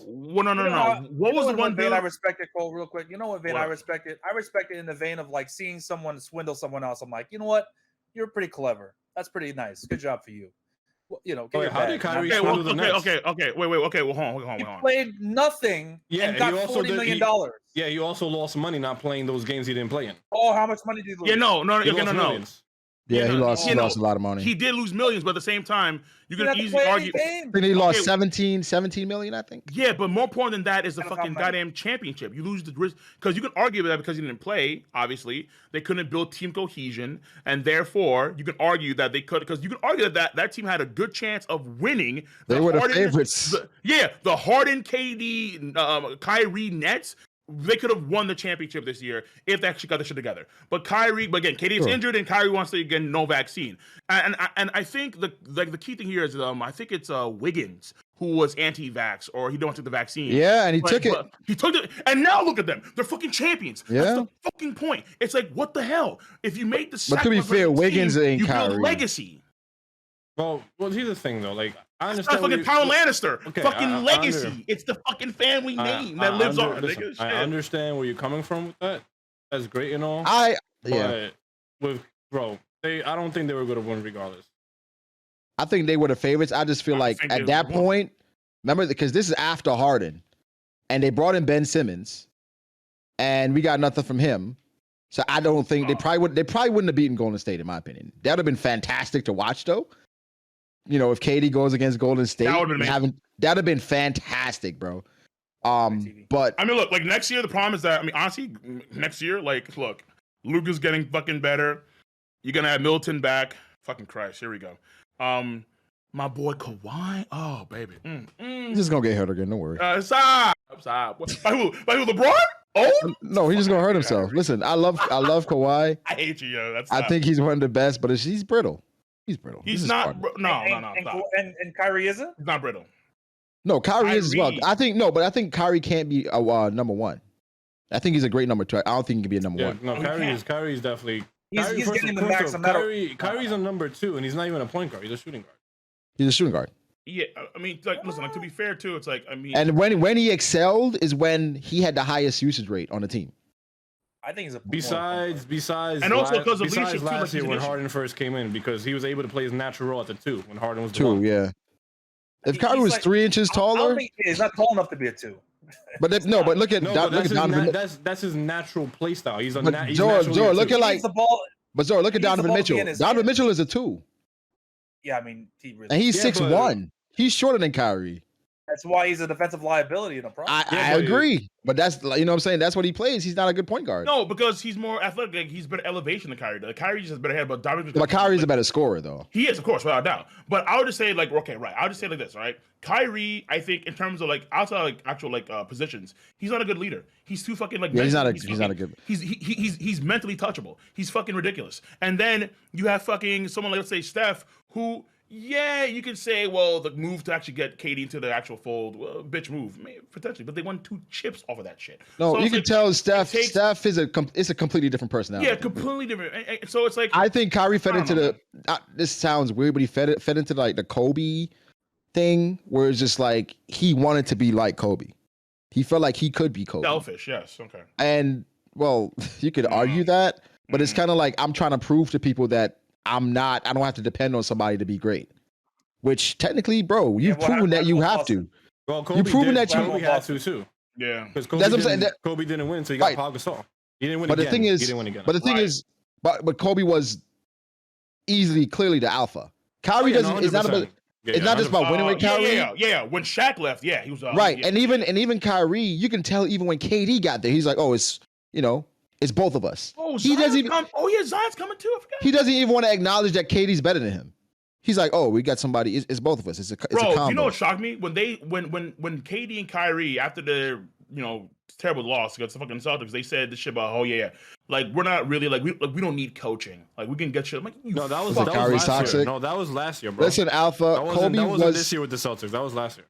Kobe was good enough. No, that was this year when KD said or Kyrie said that. No, that was. I'm pretty sure that was last year. What were y'all saying? What happened? No, like didn't they say when KD and Kyrie was like, we don't need a coach? I'm pretty sure that was last year, bro. I believe it was last year. That was last year. Before the season started. Wait, which so is what did KD say about Nash? They definitely do. Before the season started. I thought this was after they lost about Nash. Fucking Steve Nash because they don't need no Kim because they don't care about the coach. I feel like this. I feel like it's when they first got together before a game was played. Yeah. When did they first get together? When was the first? Last year. Last year. When it's before they played a game. KD was injured for a year. So. Yeah, it's before they played a game together. That's when they was like, "Yo, we don't need a coach." Yeah, we're all the coaches. And apparently, I thought they said it again now. Like after the only person the only person who could say that in the world right now, let's be real, is Tom Brady. Right. That does Tom Brady? Are we talking about doesn't need a coach? Yeah, Tom Brady. Tom Brady or LeBron? LeBron. Yeah. I don't think it matters what coach you put next to LeBron. Personally, I think it does matter. But didn't he get David Blatt fired? Yeah, he's trash. There you go. But I think with David Blatt, it was like David Blatt wanted to be a coach, and LeBron was like, bro, I don't need no fucking coach. Just like let me do my thing. But LeBron also admitted that was so it when LeBron? Vogel was trying to actually I don't remember it was LeBron, but it was I think it was. But didn't LeBron praise this guy? What's his name? How am I forgetting his name right now? Spoelstra? No, not Spoelstra. Pat Riley? No, not Pat Riley. He definitely praised like the both nigga who got stepped over by AI. Tyronn Lue, yeah. Tyronn Lue, yeah. Tyronn Lue, yeah. But you can tell Tyronn Lue is a player's coach. Because you can tell. But that too. But the one thing a lot of players have talked about Tyronn Lue is his ability to. You hold him accountable. No, his ability to adapt from game to game. Okay, yeah. Which would therefore mean. Okay, wait, hold on. So. Hold on. Okay, so you think he's a player's coach, but not to the same extent as what's his fucking face? Sixers coach, and I forgot his name. Shit, dude. Doc Rivers. Doc Rivers. There we go. Not the same extent. Not the same level. No, I think Doc Rivers. Doc Rivers is I think he's different. I don't even think Doc Rivers is necessarily a player's coach. To be honest, I think he's a big. I would say he's an old school coach. He's a coach. Yeah, I think he's a hard nosed. Bro, you saw how he fucking shit on Ben Simmons after the playoffs? No. This is like after. I'm talking like in fucking game when it comes to actual. I don't view him as a player's coach. I think he's a hard nosed guy. I don't think there's necessarily anything wrong with being like an old school coach and a player's coach. It just depends on how you go about it. Westbrook on OKC? Could you imagine? KD's not going back to OKC. No, Westbrook.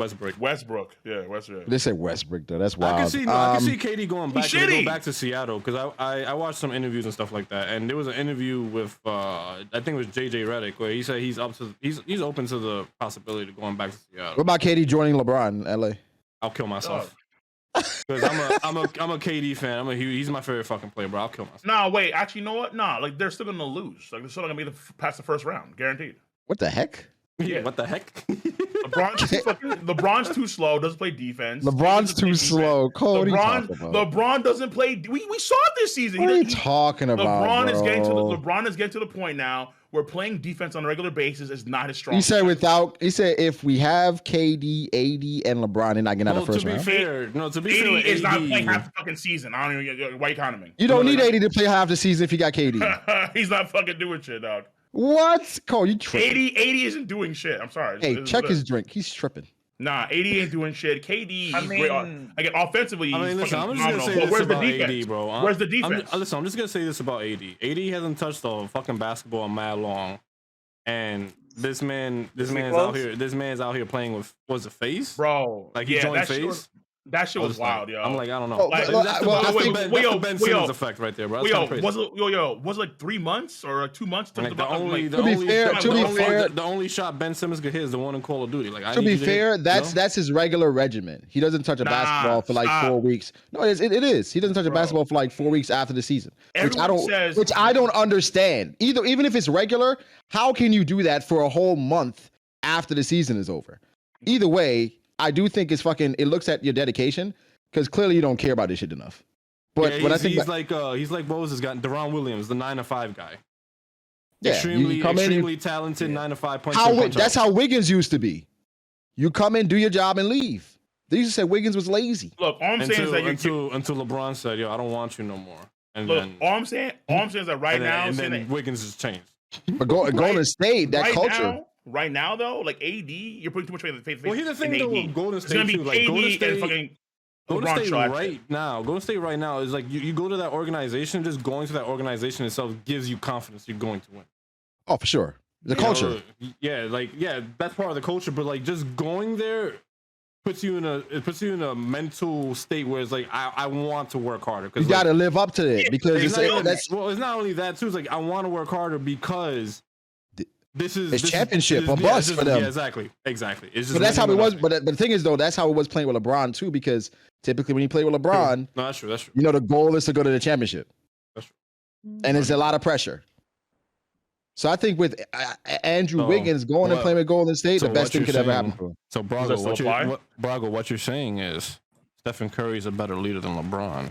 Hello. I don't even think Steph is the leader of that team. Who? He's gonna say Draymond. It's Draymond.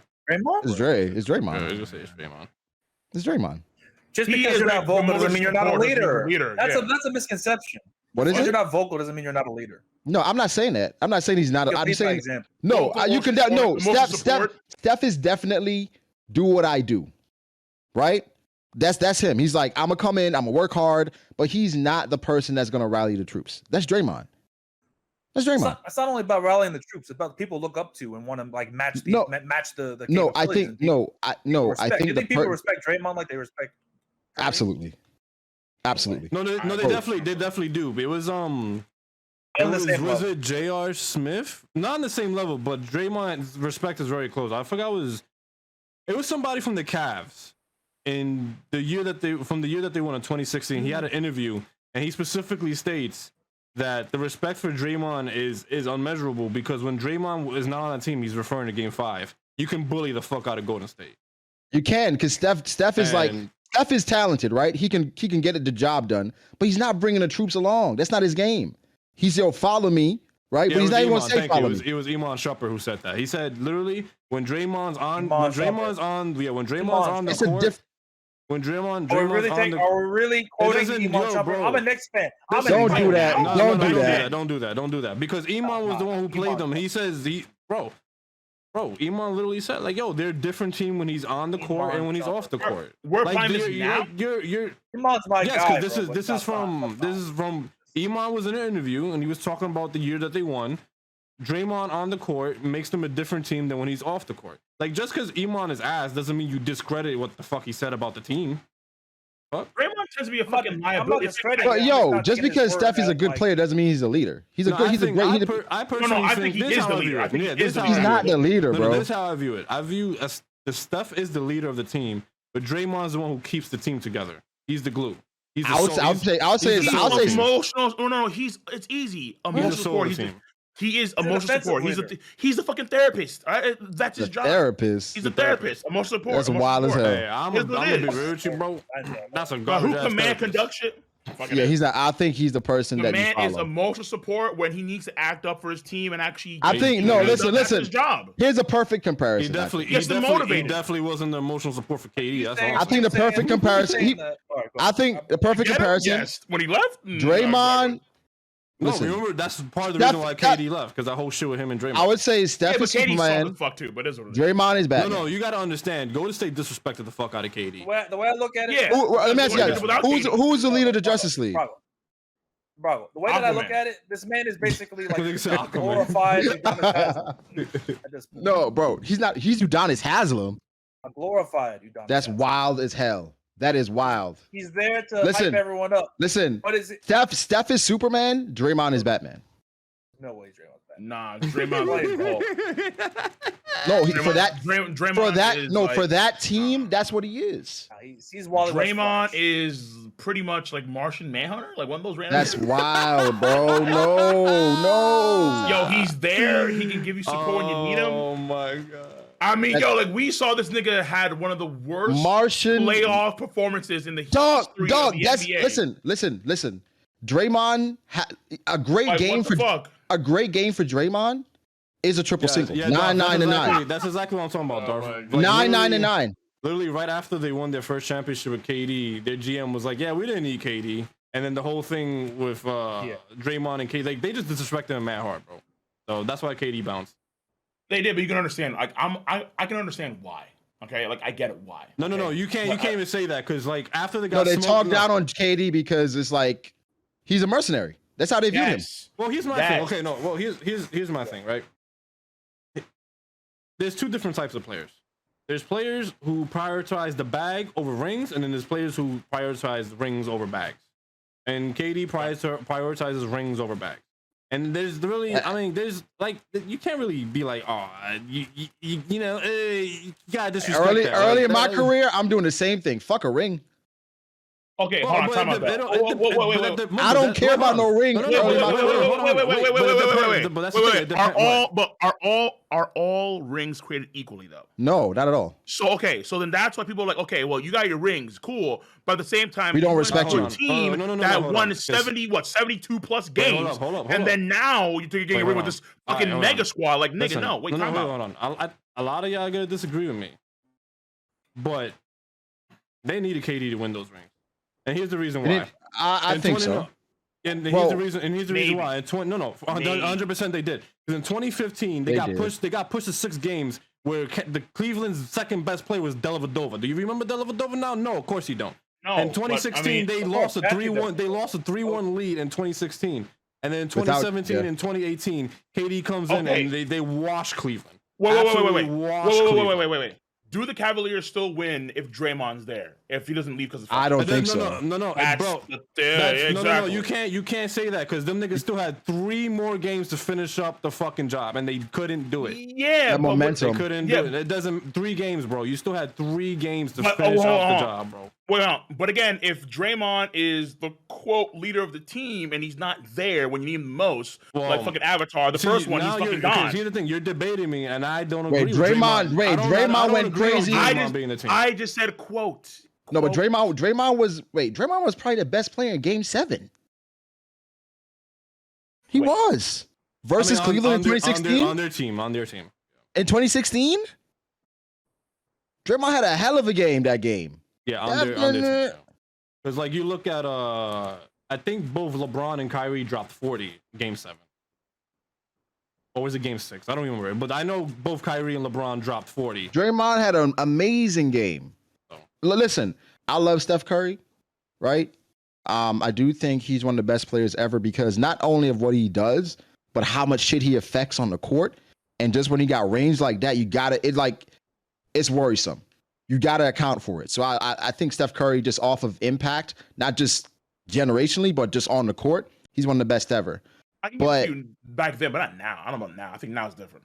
What do you mean? I'll give you that. Maybe back then Draymond was like the the leader of the team. I guess maybe you can argue that. If Draymond's not on that team, they don't win the championship. Because Steph, there were times where Steph was like a massive no-show. He just fucking collapsed. It was weird. I'll give you that. Fair enough. Without Draymond, I don't think there's anything. I don't think much has changed. I think Steph Curry has kind of proven himself. I think that mentally he's tougher. I think that he's probably they never faced elimination. Wait, okay, hold on, time out. Well, I mean, that's actually a good sign. That's when Steph doesn't play well. Okay, yeah, but that's probably a good sign to begin with, right?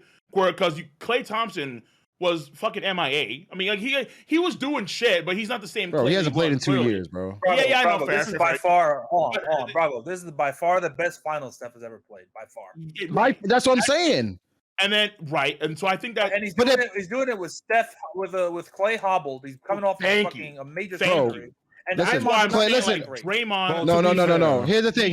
They're playing against. And then Draymond had one of the worst performances statistically, had one of the worst performances we've ever seen in fucking, I think, finals history. So I'm like, okay, all right, okay. That's one game. Yeah, but that matters because it's a fucking. No, but I'm saying. So Draymond's impact isn't always felt through stats. That's not. I'm saying that's what I'm telling you. Like, he's their therapist. He's the emotional. Bro, it's not about therapy, bro. That's what a leader does. When you need like a pick me up, when you need like that motivational boost, a lot of times Draymond he can give that team that. But I think Steph's still the leader, ultimately speaking. No, I think this season. What I'm saying, even in this finals, right? Played well this finals. Yeah, he played well this finals. He also played well in 2015. He got robbed in 2015. In 2015, he had a slow start. He ended up the stats overall. He ended up playing well, but he had a slow start. He still had better stats than Iguodala. Like when you look at, he definitely did. He definitely did. He definitely did. The problem is, even when he's having good stats or decent games, they were still losing until Iguodala started guarding LeBron. Yeah, but the whole point of MVP is like who is the most valuable player on without Iguodala, they lose. Hold on, real quick. I think if Iguodala's not on that team, they lose. But if you take without Steph, they definitely lose too. But I'm saying Steph. No, I agree. Like without Steph, they definitely lose. They're both very important to that championship run. But no, for sure. But I think definitely. I think the Steph MVP of that. I think Steph should have probably won MVP, but I think they were looking at how Steph Curry, how Iguodala changed the series in regards to guarding LeBron. Yeah, but that's the thing. It's not about scoring. It's about like how hard it was for LeBron to score after Iggy started checking him. I mean, I guess, but that's just like fucked up. You know, that just means fair. No. I'll give Brago that. I'll give Brago that. I'll give Brago that fair. Because that's the same mentality that they gave from Kawhi when he checked up LeBron too when he won. Okay, but he didn't like hold LeBron to like 10 points a game. Like no, LeBron still dropped 35, shit like that. But the thing is, it wasn't great percentages. He wasn't shooting a good percentage. It was a little bit worse than his average. It's like it was a lot worse. Awful. I think it was like some games it was like 30%. LeBron shooting 30%. That's unheard of. Wait on, real quick. Luffy's the GOAT. No, Curry's not my top 10. At least not yet. He's close, but he's number 12. I think that's a hot take, but he's not in my top 10. Not in the top 10 is a hot take. I think in the top 10 is a hot take. No, I think he's top. I think he's worthy of top 10. Is he over Shaq? No. Who are we put in the top 10? All right, so it's LeBron, of course, Michael Jordan, MJ, LeBron, Kareem, Kobe, Shaq, Magic Timmy. I'll put him over Timmy. I'll put Timmy back. I'll put Timmy in 11. No way. Yeah. No way. Yeah, I can't do that. No way. I can't do that. Really? Yeah. How? Why? I disagree. Like honestly, you want a real hot take? Tim Duncan. Actually, that's not that crazy. It's not that crazy. I understand. I don't really think about it. Why I'm saying it's not that crazy is because for Timmy, I'm looking at Steph's impact. When he factor in impact. Hold on. Tim is a two-way player. Steph is not. So if you really want to talk about He's not. Defense matters a lot, I think, honestly. I mean, you could say that, but then I can also make the counter argument that Stephen Curry changed the whole NBA. Well, it's not just him. It's also Steph in conjunction with Klay, the Splash Brothers. No. Steph Curry changed the whole game. Yeah, but Steph, again, Splash Brothers for a reason. All right, Steph like Curry Steph changed the whole game. You're not honestly, who I and then- take out? I might take out Bill Russell, to be honest. I'm fine with that too. No. Bill Russell won he- all his rings when the league got when there the league only had 8 teams. Let's relax. Mickey Mouse rings. Mickey Mouse like- rings. Yeah, but I wouldn't say it's Mickey Mouse, but like No, it was only 8 teams in the league. Like let's relax. Come on, bro. But you got to pay respect to like the fucking doc. Sure, you can be 11. Hold on. Nah, Are you fuck gonna that. hold on? He's on my- Are you he's on gonna my- put Wilton? he's on my rush. And then my whole thing too is like when you consider like Are we gonna put Wilton? what? Are we putting Wilton? Yeah, for sure. Will's a top 10. Why are we putting Wilton in the top and not Bill Russell? They played in the same era and Bill beat him. Yeah, but Will was dominant. beat him. He had a better team. Those Laker teams had I fucking don't incredible think I- players too. That Elgin Baylor and fucking Trey West, and they're a better team. Hey, fuck it, you know what? Listen, my top 10 is mad weird, so I'm not gonna even fucking try because I don't have one of my top 10. It is what it is, though. How do you put the guy who lost to the other guy ahead of the guy that won? Because the guy that lost is better. But shit, That's how after If he's right better, then after why couldn't he lead his teams to victories? because in it's a the team finals? game. Like after Golden State Maybe beat those Lakers after were Golden State beat the Mavericks. Cavaliers, was KD automatically better than LeBron now? No. Are you really telling me those sexy teams, those Laker teams were bad? Those like Dellavedova level bad of teammates? We're really saying that? No, I don't think. Jerry West and Elgin I don't Baylor? think the Dellavedova are bad, but I think Nah, Alpha stop. K's not my top 10. My top 10 is not. My top 10 KD is- my top 10 is weird as fuck. I'll be real with you because like not even Kobe's my top 10 to be quite frank. So, but I mean, it is what it is. That is weird. Yeah. bro, Jerry West is overrated. Like I You think. hate on Logan. All right. I mean, I love Kobe, but I think Kobe is. I know I would agree with that because like if we're talking about like point guards, You'd be like, oh, he's the logo. What the fuck does that mean? Yeah, because like we're talking about because like if we're really being serious here, then Pete Mercury should be the logo. One of the greatest fucking points ever. Really? Yeah, nigga. They I might call agree him with the- I mean, they he's call more him of the a college robot for player. a reason, nigga. He was on point at all times. Just making Michael Jordan, maybe. Shit. I mean, yeah, I think everybody would agree with that. Just make it Michael Jordan. Just put the fucking Air Jordan logos. Why Pete Maravich of all people? Do you guys feel like? I mean, I don't think in modern terms of like point guards from back in those days. And put like Pete- fucking Oscar Robertson or something. Like why putting fucking You could put Oscar Robertson in there too. Like, you can put Big O in there. Yeah, the fuck. Oh, Olajuwon as well. Do you guys put Olajuwon up there? Oh yeah, absolutely. Elijah one, yeah. Hakeem. Though, Do to be fair, do you think his rings? Do you look at his rings a little weird because the big bully wasn't around? He can't control that, man. Oh, because of Michael That's the Jordan. best player of being all number- time. Yeah, He's the best player of all time. Best player of all time. You can't. I mean, sure.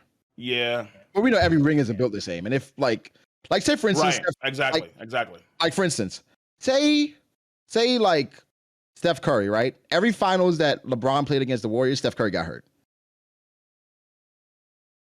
Would we look at his rings differently? I'm gonna be real Yes. with you. There's a lot of LeBron sexuals. They probably won't. I mean, I think. Oh, but the people that would. aren't the LeBron I would. sexuals, I would. I mean, would. even though I love LeBron, I'd look at it differently Yeah. would because do. I think his most valuable ring is 2016. Yep. By I agree. far. Absolutely. Yeah, I agree. Absolutely, without doubt. That's why I people mean, want to rate there's- KD because there's really no- KD's I mean, rings you are look the at same his- value. You look at his other rings. There's no rings that compare to 2016. That's just a no-brainer. Yeah. Yeah, 2016 is. Alpha Invader, Steph or Kobe? Kobe. But Steph is close in my book, like really close. Steph is Like- really close. I think like, Kobe because is just I gonna got go down. I got Kobe at 11, Steph at 12. So who's 10? You could argue Jordan Hakeem. retiring saved himself for Hakeem. You can argue Yeah. that How does- Jordan. if- You can argue Jordan retiring saved Hakeem from Jordan. Like, what are we doing? Yeah, It's semantics, bro. right. But Hakeem didn't beat Jordan while he was there. All right. I mean, that's what I'm saying. I mean, my thing is, for Steph, if he wins another ring, is he definitely top 10 then? If he gets 5, Yes. I already have Yes, him in. I already have him. absolutely. I already have him in low 10. Like like I 8, think 8, he's 9, 10 maybe. absolutely- I think he's absolutely in the top 10 at that point in time. Okay, maybe. I if feel he was- like you okay, look at Steph's maybe, rings okay, wait, differently because maybe he won MVP, 2 rings maybe with like MVP. he won 2 rings with Here's the the thing top, that he won 2 rings with a top 2 player. Yes. That's the point. It's like his rings are less valuable because of KD. It is what it is. Because KD, you could argue. KD was the best bus player on driver. those teams. Best No, player, he you was, could argue he was a bus absolutely. driver. You're right, He- yeah. absolutely. So- But my whole thing here is too with Was he the Steph. bus driver? I don't know. He was no. Yes, KD he was. 100% Come was on. the best player on those teams. 100%. Absolutely. But the whole You thing want my here list? is with my list. the whole dude. thing here too. Okay, is hold like, on, for me, hold on. what carries it strongly for Curry for me to beat that gets into my top 10 is that he's the greatest shooter of all time. And when you're labeled the greatest of something, I have to respect and put you in my top. Wait, five. Hold on. Is he the greatest 3-point shooter or the greatest shooter? That's Greatest shooter. Greatest shooter. Okay, greatest shooter. Okay. Greatest shooter. It would be different if he was the greatest 3-pointer. I probably wouldn't have him in my top 10. I'd probably be just like you, Cole. Maybe like 11, 12, 13. But he's the greatest shooter. Okay, after Steph, who's as far as shooters? Who's up there? Who's top 5? So I mean, off the top of my head, you got Ray Allen. Ray Allen is probably 2, right? Yeah, Ray Allen, Steph Curry. I don't know, but we're talking about hold on. With Ray Allen, are we talking about 2s or 3s or just everything? Everything. Then I wouldn't put Ray Allen 2. Who's 2 then? I put Bird. Okay. Fair enough. Larry Bird, Ray Allen. I'm not mad at that, but like, fair enough. Yeah, I'm not mad at that. Ray Allen, Steph Curry, Larry Bird. The tough part is that like I would say maybe Rip Hamilton. A lot of people forget about Rip Hamilton. I think Reggie Miller. Only thing he was all Reggie Miller. He was more mid range. Yeah, Reggie. Who the fuck is Rip Hamilton? Who's this guy? I don't remember Rip Hamilton. See, this is Detroit. Wow. No, but he was more mid range. That's just he doesn't miss from mid range. It's like I think as a shooter, you got to be everything. Well, I think I probably put Clay probably top 5, low key. That's low key. He has to give up the form. Yeah, I'm not gonna give him that just yet. Low key, bro. I might put Clay up there. Yo, yeah. Would y'all be mad if I put Chris Mullin in top 5? Yeah, I would actually. Is Chris Mullin a better shooter than Dame Lillard? I was asking. Chris Mullin is technically like the original Clay Thompson. They play very similar. Okay. I remember Rip. Okay. I remember Rip. Okay, face mask. The face mask. Yeah. Exactly, face mask. Yeah, that's I remember now. JJ Redick. No. He's only a 3-point shooter. We're talking about all the three shooters levels. in general. Two. Where does KD stand here? One of the greatest scorers. Maybe even the greatest scorer. Ooh, he might. Yeah, KD actually might be like in the. My only thing with KD is I don't know if you guys saw the interview where he said it's hard for him to score sometimes because they're throwing everybody at him. So it's like, you just go with the whatever. I'm just like, I mean, I hear you, but like for a lot of the great scorers, that's what they do, right? Like when Kobe dropped, like was averaging 50 for a month. Like, you don't think niggas was throwing niggas at him? Wasn't this fucking percentage like fucking? Yeah, but also like, horrible. Also at the same time too, we gotta remember like defense was completely different back then than it is now. So, I mean, yeah, it was a double like defensive. Different defensive. Does anyone have like schemes. Harden up there too, or out of curiosity? Vince Carter? No, Harden. No, Vince Carter. I don't know. I would say Vince Carter is probably maybe top 10 shooter of all time. Maybe top 15. A lot of people sleep on. See, that's what I'm talking about. A lot of people sleep on Vince Carter. I mean, later in his McGrady was a better shooter than later in his career, Vince Carter became an amazing shooter. What are we talking about? My man was dropping crazy dimes in the Nets. That was his prime. All right. New Jersey Nets, Vince Carter was his prime. Harden is one of the best scorers ever, but I don't think he's going to get that credit because of how he's flamed out. How he's flamed out, he's never going to get that credit. Yeah. Unless he has a resurgence. But he's literally one of the best scorers ever. Yeah, he is. That's just like he should be worthy of like the top 10, but just people won't probably. No, because of his playoff flameouts. Yeah, it's historically bad. How good is Chris Paul? I was say Chris Paul's up there, man. Yeah, is he top 10? Not necessarily. Chris Paul for what? Shooting? Not 3-point. Not 3-point. Nah. He recently got better. I mean, like shooting in general, not just like the best shooter. Like yeah, but 3-point is important, I think. Some say it's important. Yeah, I think. I mean, I don't know because is anybody back in the day we're not thinking of? Steve Nash. Oh, Steve Nash is one. Good call. Yeah. I'll take that. Oh, Dirk is one. I think Dirk. I did say that before. Yeah, Dirk is one for sure. He's a three-level scorer for sure. All right, so who's on your Mount Rushmore? You said Ray Allen, right? Of all time. Ray Allen. No. Who's on your Mount Rushmore? Your top 4 best players of all time. Of all time. Players? All time. All time. Because I think for me personally, at this point are we talking objectively or favorites? you fucking want to gauge it. All right, I don't really care because I'm No, gonna give there's you my a massive difference. Like if we're talking about objectively, that's gonna be a lot. That's gonna look a lot different than favorites. Okay, wait. But people have their own standards on what is objective. Therefore, wants to be their own favorites anyway. So it's like fuck it, whatever. You know. I mean, I think it's objectively speaking, you obviously gotta have MJ and LeBron. Obviously, like that's two. I don't have LeBron. I don't have LeBron. I don't have LeBron. I agree with you. I don't have LeBron. What is wrong with you? I mean, LeBron. He's in my top 10, Yeah, but I think that's crazy. I think LeBron. I think. I told you how generous. Let's hear Mount Rushmore. So real quick. So for my Mount Rushmore, because I pay respects to it, I think it's Michael Jordan. After Michael Jordan, I have Kareem. After Kareem, I have Bill Russell. I pay respects to it. I don't care what no one says. I don't give a fuck. And after that, I have the best thing to play the game, which I think is Magic. That's it. My top 4 done. I walk away. That's crazy. Bill Russell over LeBron? Yes, I know. I know. Oh my god! Wow, he played 8. I pay respects. Because even though I know people say, okay, only 8 title, I mean, only like what 8 teams in the game. To the One Piece fucking discussion about ultimate and respect. Yeah. Like even though I didn't see a single fucking game, I have no idea how fucking guy. I must pay respect. So even if Bill Russell was going out beating niggas up before the games to get him injured so he could win? Fuck it. That's how you gotta do it, man. Wow, so that's crazy as hell. Possible.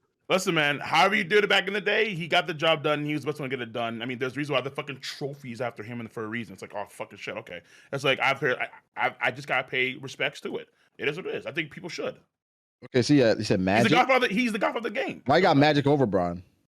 So, I mean, I didn't before. And why is no Kareem? This, Chad. No, I did. I gotta ask you a question real quick, Chad. Kareem's the number 2. So Kareem, so who's it, Mount Rushmore again? MJ, Kareem. Then you have. So you got 2 teammates on the Mount Rushmore. Yes. That ain't crazy. No. Yo, Chad, I got a question for y'all. Would y'all think I'm crazy if I say Jason? I don't think Kidd? LeBron's better than Magic. Would y'all think I'm crazy if I say Is, Jason Kidd over Magic? Chat, what's up? What's the vibes on that? That's crazy. You think so? Yeah, that's crazy. You think so? It's showing your Mets. No.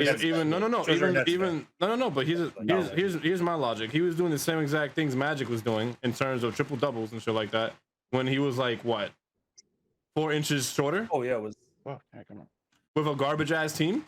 Like Magic never had a garbage ass team. Jason Kidd took literally the second worst team before he got there to 2 straight finals. Sure, he lost them, but he took them niggas there. Doing the same exact thing that Magic was doing at 4 inches shorter. Didn't Magic win Finals MVP? His first finals? Yeah. He did. But his team was actually pretty fucking good. He's responsible for literally reviving the league. How tall was Kidd? One of the greatest. Jason Kidd was 6'4". Jason Kidd was 6'4". As a player, as a winner of the game. The fuck? Nah, Magic's better. Magic. Kids are like Kidd might not be top 5. I highly disagree with that. Point guards? Point guards? Yeah, I highly disagree with that. I got Steve Nash over him, to be honest. Yeah. I highly disagree with that, too. Steve Nash was Magic. Steve Nash was only better than Jason Kidd at scoring. Magic, Steph. And we're looking at prime. Yes, he was. Isaiah. And we're looking at prime Jason Kidd, too. Prime Jason Kidd was dropping 25. Low key, I'm putting Chris Paul over Jason Kidd.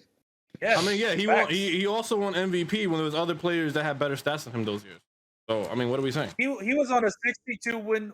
He was the best player on a 62 win team that he took from. They were basically like a 20-something win team the year before, right? And he took them to 62 wins just with his own presence. Thank you for strengthening my Jason Kidd point, because Jason Kidd took literally the second worst team and took them to the finals. So thank you. Did he win? Did Steve Nash make the finals, nigga? All right then. MVP. Case closed. That's what I'm talking about. All right. The team game. It's a team game. All right then. Case closed. The team game. You just try to use that argument, and Jason Kidd has better feats with that same argument you just put up. Better feats? Yes. One Piece. Yeah. Yes, he has better feats. Steve Nash never made a finals. Yeah, no, he didn't. Jason Kidd did with a worse team. Yeah, I got I think I got Steve Nash over Kidd, but I got even that top 5. I got Magic, Steph, Isaiah, CP3. Then I think it's a toss up between Kidd and Nash, to be honest. And maybe I might put Gary Payton. I don't know. Well, to be fair, Gary Payton did teach Jason Kidd how to play the game. There is that. So Oscar, I didn't think about. Yo, I don't be including some of these Oscar old dudes. Robertson, I'm not gonna bro. lie to y'all, bro. I don't be thinking He about was these like old the dudes. he was a Westbrook before Westbrook. He had the fucking crazy Have- triple double. yeah, Going. Have He and averaged a triple double. I think Westbrook has proven that a triple double is overrated. Yes, But that's I think true. I don't know if y'all seen this shit on y'all seen that shit on Instagram where it's like the you can do your team with that effect or whatever, where it's like a little where it's like it gives you a starting five random players from the top 75. Y'all ain't seen that? No, big facts. LeBron taking the Cavs to the finals is a feat, bro. In the 07? In 07, that's a feat. I like me that, bro. I got to peep that. That sounds. Who was the second best Yeah, player? so people like Daniel Marshall? Come on now. Yeah, it's a feat, but at the same time, people, and I think it's a fair argument where it's like you can get into the finals, but ultimately what matters the most is winning. It's like you can That's get crazy there, as hell, Cole. but you have to just win. I mean, I kind of agree. Well, it makes sense. It was like, yeah, at the end of the damn day, I mean, So you're saying you'd rather him lose in the first round? No. What I'm saying here is that ultimately it's a feat. Wait, I'm not saying it. Listen. I get it's a feat, but in the grand scheme of things, what matters the most by far and away is winning. There's not some weird like here's some participation trophies. Oh my god, bro, he's winning to make it all the way there. Okay, wait. So out of curiosity, then is fucking like Chuck in anyone's top 10? Yeah, no. Okay, thank you. That's it. We're done. Yeah, but KD's in anyone's top 10. But here's the thing: you gotta understand. Like Chuck was overshadowed by crazy ass players at that time. Yeah, Michael Jordan, Hakeem. Yeah.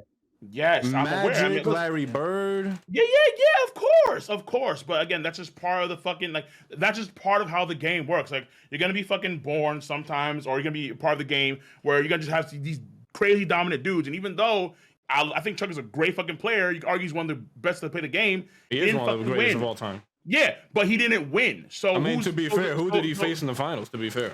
Yeah, I know, but that okay. Right. So is he in your top 10? To be fair with you, probably not.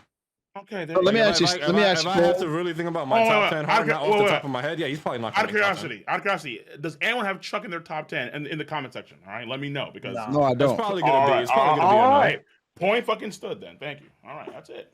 Winning matters the most. But nobody has KD in their top 10. Like to be fair, I don't think did we say Shaq?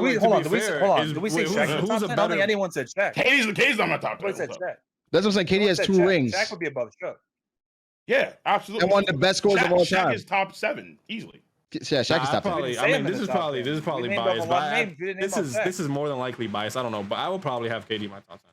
Like if I have to really sit down and really draft the top 10, I'll probably have KD in my top 10. No, I think as far as talented players, he probably makes the top 10. I'm talking about his overall greatness.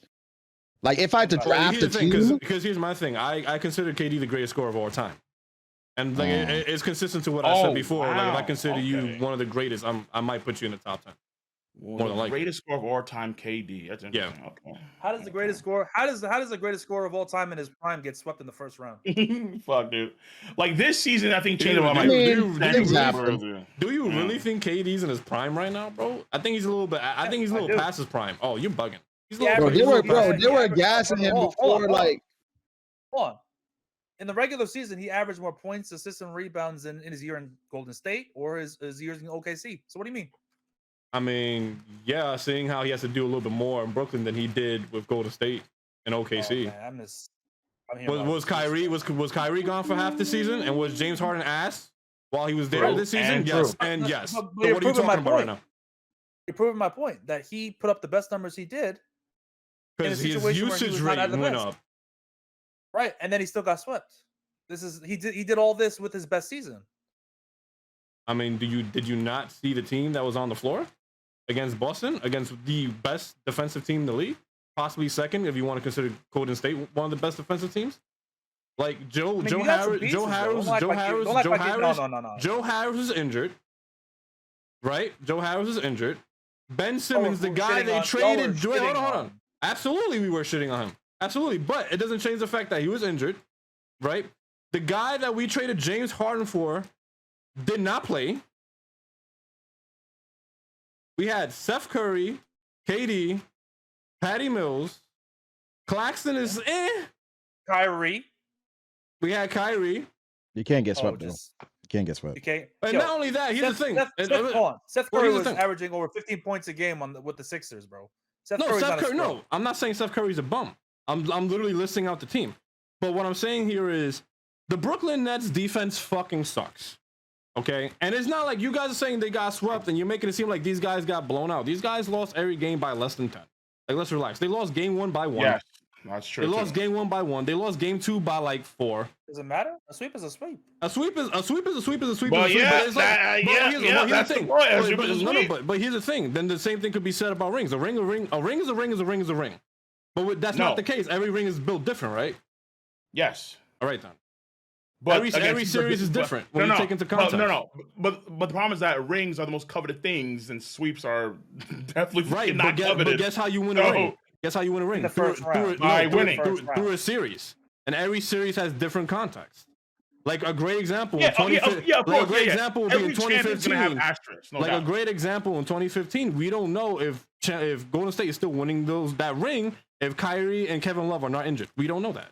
But every series is that's different. true. Yeah. Every championship has an asterisk, has a star, has a check, whatever. Of course, that's without a given. But I mean, at the end of the damn day, if the players themselves, clearly, most of them vie for the ring, they strive for the ring. It's the most important thing. And you can argue even still that the finals MVP is more valuable than the actual regular season MVP. You can argue for a lot of different reasons. Well, yeah, because that means you won the fucking championship. Exactly, fucking mundo. So it's like, I think that when you have this culture, and LeBron got 4, winning, and Cole got Bill Russell over there. Yes. All right. Oh, that is kind of inconsistent right there, Cole.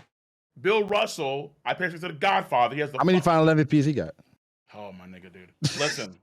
No, I mean that is I'm not a legitimate denying question. No, I'm not denying that. Okay, I'm not denying that. But again, this is on.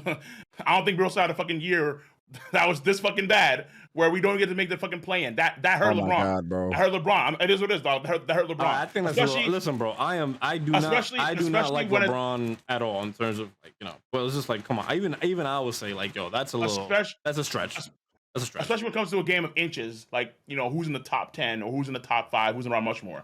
When you have horrible seasons like this, I mean, I think it's, you know, kind of hurt Kobe when it's hurt KD, where he got swept. That's not a good look for KD. It is what it is. I make some adjustments here. Where KD was in my top 15, now he's not. And then, you know, it is what it is there. Even though I love these players, I mean, and LeBron, I think he's outstanding. He's still in my top 10, of course. But when you're vying for the fucking, like, number 1, number 2, everything you do is under a fucking microscope. Of course it has to be. That's the way it has to be. So if you have a dog shit season, like what we've never seen before, one of the worst seasons in franchise history. That's the team, though. Like, yeah, but who's the leader? He had a great season, personally.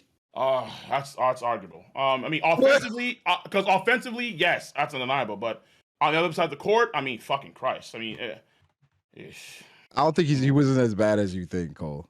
I think it was pretty bad. And again, he's the leader of the team, and the team doesn't make the fucking play-in when other teams also had injured players. Like, for example, the Clippers didn't have Paul George for, like, I think, fucking half of the year, and then no Kawhi, and they still got into the fucking play-in. And then the fucking Pelicans, without Zion Williamson, also got into the fucking play-in. It's like, what the fuck is happening here? Yeah, they got CJ McCollum and Brandon. You gotta admit the Lakers the Lakers and their fans were hyping up their roster for. Well, the thing is, they were the favorites going into this shit. Zorro, we talked about the Lakers getting Russell Westbrook before it happened. After it happened, after it happened, we all said that shit not gonna work. No, I don't. What? No, it's not only him though. It's like, oh, we have Drummond. Oh, we have fucking Melo now. Oh, how are you gonna stop us? We got all these players. That shit didn't make sense to me. Okay, but I think the main thing, we signed Nunn. We signed fucking what's his name? Fucking the dude. Oh my god. The main thing is AD getting hurt, and I think it's interesting. Monk we signed. Oh, so he's for minimum. We're gonna be so strong, and then once people start losing. Wasn't Nunn hurt most of the season?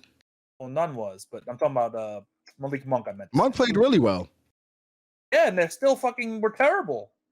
Yo, wait, hold on. Flip it around, right? If, let's say, because people want to say LeBron's like number 1, number 2, right? We have Austin Reeves. Wait. If Michael Jordan... Let's go to Michael Jordan with the Wizards. Let's go to those years, huh? Hold on. If Michael Jordan in a fucking, quote, God Squad team with championship expectations drops the ball like that, with the fucking prime Bulls, I mean, like people would never live this shit down. The Never. prime. This is LeBron's 40. This you could compare Michael Jordan with the Wizards then. Did this team not have literal championship expectations? That's not even a fair comparison either, because Michael Jordan and the Wizards turned them from the worst defensive team to the best defensive team, and turned them to one of the worst teams in the league until I think number 3 seed, and then he got injured and it fell apart. So if he doesn't get injured, you know what I'm saying? It's complete, like, as far as I remember, that team didn't have any like championship expectations. Actually, no, they didn't. They didn't. Whereas Russell Westbrook, AD, LeBron James, fucking Carmelo Anthony, I remember people said that. I think it was Dwight Howard. Jordan, they were hyped up Dwight Howard. Yeah, Dwight Howard too. Like I remember like, these niggas were doing like they were doing the photo shoots, looking all fucking slick and shit. We're making it to the fucking championship, niggas, and they fucking dropped the ball. And people want to give him a pass because he's 38 years old. If you're playing the game, you're playing the fucking game. Whether you're injured, whether you're old, you're playing the fucking game. Which means that if you're on the court, it fucking whatever you do matters. Okay. All right. So what about when the Warriors missed the playoffs? That hurt fucking Curry's legacy. Yeah, of course. I don't agree with that. I don't agree with that. I think it did. How did it hurt it? Because if he is supposed to be like the leader of the team, and they can't even, I think that they had the worst record in the NBA by far. Yeah. Wasn't he also injured that year? That's the year he broke his hand? What, you mean the year before or the year after? What year, Brago? The year before, when they got Wiseman. Or no. The year after they got Wiseman. He was healthy that year. Yeah, okay, so that year Clay was hurt, right? and Draymond got hurt. Yeah, right, yes. Yeah, so I'm not crazy, right? Yeah, okay, yeah. So if that's the case, then yeah, that hurts. Yeah, because again, if your team is the worst team literally in the league by far. I'm saying AD was hurt and Russell was trash. I mean, but what about Michael Jordan though? Michael Jordan in his early years, his teams were literally like 8th seed shit. Barely even making the playoffs. Brago, I'm not asking. But nobody talks about that. Brago, I agree with you that AD's hurt. I get that, of course. And Russell's now he's trash, mind you. Now he's trash. Oh, okay. No, he was trash before. That's why he's been on a different team every year. Dude, I've been hearing so many different. Okay, bro. Because I've been hearing so many different takes on Russell, but I've been saying he's been bad for years because you have to understand, Brago. He was the one that wanted Russell on the team. He didn't want Russell. He definitely made that. He definitely didn't. He didn't. What happened? He wanted DeMar. They didn't want to give DeMar 3 years, so he's like, I guess I settle for Russell. Whoa, no. There was so they made the call. There was a report. saying that. They confirmed that he wanted DeMar, and they didn't want to give DeMar an extra year. So then they got Russell. Could have swore that wasn't true. No, it was a report that confirmed it. By who? Was it? I think Dave McMenamin or somebody like that. Yeah, nobody in their right mind is gonna have Russell Westbrook as their first pick to make that team better. I'm not too sure about that one. Wait, not only that. In the context of the Lakers or LeBron, that makes absolute sense because they play literally the same. Wait, Zoro, shoot. Hold on, I'm bro. Russell Westbrook is like rookie LeBron. Yeah, like they play the same game. They're both ball dominant. They play relatively the same. Hold on. Really quickly, I just searched this up really quickly, and take this with a grain of salt because I just looked this up. But it's a report here that said the Lakers reportedly had a deal lined up for sharpshooter Buddy Hield, then with the Sacramento Kings. But James and Davis reportedly wanted Westbrook, so Westbrook became a Laker. Oof. This was February 2020. Oof. So it's no. There's another report the GM that confirms. All right, listen. No. What do you want to trust? I guess it's up to you then. I don't really care. I guess so. According to multiple NBA sources. The clutch is not happy with Pelinka. The sentiment has long been percolating, but it reached to a boil when Pelinka refused to trade Westbrook for Houston Rockets guard client John Wall. They wanted John Wall on the team. Why would they want John Wall? The GM strikes again. That's all. That's simple. Like John Wall's basically Russell Westbrook with a different flavor. So Chris Haynes from Yahoo Sports confirmed that Ramona Shelburne said that LeBron wanted DeMar DeRozan, but they passed on him because they didn't want to sign him to a 3-year deal. So they got Russell. And when was this? The date? What was the date of this? Oh, I see what Rose doing here. We have to go with the date. This was 3 months ago. Oof. That hurts. That hurts your agenda right there, Zoro. This was February. I don't have an agenda. I was just reading what the first thing I saw. Oh, my bad. So one was 4 months ago, one was 3 months ago. Yep. So LeBron may have clarified where actually I didn't really want Russ. I wanted DeMar instead. And then we got Okay, this is fucking. Dude. LeBron wanting Russ. Now I got to Russ- settle for okay, Russ no. instead. Okay, but they still got Russ. No, they still got Russ. All right, yeah. Okay, bet. Well, I was Now I'm still seeing messed the fuck another up. article Like, from 2 months ago. Even I could have been their GM and said, "Nah, we're not taking Russ." Because I don't know, bro. But the thing is, real we talked about that shit when it happened. We had a stream about it. It was like, bro, why the fuck would anyone want to sign Russ? And how does Russ work with the Lakers? That doesn't make sense. Yo, can you, Zoro? Can you look at the betting odds in favor of the fucking Lakers around that time when Russ joined? I could have swore they were like. I could have swore that they were like the favorites by far. Like it was ridiculous when he joined the squad. I believe they were the favorites, but of course, there's the expectation of AD actually playing. Yeah, actually playing, not being street clothes AD. Yeah. I mean, that's his fault for not being in shape and being healthy. What the fuck, dog? But that being said, though, I mean, yeah, again, for me, I just think that, like, if we're playing the game of inches, you have to take every fucking inch or give every inch. And so, yeah, of course, I think that Curry was hurt by when he was healthy, but can we this team to at least be, like, one of, like, at least, like, the top half of the fucking, you know, No, yeah, Nets were definitely up there, Durad. Nets were the second favorite. Yeah, and that's what up there as well. Yeah, that's the second. Right. Yeah, people wanted a Nets and Lakers final because it was LeBron. I remember that shit. LeBron goes up against KD with Westbrook, and KD goes up against LeBron with Kyrie. Because fucking, I remember people were ragging on. People were putting so much disrespect on fucking Giannis's name. I was like, wow, he's the champion, but no one gives a fuck, dude. No one gives a fuck. Because the Nets. I'm reading something right now, real quick. Okay. I'm reading something right now that the title is, ignore the title, but it's basically LeBron James people are trying to change the narrative like LeBron won and Russell Westbrook. And it's based off of this conversation that Ryan Russillo had on Bill Simmons' podcast, where he said, I have some thoughts on who's going to write it, and already what I've got pretty mad about it because of what they said. Don't even fucking start with me that LeBron wasn't totally on board with this, he said. Don't tell me that. I don't work on the jump. That's not happening. I'm almost now gonna have respect for the person that does it because it's gonna be so ridiculous. It's a slander story. What is he saying? Basically, that obviously LeBron was on board for this Russell Westbrook trade, and he was all along. I don't think that's the argument. I thought it was. No. The argument is that Russ wasn't the first option. Oh, you see what I'm saying? The argument since when? No, I mean, yeah. No, I said that LeBron wanted DeMar, right? And there were reports about him wanting Buddy Hield. Right. But he was responding to this in the sense that he's responding to this in the context of that the Lakers advocated for Russell from the beginning. Not that like they waited after basically. According to Ryan, they're trying to shift the narrative that the Lakers star advocated for Russell Westbrook trade last summer. So they're trying to make it seem like they didn't want him at all, when it was very clear that they wanted him from the set. But like I said, I don't want to shit on Ryan Russillo, but Ryan Russillo. Oh, come on, bro. Also, I got a question. There's a lot of he said, she said, bro. That's all I'm gonna say. Yeah. But I got a question for you, brother. When the smoke is final, bro. Thoughts on the very first anime community basketball game? So I heard that you reacted. Don't talk about that. Cole impressed me. You know what I'm saying? Cole definitely impressed me. I think Cole was playing swingman. I think the teams were not fair. Absolutely, I would agree with that. That was true.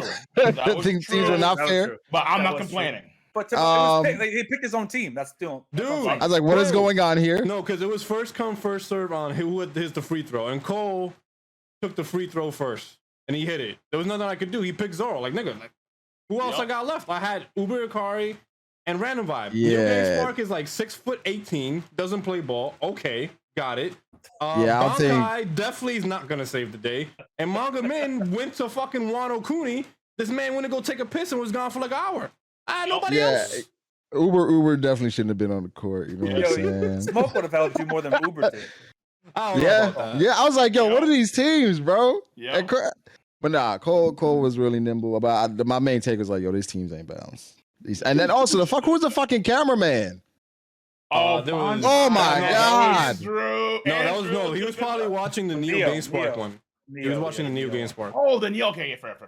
I'm like, bro, this dude's sitting down, he's standing up. He should have definitely watched the George reaction. Gotta get a tripod. That was great. Gotta get. That's like his best video, honestly. Yo, that is so funny. The smoke ankle breaker is the funniest thing ever, dude. Holy shit. Wait, there's 2 versions of this? Yeah. You want me to show you? I got you. Hold on. We gotta do live screen. reaction. I'll screen share it. I got it. Right now. I'll screen share it on Discord too. Give me a second. Yeah, the camera work was Ankle atrocious. breaker. Yeah, it was pretty bad. Hilarious. It's like you want to be a part of the game. I was like, what the hell going on here? Which is funny because I asked him like, "Yo, you play ball?" He said, "No." I'm like, "Nigga, you're like 6'18". No, never tried. Yeah, like that was weird. But you know what? Like, yeah, that was weird. He never played because he never played a sport. I think. Period. I'm like, what the fuck, dude? Like, I was like, well, the funny thing is now he's this guy had the fucking I know. He had the fucking genetic makeup of someone that had fucking potential. Like he could have made it fucking far in the sport, and he threw it away for fucking video games. He's like Matt, man. Like Matt could fucking ball. Matt is 6'3", but he doesn't want to, bro. He doesn't do anything on the court. I'm gonna be real with you, bro. I don't know about Matt. Matt does not have a Jimmy. He does not have a jumper. Bro. When we played in Cali, when Braga pulled up, and we played together. Mind you, we were all exhausted too. Like Joten and I, we were fucking gassed. We're like, oh shit, we have to play. Yeah, we played like 4 games up until that point. Yeah, we played so many games. Yo, we were so fucking sore. I'm like, Jesus, man, I don't even MX. Fuck that shit. No, bro, I don't know. I need like a Viz Media thing. I don't know. Brago remembers his quote, but it was because me and Brago played on the same team twice. We won 1 game and we lost 1 game. Yeah. And the last game we played is the one that we lost. And I remember specifically telling Brago, yo, if this is like 15 years ago, bro, trust me, this would have been different. I mean, I think the game that we lost, it was just like I was definitely gassed. Yeah. I played at that point. It was like 6 games. I'm not gonna use that. No rest. Nah, straight, no rest. This dude Matt B was fucking. Yeah, Matt was on the team too, bro. Yes, he was. Yeah, it was. Yeah, Matt was just, but Matt don't play ball though. No, he don't.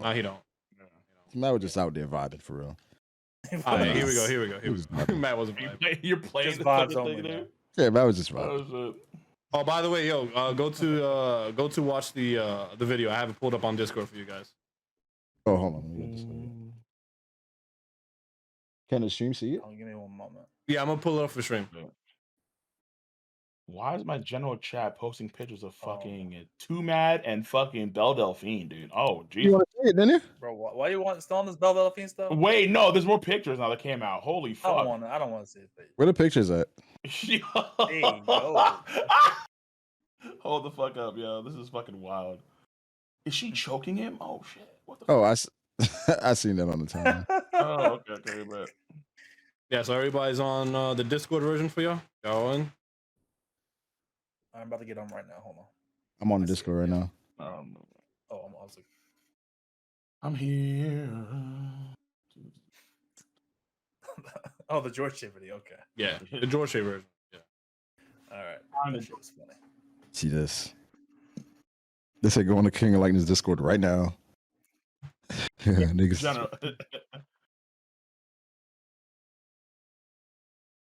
The garden.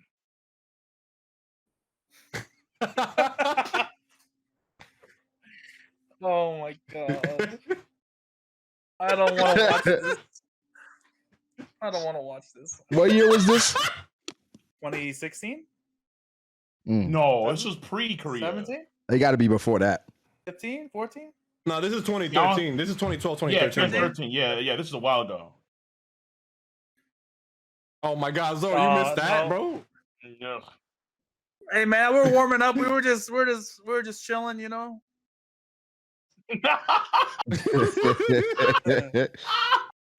Oh shit! Smoke was funny as fuck. Don't. Oh no. Y'all should have ran like King of the Court or something. That would have been fair. Yeah, my handles was ass, bro. Oh my god. Trash, yo, trash. My handles was garbage, and my bro. Fucking black ass stealing the ball from me. I don't want to watch this. Yeah, you see that? Hold on. Yeah, let me play that back. Let me play that back. Did y'all see that? Right. Did y'all see Uber in? Uber's right here, right? And I'm right here. I'm trying to play zone right now. I'm both Smoke and Cole.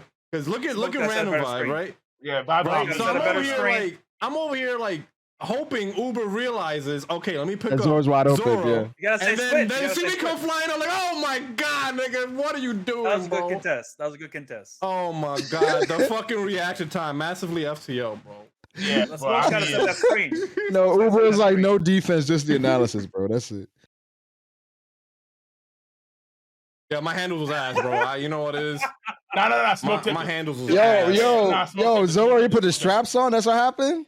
What? Yeah, he Hey, had bro, the jeans you on. making fun of me, like pulling laughing my ass off zone and street ball. But like when you have two guys who are like below 4 foot, you gotta play zone. You gotta kind of play zone. You know what I'm saying? Like, and when you got Jozu on the other side, you gotta, you know what I'm saying? No. Yo, look at this fucking shot, baby. Oh fuck. Yo, dude. Oh man. Oh, yeah. Okay. I was too tired at that point to contest. I was like, just shoot, man. I mean, I just gotta point out though, like my handles was ass. My handles was ass, right? But hold on, my form's still pretty though. All right, my form's still pretty though. My handles was definitely ass, but my form was still there, bro. That was nice. That was nice. I love Bankai's commentary. Is the Bankai recording? Yeah. Yeah. Let's shake your cam. The good recording, yeah. The good recording. Yeah, Zoro's with the jeans. Oh my god, yo, smoke fucking up Zoro. Yo, this is how bad it was. No, it looked like a goddamn this looked like a jet sweep. That's what it looked like. Yo, I can't what even. is smoke doing, bro? This is a jet sweep. That's what the fuck you gotta drop the ball off, Zoro. It's a jet sweep. Hey man, I wasn't expecting Smoke to try to run at me. Look at Zoro's reaction. What the hell is going on? You almost took my knee out, though. I mean, come on. Holy shit. Look at that. I'm gonna have knee surgery with that. Yeah, I know. Smoke was absolutely look at Uber actually picks up. Oh, Okay, I'm actually crossover. Look, keep the crossover. All right, you know what I'm saying? Yes. No, but the thing is, he tried and he's like, he's gone. He's out of here. There's nothing I can do. Yeah. Oh no. Oh, here it is. No. Here it is. But the thing is, what happened? Watch. He just buckled.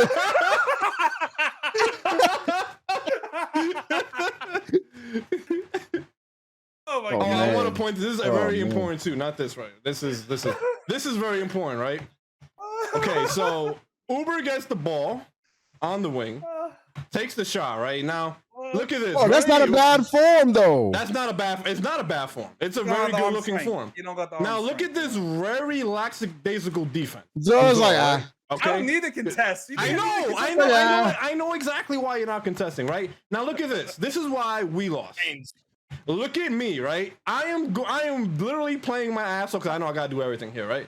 Look at Random Vibe. What is he doing? Nothing. He's like, goddamn. Nothing. Yeah. And look what I'm getting boxed out by. I'm outweighed by like 280 pounds at this point. That's what it is, yo. You're too small. You're not getting around that wall. I'm sorry. Bro. It is what it is. Yo, this is like high Get your weight Q. up, Joe Ted. What the fuck? Get your weight up. Dude, The Great Wall in high Q. That's what this is. Yo, I was boxed up by you and Smoke. What do you mean get your weight up? It's two of y'all Get niggas. your weight up, yo. This is Michael my Jordan against the fucking Pistons. Get your weight up. Let's go. Oh my god. Zo, you having jeans on is wild too, bro. Look at Random Vibes. Just Zo, why we got jeans on, look at Zoro? Random Vibe doing I wasn't nothing. Oh my prepared. God. I wasn't prepared. I had shorts underneath, but it was kind of cold. It was New York, man. I think he makes this. I think you make this. Yeah. That's right. Yeah. Oh, That's right, baby. You think it's hardened, bro? This is crazy. This is crazy. My step back is sexy, This yo. is crazy. Or whatever my Nah, he feeling good. He's like, let's go. Yo, he's on the Warriors. He's like, let's go. Let's play. He's on the Warriors with KD. Let's go, bro. Yo, look at Smoke, son. Look at that. Look at that. Look at that fucking team. Oh, my god. wow. Wait, yo, that was the rim. That wasn't me. I was the rim. All right, yeah. Oh, for sure. Yeah. Hit the Oh, backboard. we got it. We got it, bro. We got it. He said that was a rim. I was like, what the fuck?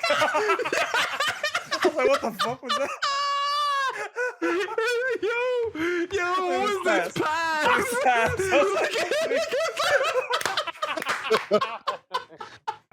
Yo, what is going on, bro? Look at that pass. I'm like, what the fuck is that? Bro, what you're seeing is the most athletic MMA players of all time. That's what you're seeing right there. Like, we're the best. Well, it's 8 years. At 10 years, y'all gonna do the anniversary rematch? We are. Yo, we're playing just Texas, mad though. confused, bro. Yo, 2 more years, Anime Expo. We're gonna Oh, pull this up is a Manga crazy- Min is back. Oh my god, Jesus Christ. Yo, Main was gonna play like that. he had those fucking goddamn like he had fucking Air Force Ones and shit. No, he didn't have Air Force One, nigga. He had fucking fucking boots, bro. That's wild as hell. He had fucking Timbs. Oh shit. Yeah, I love it. I don't have the handles for that, bro. Yo, Joten tried. He tried. Oh, he's like, oh shit, wait, what talking about? Oh, look at the defense. Damn, straps. He's sitting down. I'm telling you, he tried. He tried. He's sitting down. Nope. Look at that. Happy wonderful feet, handle. Happy feet. Look at that. Yo, Well, we gotta play that back. We gotta play the cross over there. Look at that. Bam! Oh, bam, baby. Cross. Yes, sir. Left hand. Let's go. Oh my god. That's what I'm talking about. Hit him with the fucking. I mean, to be fair, Ooh looked like he just happy to be there, bro. I ain't gonna lie to you. A pump fake, not bad, not bad. This is crazy. That was game one though. I was tired. I was tired, bro. But we were exhausted, yeah. Yeah, I think he had to switch like vibe with at least smoke. Well, we did switch. Yeah, no, looking back at it, I 100% agree with that now. I'm just saying, everybody else is winded. I'm still standing. I'm just saying. Fucking everybody's talks way too much shit, yo. Everybody's out. You know what I'm saying? I'm just standing there. I'm like, is that all? No, Vibe do look like he been playing like I used the last bit of playoff energy series. I had to make that last bucket. That was Vibe looked like Draymond Green with no single double. That's what he looked like. No, he looked like he just came off a playoff series. Like, damn, I'm gonna carry y'all. Uber actually made a bucket. I would say that Vibe didn't.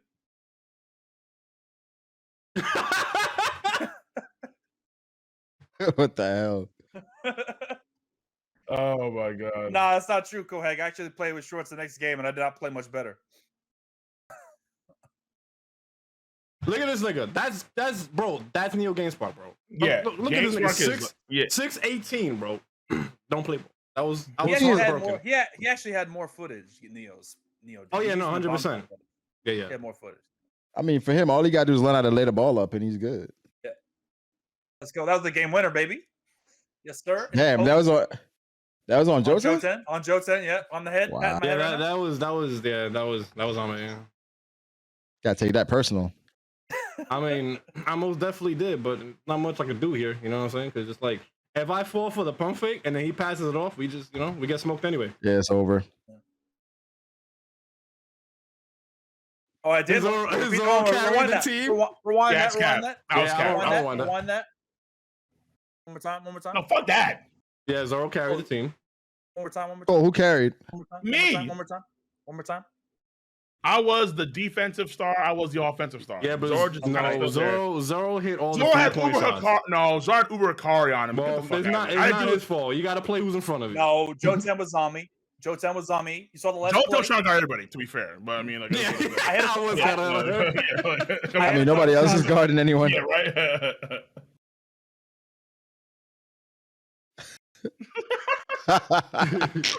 What was smoking, bro?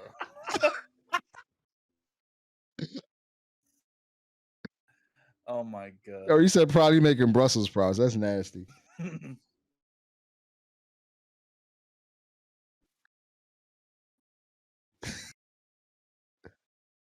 There is no footage of the one we played in California, right? Like, no, Popo recorded. No, that, somebody was recording. That was with you guys. No, Popo was recording, but I don't know if he still has the footage or he deleted it. I gotta ask. Damn, yo. Because all I'm saying is, if he still has that footage, this is one crazy ass and one I had on this one nigga that we didn't know. He was just playing with us. He was just there. Is that a dude that came out that was on another team that we didn't? Yeah, we didn't know. He was like, "Yo, can I play?"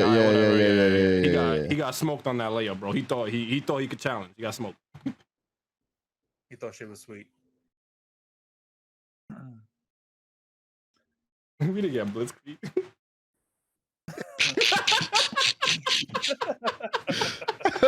Did Master J record? I don't think was Master J there. I don't know if Master J was there. See, that didn't show my best shots. I'm just saying that recording's a little missing some footage. Well, I mean, seeing how you had the rivalry with George back in those days, clearly intentional. Oh yeah, he had the fuck out of that, bro. No doubt. Yeah. No doubt. I don't know if Master J was there at. Yeah, wait, wasn't Laz there? Didn't he have footage too? Did Laz come to the gym?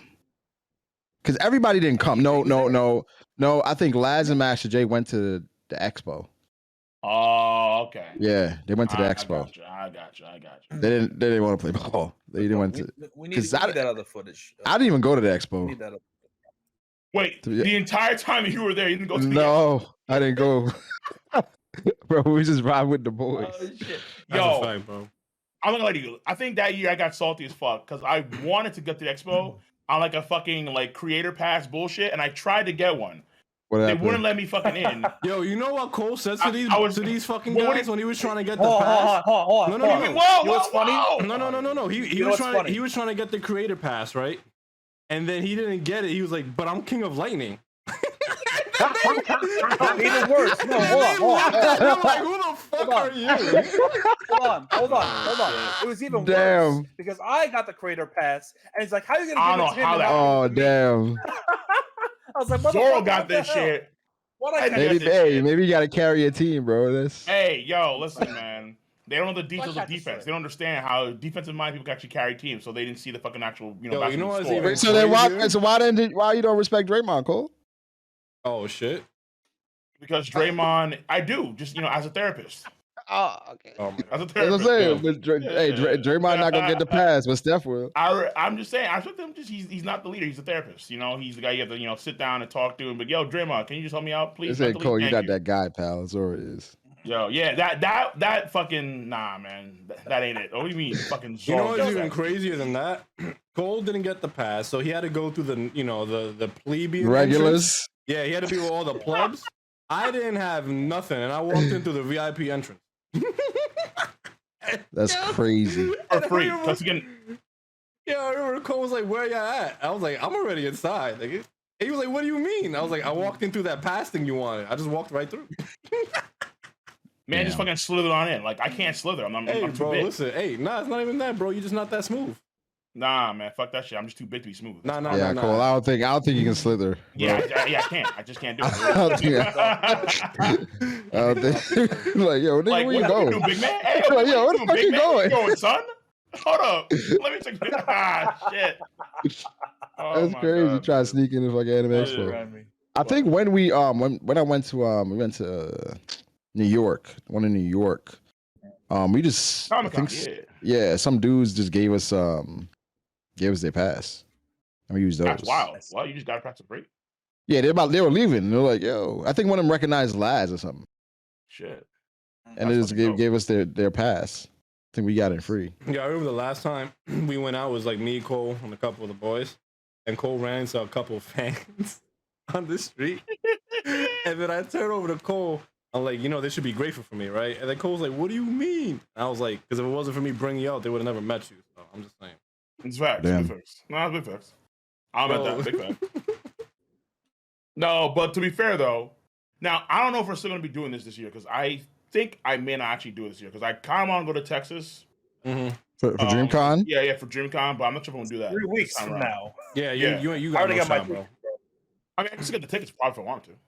What tickets? I mean, not taking DreamCon. I'm not going to DreamCon. I'm gonna be hanging not Anime Expo. Anime Expo's it's in 4 weeks. So next. Anime Expo is like in a week, isn't it? Oh, never mind. Fuck it. Anime Expo. Yeah, Anime Expo was chalked anyway. So yeah, I forgot. That's just chalked. Like I was thinking about going a while back, and then they hit me with you need to be vaccinated. I'm like, oh well. I think it's the same for DreamCon, no? I don't know. I would assume. Yeah, I think so. But no, I think somewhere just sent because the thing with Anime Expo was when they first announced it, they were like, nah, it's back to normal. You don't need to be vaccinated. You don't need to wear a mask and all this other shit. And that's wild. Even now, they would still say that. Like, even now. And then Twitter came at their necks, and then they were like, oh, we're bending the knee. I'm like, okay. Even now? That's crazy. Yeah. I was like, all right, I got smoked. Can't go. Especially in Texas. That's wild. Yeah, that's wild. That's in LA. That's a weird one, yeah. Yeah, and DreamCon for being like in Texas? Y'all were the first ones. Yeah, kind of scratch your head right there. You going down there? You going down there in 3 weeks, Brago? Yeah, I am. Okay, bet. Yeah, I'm gonna go see what it's about. It's gonna be a good time. I hope so. I mean, because I'm trying to go next year to all this shit. Because this year, next year, I don't care what fucking no one says. I am waiting for this fucking market downturn. I'm about to fucking infuse so much money into this shit. Like, let's Bro, go. I'm just saying, be Talking careful, about the man. stock market. Yeah, just be careful. Stocks, Like crypto, let's get it. I'm ready. he's talking mostly about crypto, but I mean, definitely crypto is definitely going to go up, but you don't want to be like investing into it, hoping for like a big uptick. All of a sudden, you're like, man, no, of course not. No, like that's what I'm gonna play. Like a lot of these plays are like I'm looking long for a lot term, of Amazon long shit. term, Yeah, like a lot of Amazon shit. A lot of I'm probably gonna go back into Tesla too because I got you, Alex. Me and Vibe will try to set something up with you. Oh, and Cole too. Really? Yeah, Alex is like, yo, give me a week and I'll come down. They gave some details about Odell Beckham's contract because he got paid in crypto last year. Oh yeah, that shit went down because he lost money on that one, of course. They said he paid like $144,000 to play based on the taxes and how much it lost value. So he actually paid to play in the NFL last year. Yeah. Nuts. I mean, it was a good play initially, but I mean, I think that's only be sold though. I mean, that can only be sold. Yeah, exactly. Yeah, like if he kept this shit, like he still hasn't actually like gone those losses on paper. But if you keep that shit, they're unrealized. But I mean, he has to fucking hold that shit for a while because did he get it at what 30? Did he get it at? Yeah, true. It depends where he got it at. Yeah. You know what I mean? Mm-hmm. I mean, if he got it at 30, he's like what down like what fucking 20-30%. Didn't it go up to 50 at one point? It did. It was so. It depends on when he actually got it. Because like if he got it, let's say at 30, then he's down like 21%, which is fucking big. But if you got that shit at like 60, then you're fucking down like 70%. Like okay, dog, like what the fuck? That's crazy. And this is millions, bro. Time to get it. Yeah, of course. I mean, dude, like yeah, remember Braga before the that one crypto play called Terra Luna? Yeah. Yeah. That shit fucking tanked like a motherfucker, yo. Dude. That shit went from $100, I think, per Luna to like 0.0001. Like, no way. Like, hard pennies. Where did you get in? Oh, I got in, I want to say last year. Where was it at, though? What was the value? Oh, yeah, I mean, well, when I got in, I think I got in when my average cost, I think, was like $20, something like that. Shit. And then I rolled that shit up until like 100 something. So I made like, I want to say like 15,000 on that shit. And then I fucking pulled out some money, but I kept some in there because they had a nice like little fucking liquidity pool going on in terms of like you can leave your money there. And then you'd get like, there's a thing called like the Anchor Protocol where you can get like 20% on interest just by leaving your money there. So ideally, if you're let's say like $1,000 there, then you would make like $200 a fucking year just by leaving it in there, just by fucking just keeping it there, just sit there, boom, done, you're clean. But this thing went insolvent fast as fuck. Like this shit, like I'm watching this money that I have, like it was a few grand. I'm not going crazy here, but I already pulled out some. I'm watching a few grand go to like fucking 2 cents. I'm like, what the fuck just happened to my money? Yeah. I'm like, no. Yeah, bro. So that's the play nowadays. Yeah. Where like you start a coin or you some NFT shit, you get people to invest, and then you just hard sell. You pull your money out. Yeah. You know what I'm saying? But I made some money. I'm not gonna play about it too much. It's just that like a lot of this crypto stuff is like fucking, and mind you, like stocks too. Like I was gonna get Netflix stock, and then thank God I didn't. Holy shit. Because Netflix got fucking smoked. Wow. What the fuck happened there? I remember 2020, I picked up a bunch of airline stock. That's tough. That's rough. Because airlines are down across the board.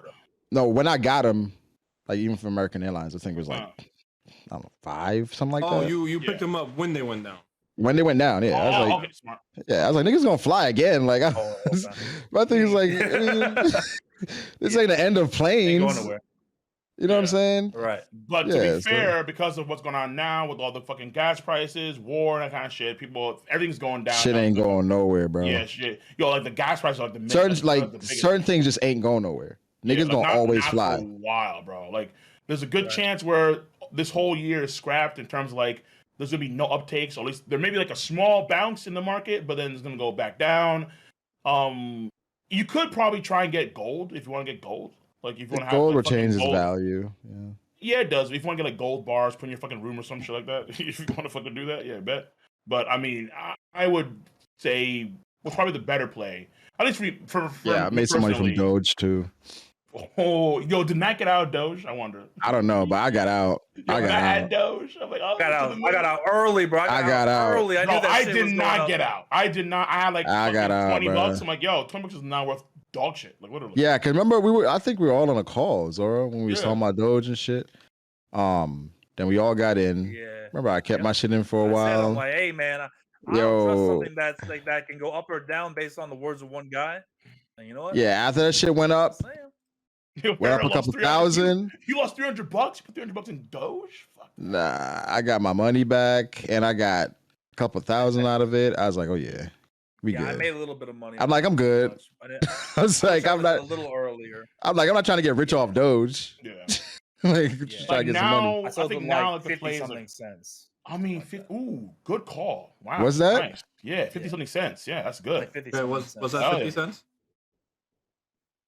That's great. No, Considering so we, like he got Doge like earlier, and then he sold it 50 cents, which is pretty good. I think I Oh, sold- yeah. Well, I didn't get it. I didn't get it super early. I only maybe doubled my earnings, but still, you know. Still better than nothing, honestly, because like Yeah, I Doge, got on that a little late. Now, whoever sold Doge, whoever got in Doge early and sold that shit when it was at 70, oh my god. bro, there was one dude. niggas with GameStop went crazy and AMC. Yo, I got there- a shit ton off AMC, bro. What's that right now? bro, I got in the put fucking $2,000. That's when Robin Hood stopped working. I'm just saying right now, I got before that. No, this is the second wave. The second wave. Okay, the second So wave. it tanked after the first wave, and it went all the way And it down went to back like up, $6. And I'm like, okay. And then at $15, I'm gonna buy it. Fuck it. Then give it a couple months, it went to $60. $60, yep. I wish I Yep. would have sold at 60. I was waiting for 100. I'm like, man, oh go to 100. no, you try to time it. No, I never. tried But the thing is, when if you listen to these Hey, like professionals, fuck they be like, them, they're nah, all hold, wrong. bro. You're all Oh, wrong. bro. I'm like, Yo, fuck y'all, I'm out. Yo, like niggas have should've- like fucking I sh- like, Oh. people have like fucking giant ass Dog, firms dog, it that are being went paid like millions of dollars a year It to went try from and 30 price to the 60 market. and- All they're wrong. We gotta What the understand. fuck? You gotta understand. It went from 30 to 60 in one fucking day, dude. Yeah. And I was Yeah. like, oh man, what if it does it again? I bought into it, and I waited and I waited, and I had to sell at like 40 something. But I Well, still, people talking about you know, abortion on Twitter I right now. still you know, Okay. made pretty good out.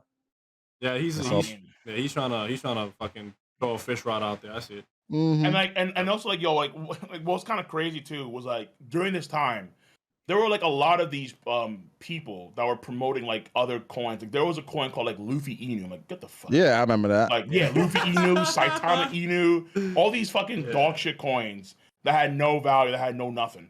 But and everybody was now hoping to get in on the next coin. Yeah, absolutely. You know? Like, there were so many fucking versions of just all these tokens of anime characters like fucking like Son Goku, Shiba. I'm like, you guys are fucking dumb. Like this is ridiculous. But it shocks me because like people did put money into this shit, like legit. Like people put like, yeah, I put $1,000 to fucking Saitama Inu. Are you fucking dumb? Like what the fuck you doing, yo? Like why you Hey, bet on Saitama. in a fight? Lovely. If I made a coin, it'd be a Fuck no. Kaido coin. Kaido coin. It actually rolls off the tongue a little bit. Yeah, you Kaido know? coin doesn't roll off the tongue. It Kaido does. It does. 1-on-1, bet on Kaido. Yeah, Come you on. watch someone. Yo, give it a week. Yo. Someone. Hey, yo, Kaido coin. Boom. Here we go. 1-on-1 bet on. Oh, that's too easy, bro. That's easy money. But bro. like the Just wildest saying. shit. The wildest shit is the fucking NFTs. That I'm like, yo, what the? I never got into that. Yeah. Yeah, I don't Yeah, I got so many emails from companies like, yo, you trying to start an NFT? We can da-da-da. I'm like, I'm cool on that. Yeah, like We're not NFTs, messing. You're not messing with that, bro.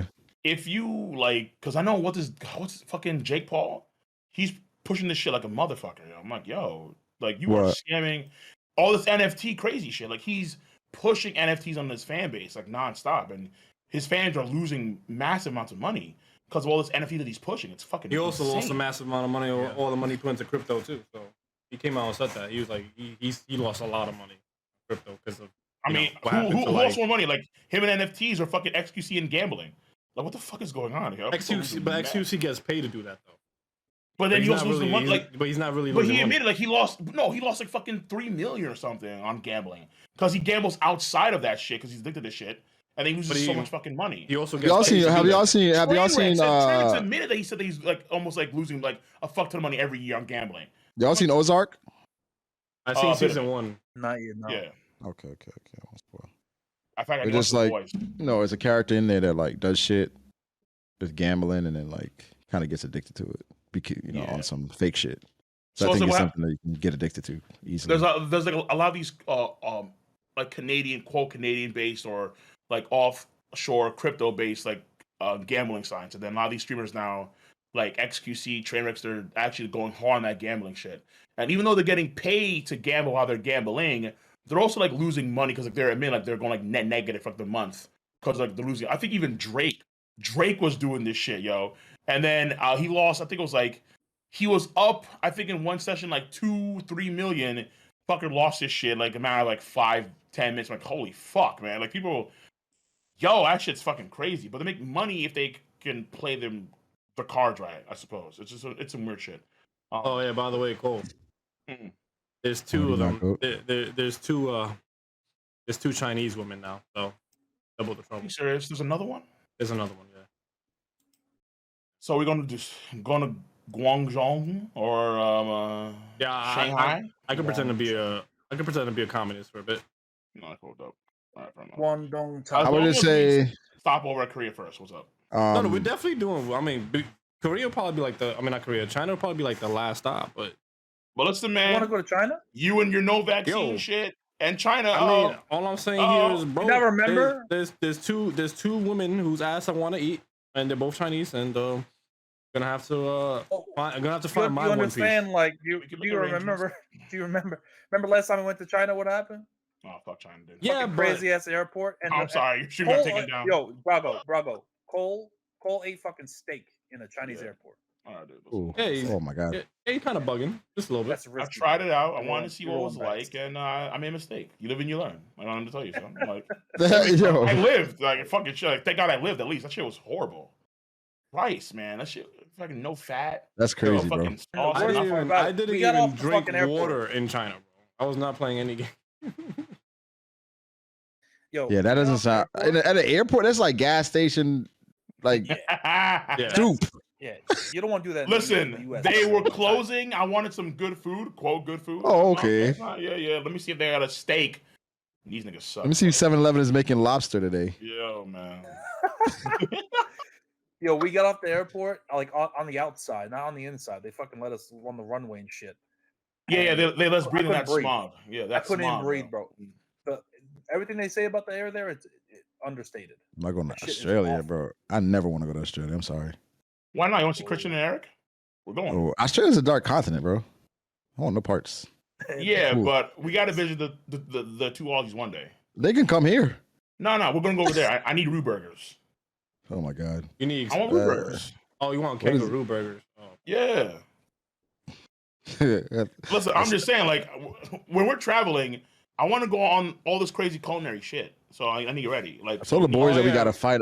Oh yeah, bro, I don't know if you knew, but this man wants to eat. I forgot the name of it, but it's cheese with maggots. And relax. Oh, no, but you do though. You want to be like Guy Fieri? That's it. Yo, listen, there's just Italian cheese that apparently is really fucking good, but it just has maggots. I don't think it's Italian. I think it's Polish. Whatever. Wait, but why would you want to eat it if it has maggots in it? Because apparently it's really good. Yeah, raw sex is good, but you could possibly get AIDS. Possibly. Not guaranteed. Traveling, gotta take some risks, maybe. This is the man that thinks that pouring vodka on your, solves all your problems. Bro, this is fucking like 10 That's years even ago. wild, bro. Jesus, oh, do you think it? Wait, so you think it solves problems still, or no? We don't forget. Does it still solve problems? Or you think that's changed like the Admirals versus Yonko? Well, depending on the situation, right?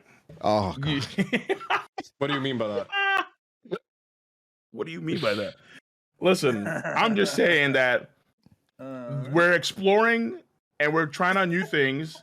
I'm okay outside of fucking eating goddamn shellfish. I'm okay with, testing out maybe some cheese with maggots. Oh my God, Cole. Again, listen, Brago, just take a big swig of beer before or after. That's like I saw on Facebook one time. You know the Facebook shit that people are like, yo, don't click on the video. It's trifling. It's nasty. and I clicked on the video, Hmm. and it was a Was it, dude. Too mad? Oh. No, it was a dude having sex with a chick that had maggots in her vagina. What? Yeah, Okay, that's foul. I don't want maggots in my dick. What's the difference though? My ass Was it- in the fucking stomach will kill the maggots. That's my hope. If they go into my fucking urethra. Okay, but I'm saying like maybe her vagina is still good, but it just got maggots in it. Okay, do you do the same thing with the condom on? What? I'm asking you, man. Am I fucking her with a condom on? Yeah, yo. I'm not fucking her. But I'm not eating maggot cheese anyway. Yeah, but one. Okay, that is the. But one is confirmed. Maggots that Cole Okay. wants to- Okay, wait, hold on. Okay, you see this shit?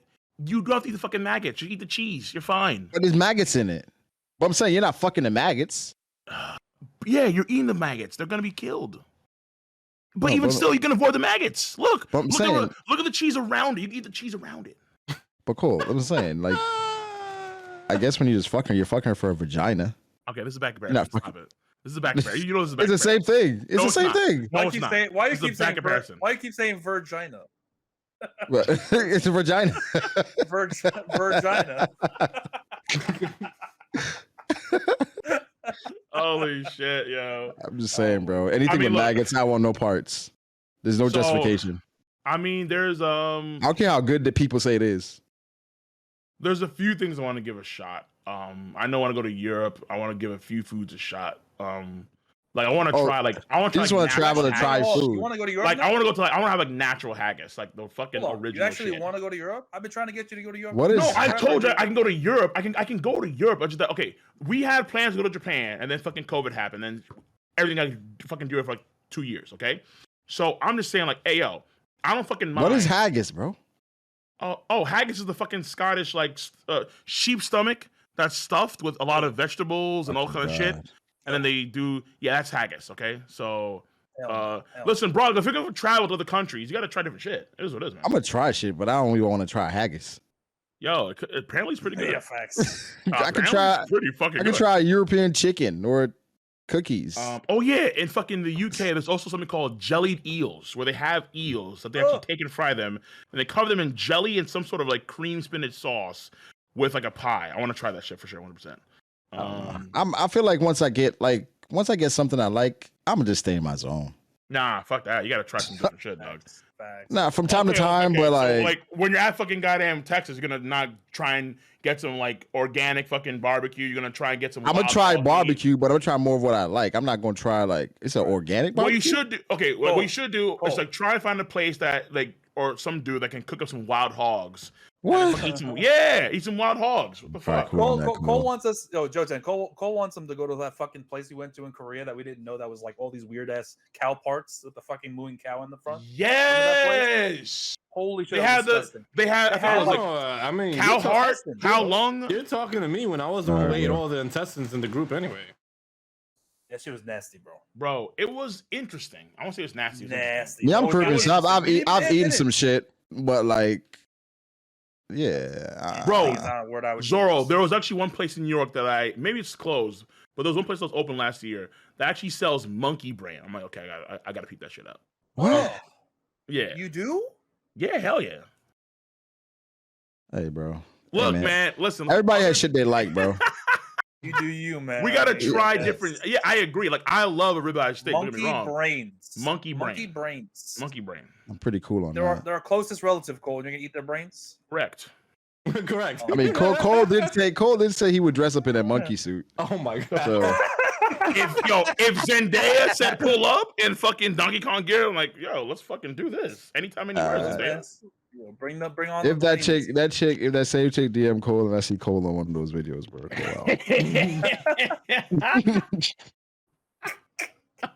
You gonna be like, yo, things changed. That was 2 years ago, bro. What do you mean? That was 2 years ago. Holy shit. You do yo. the same shit.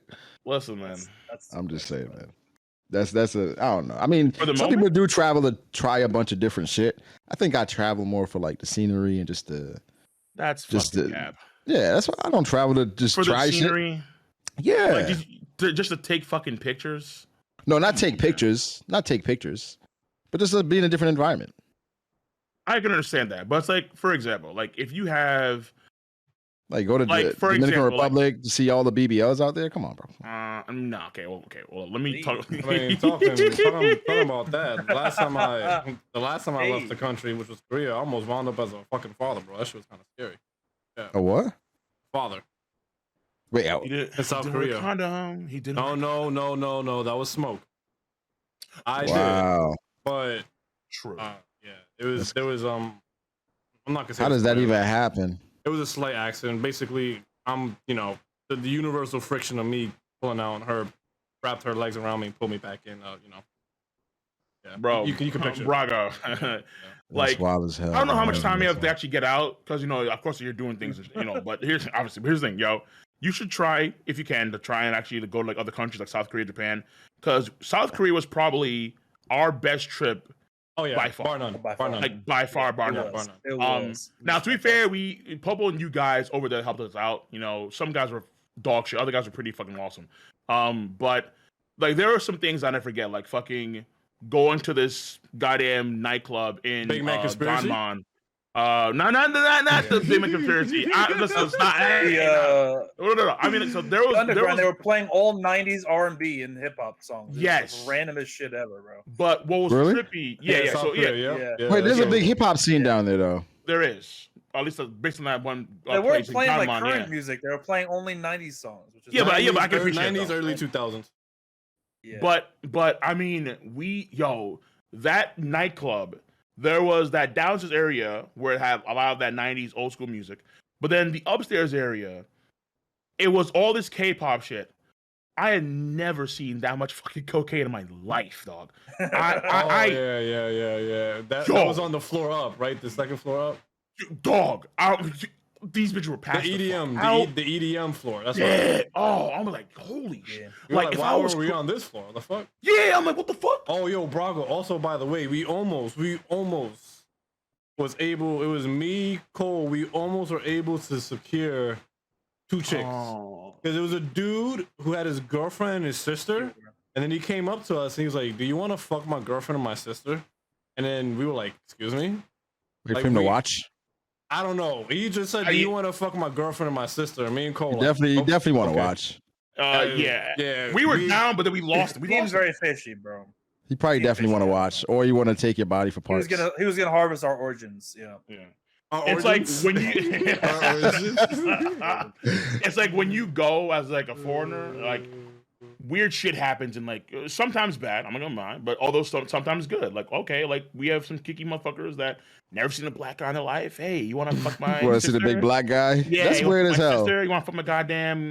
So Cole, you said you were down, even though you said you want to watch. Bro, we were down. We were 100% down. We just lost this guy. We lost him. We didn't know what happened. All niggas is wild, bro.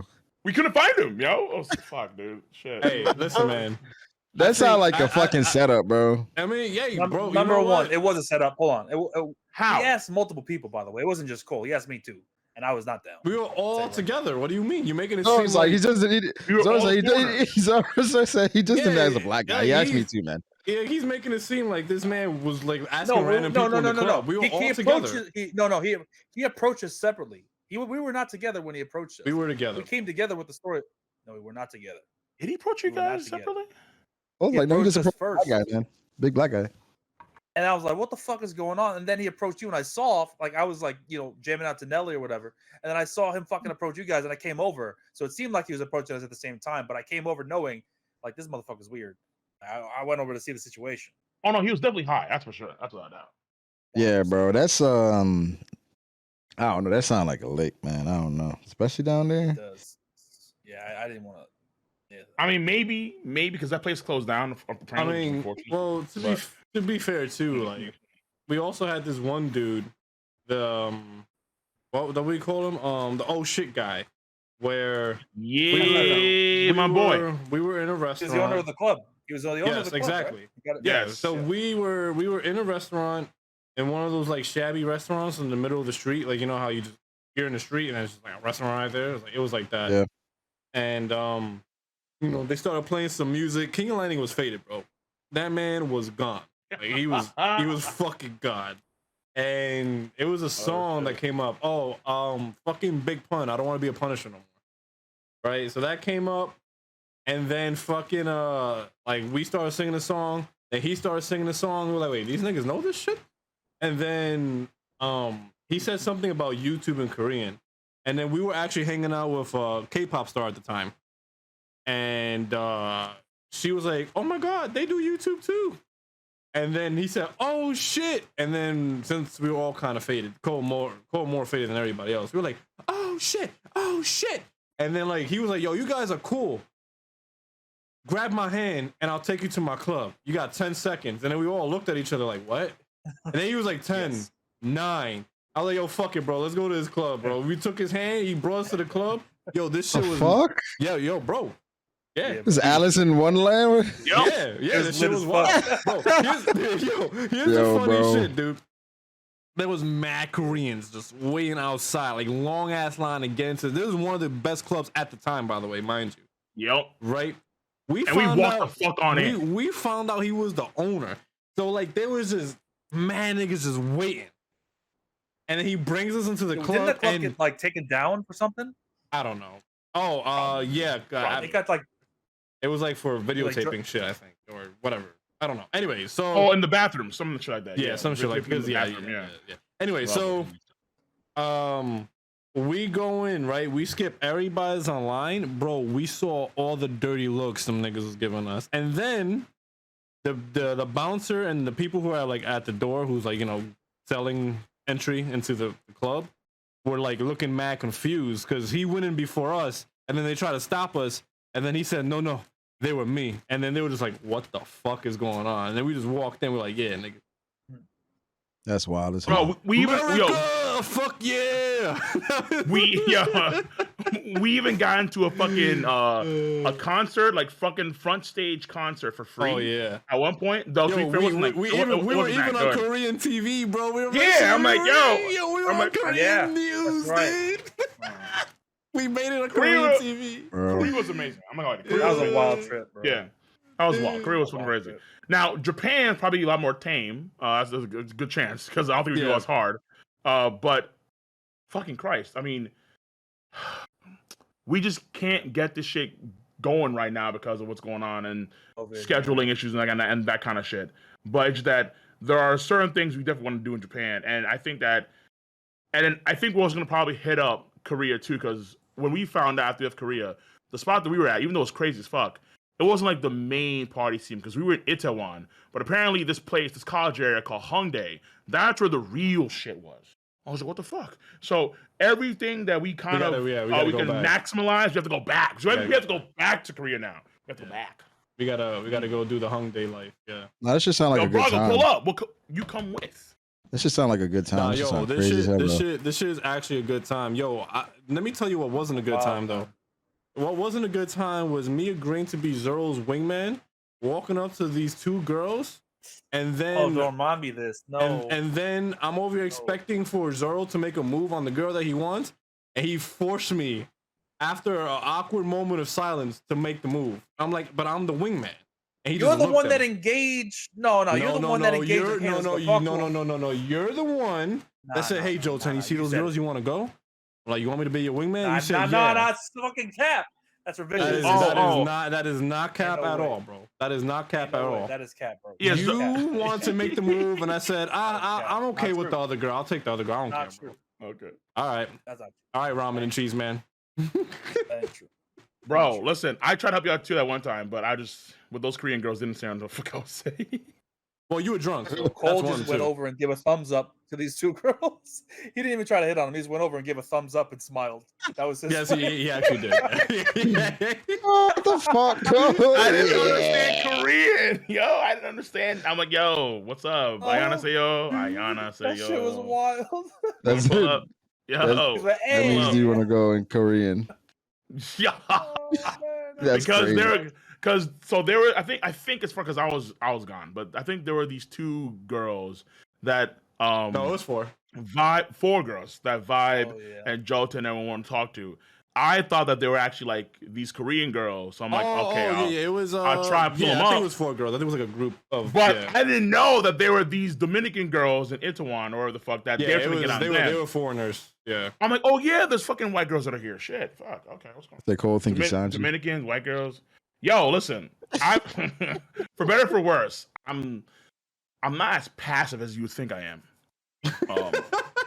I mean, shit, even fucking Bohei almost got caught. I'm like, oh, You just fuck. go grab these whores.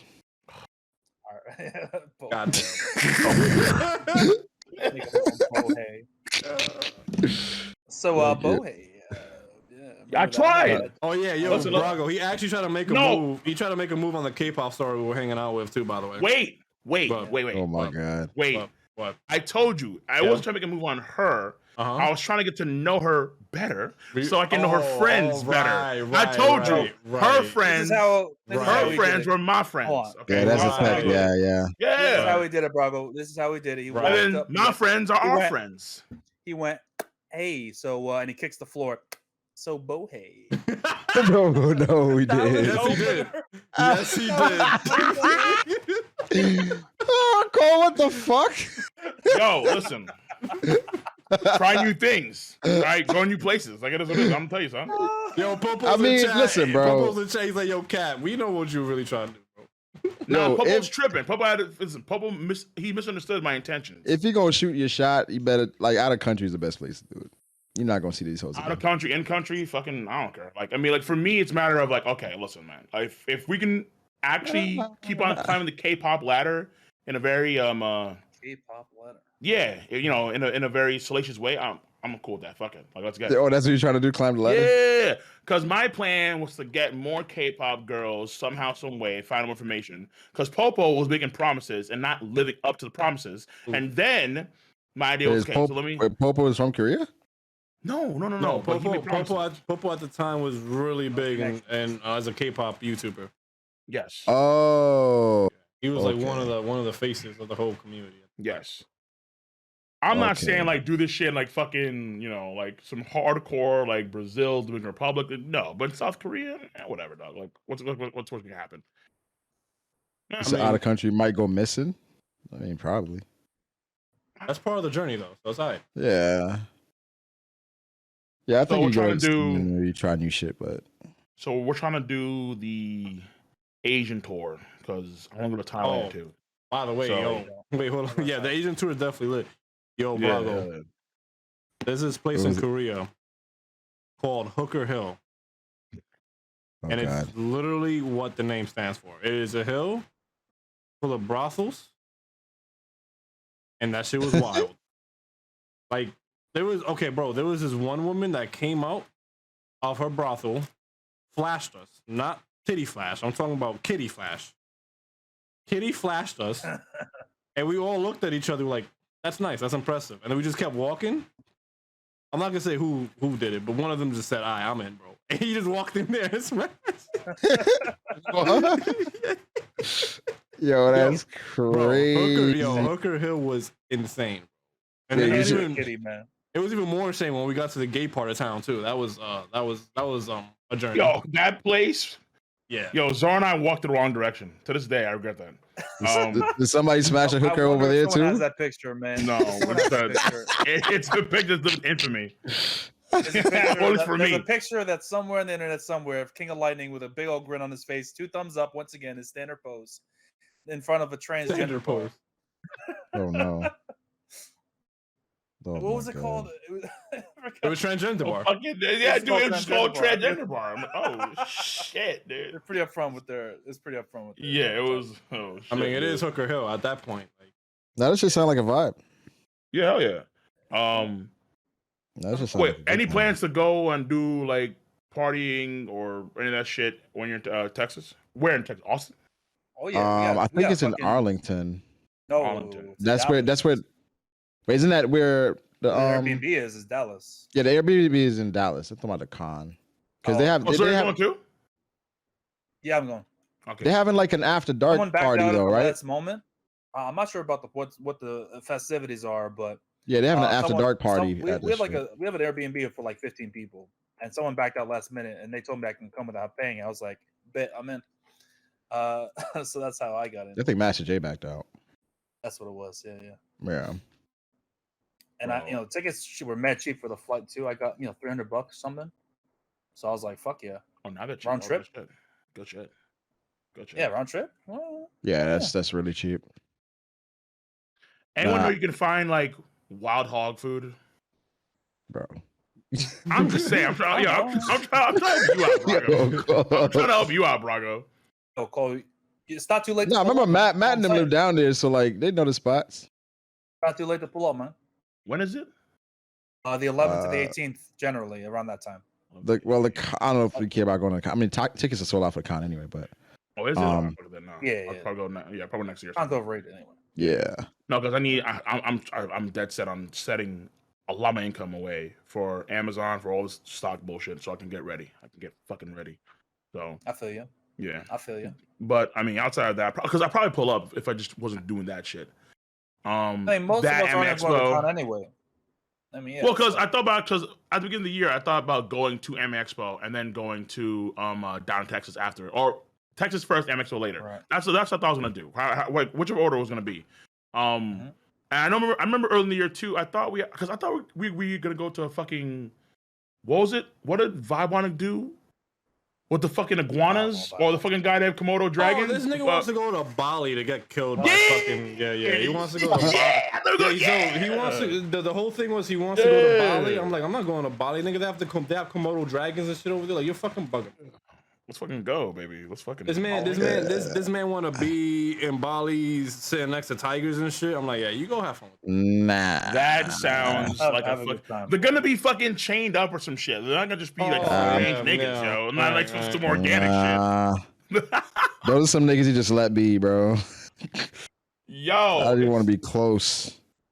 Listen, imagine your fucking imagine like your next Twitter fucking header, like you with a tiger. Like that's fucking boss. I guess. Yeah. What do you mean? Playing a glass. Listen, bro. As long as he's buying some glass. Holy shit. That definitely might help out the Tinder game. That's for sure. Nah, probably. Yeah. Ooh, that's what I'm saying, man. So, nah, but it's just I don't know. That's some shit that they drugged the tigers to go. How do you know this shit, Tony? No, we're not. No, you gotta understand. I'm not talking about captured tigers. I'm talking about like he wants to wild go to, tigers. Yeah, like he wants to go to. So the whole thing was. Oh, to like on a safari or some shit. No. So like the Airbnb is like in like the area that is in. It's in a forest. It was like hell no. And I'm like, oh yeah, you gotta walk out to the backyard and get your ass in by a tiger. Nigga. No, bro, that's crazy. That just pops out of the fucking tree line. Like what the hell? Yeah, and he wants like the quote unquote real experience. I'm like, all right. Go watch National Geographic. Right? Okay, yeah. The Airbnb was kind of aggressive because I remember kind of aggressive. I'm talking about. I'm thinking y'all trying to go to like a special spot that they got tigers and y'all just trying to take. You talking about like your Airbnb where tiger could just be outside? I mean, well, that's what I wanted was to go to a spot. What the fuck? I think going to a spot with the tigers are ads. Y'all don't want to see the end of One makes Piece. Sense. That makes going to where the tigers are, like where they're actually tamed and shit. Okay, I'm cool. Rainforest? That's not the only problem you got to worry about there too. Yeah, like the real shit, like the fucking insects. That's yeah, like too adventurous for me. Fuck. Yo, and like it was crazy because I remember like the pictures. It looked like a really nice pool area, open fucking grass. I mean, it was nice, open grass. All the nice shit. You'd be chilling in the pool. No. There was short grass, and then there was fucking goddamn like a nice pool, all this shit. But then there was this fucking massive tree line. Like, what the fuck? Yo, there was like just a thick layer of trees. I'm like, holy man, like where is this? Yeah, it's in a forest. Like, holy. Yo, Cole, I ain't gonna lie, man. Savage, yo. These tigers, these bears, all this shit pull up. They coming after you first, B. Yo, what do you mean? I have the fucking wait. You saw the basketball game, right? I hear you. I hear you, but they were like, no, we want some of that. That's what we want. Listen, man. I'm bringing the slower guys with me, so Zoro's gonna die first. That's what it is. Okay, you think I'll run Zoro? Whoa, I ain't going there. You crazy? You're coming with. No, you ain't going. Wait, Cole, you think you're beating Zoro in a foot race? Yes. Hell no. I'm beating. Hell fucking. Okay. I'll bring fucking Nick, and then Nick can fucking. And then Nick can get fucking eaten, okay? Shit. Oh man, yo, if y'all niggas go to that shit, cause I ain't fucking no shit like that. Y'all be careful, man. That's wild. That's some crazy shit. It is. It's pretty intense. I mean, I think like the one place because for some reason their vibe is cool going here, but no one wants to go to Brazil. Like, what the fuck? Really? Hell no! You kidding me? I saw recently the next place of the World Cup, they're banning drinking or alcohol, and they're banning one night stands. What the fuck? Yeah, wherever the World Cup is going to. Fuck, where is it? Bro, you don't want to go to Brazil, bro. You do not want to go to Brazil, bro. In Qatar. Right Yeah, that's where it now, was. someone I'm like, why the fuck would you have the World Cup there? I'm kind of changing my opinions on Brazil because a lot of these fine ass bitches that be doing like that quote unquote cosplay, not real cosplay, but you know what I mean, for the OF and shit. They be coming from fucking. There are good looking women everywhere, man. It doesn't matter where you go. Okay, Brazil is not. Brazil feels different though. Yeah, like, well, apparently, but like Rio apparently is a fucking great place to be. Like it has some. Now, if you go outside of Rio, you can go to Dominican Republic. That's another one. Yeah, for like the fucking resorts. My brother was there. I mean, it apparently it's pretty good. But I mean, outside of that, I think Rio's a better place to be. Apparently, has some really good shit, some good sights, some great fucking food, and of course, for Joten and everyone else, some great fucking bitches. Costly bitches for too. Joten and everyone else. Yeah, you know. Not for you. I'm a humble man. I'm a humble man. He's trying to front like he's only there for the food, but the minute he sees a fucking bitch, he's gonna do the kickstand again. You're like, so the kickstand is wild, bro. The kickstand is wild. That's a wild special move, bro. Bro, listen, man. It works, but not in Korea. Okay, that's all I'm saying. It works, is not. Oh, the Korea. kickstand works. It doesn't work. Yeah, kickstand works. Has it actually? I gotta see this in person, Cole. Yeah. We'll do it next time I see you. I gotta see the kickstand in person. We'll find somebody. I gotta see it in action, Expo. bro. Yeah, we'll find somebody at Expo and I'll do a kickstand at work. I've seen it in person. I'm gonna tell you. Oh, we saw that shit in person. And oh my god, you were inebriated. You remember that shit? I remember it very clearly. It was. That's crazy. Oh shit! But I think outside of all this shit, because I know we're gonna be doing some. Because there's one place in Japan where you have to go into the fucking mountains to eat some fucking food. I'm like, oh shit, okay. So I need to go. So I need to make sure I'm prepared. So I need to get all this fucking weight off. You know what did this call reading fucking Toriko? What did? Maybe. So now you possible. now you think historical? Yeah, hell yeah. I mean, listen, man. If I can get jacked while eating food, it'd be great. But I'll do the latter. I'll get jacked or I'll lose some weight before, and then we just go on and call. You gonna get jacked just to eat bad? For a few weeks, yeah.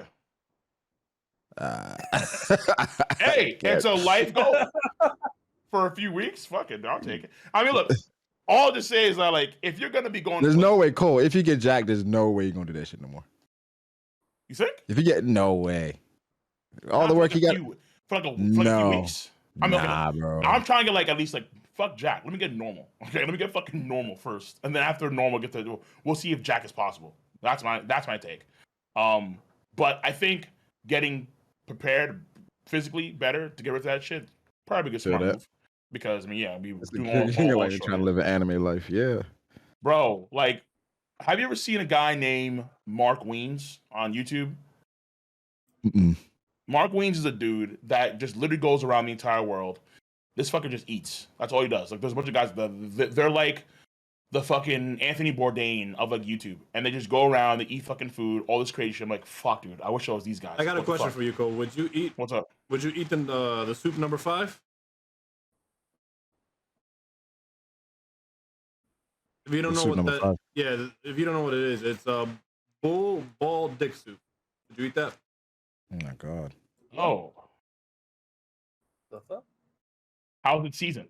I mean, Cole about to eat maggot cheese. He don't care. Apparently, the broth is really good. Apparently, he don't care. The broth is really good. It's a soup with bull, balls, or dick. Cole do not care, bro. I will take the balls. Okay. That's wild as hell. I mean, yo, hey, clip that. Please do. No, you about to eat monkey brain? Oh my god. Yo, and it's crazy. Like, the one thing I don't like to eat is fucking goddamn these sea bugs. Fucking shrimp. So you rather Fucking that's eat, where you draw the line? you will That's fast. where you draw the will line? eat balls faster than you eat a shrimp. That's crazy. That's wild to me. I will again. I never had that shit, so I'll give new shit a try. But if I don't fucking like You it, never I'll had quit. shrimp? I have, of course I have. That's why I hate this shit. Look, it's fucking gross. Oh my god. I mean, when I was younger, I used to be okay You know, with it, but it kind of spin a No, little no. bit. He's spin. yeah, it's like I mean, I saying, don't love shrimp, but like, you know, Seafood in general, I don't fuck with though. I love seafood. I mean, I like fish, I like salmon, So mackerel. you don't like sushi or sashimi, Zoro? I can eat sushi, not sashimi. Damn, sashimi is But better I'm not than really a sushi big too. That's fan the of thing. Yo, I want everyone in chat to understand this one thing, okay? I may sound crazy, but there's a flip side. There's a fucking yang to my yin right now, and that's fucking Zoro fanboy. Because this dude right here likes here we his go. shit fucking plain, like no seasoning, no spice, and he's Italian. No, That's no, weird. no. Nothing. I was about to say no. Zoro's white, but he's Italian, so No, yeah, exactly. So he likes no fucking seasoning. I like Man. Italian stuff. No. I like You're Alfredo. wait. Zoro, You know what I'm saying? Zoro, Like my pizza. your topping. hamburgers consist of what? Hey man, I don't like tomatoes. I don't fuck with tomatoes, Oh. and I don't like lettuce, so I just get it with the cheese. oh my god. Cheese. He gets cheese on his burger, Yeah. and that's it. I'm laughing because What's wrong all with this, that? I don't see all no the problem. times I witnessed this nigga get a I don't see a cheeseburger, problem. they don't listen to the way he ordered it, and he just gets mad. He just sits there for like 5 minutes, picking pickles out, lettuce out, tomatoes out, and he's just fucking fuming. And then me and Cole will look Hey, at man. each other like, That's that's what I'm the saying. burger. Like, That's what I'm saying. Like, I don't want no fucking pickles, man. What's wrong with that? But it like Yeah. the other shit too. Like here's pickles, fucking this onions, nice lettuce, onions, tomatoes, lettuce, all barbecue that sauce, shit's maybe gone. whatever the guy. I like onion. Hold on. I like barbecue sauce a lot, and I like onions as long as they're cooked. So you put onions and Onions, barbecue fuck. sauce on your burger? No, I'm just saying I like in general. I thought you were saying that's what you put on your burger. Barbecue sauce. Yeah, barbecue sauce is really good on a burger. Any mayo, You he's put a like little- fucking. He's like just. He's, Mayo's disgusting. Yeah, I love mayo. Mayo's nasty. Like, because I remember we went to was it a McDonald's in South Korea? I forgot what it was. It was a really nice fucking burger. It was like, this is a clean as shit burger. Like, It wasn't they a had the McChicken? fucking no, like the burgers. they had They have a real good McDonald's. It was some really good food. And I remember someone fucked up Zoro's order, and Zoro got hella mad. Like, oh my fucking god, man! They put pickles on my shit. I said, fucking pickle. I'm like, yo, it's so fucking Zoro, man. Yeah, no, but I Relax, feel man. that though. Sometimes I don't want to eat pickles. The thing about it is like with Okay. pickles in particular, it gets in like the juice and shit gets into It everything. affects the Even if you entire take it off, burger. you won't taste it. You It can't affects eat, the yeah, entire fucking order. yeah. Bro, it pisses. But then me off. have I him hate make it. when Have him fucking remake it. pickles affect my fries. No, I don't do that. What? I'm in the. Yeah, he I'm just in, takes it I'm in off. the He just industry. Hell no! If somebody I'm in- makes a burger the wrong way, bro, I need a new burger. Well, it was Korea, man. They didn't understand English well. I didn't want to fucking be Shit. that guy. that is true. Listen, if I'm paying for something, I'm gonna be that guy. Well, then you gotta get the rooftop Koreans on you. You don't want that smoke. That's what I'm saying. They can put mayo on your burger, but it's not gonna be the kind. Oh, that's crazy as hell. No, no, no, I'm talking about. Yo. I'd rather not eat it then. Like that's crazy. I mean, Oh, it depends. shit. Like if it's something I can take off, like onion. Nah, like their raw burgers are onions, fire though. lettuce.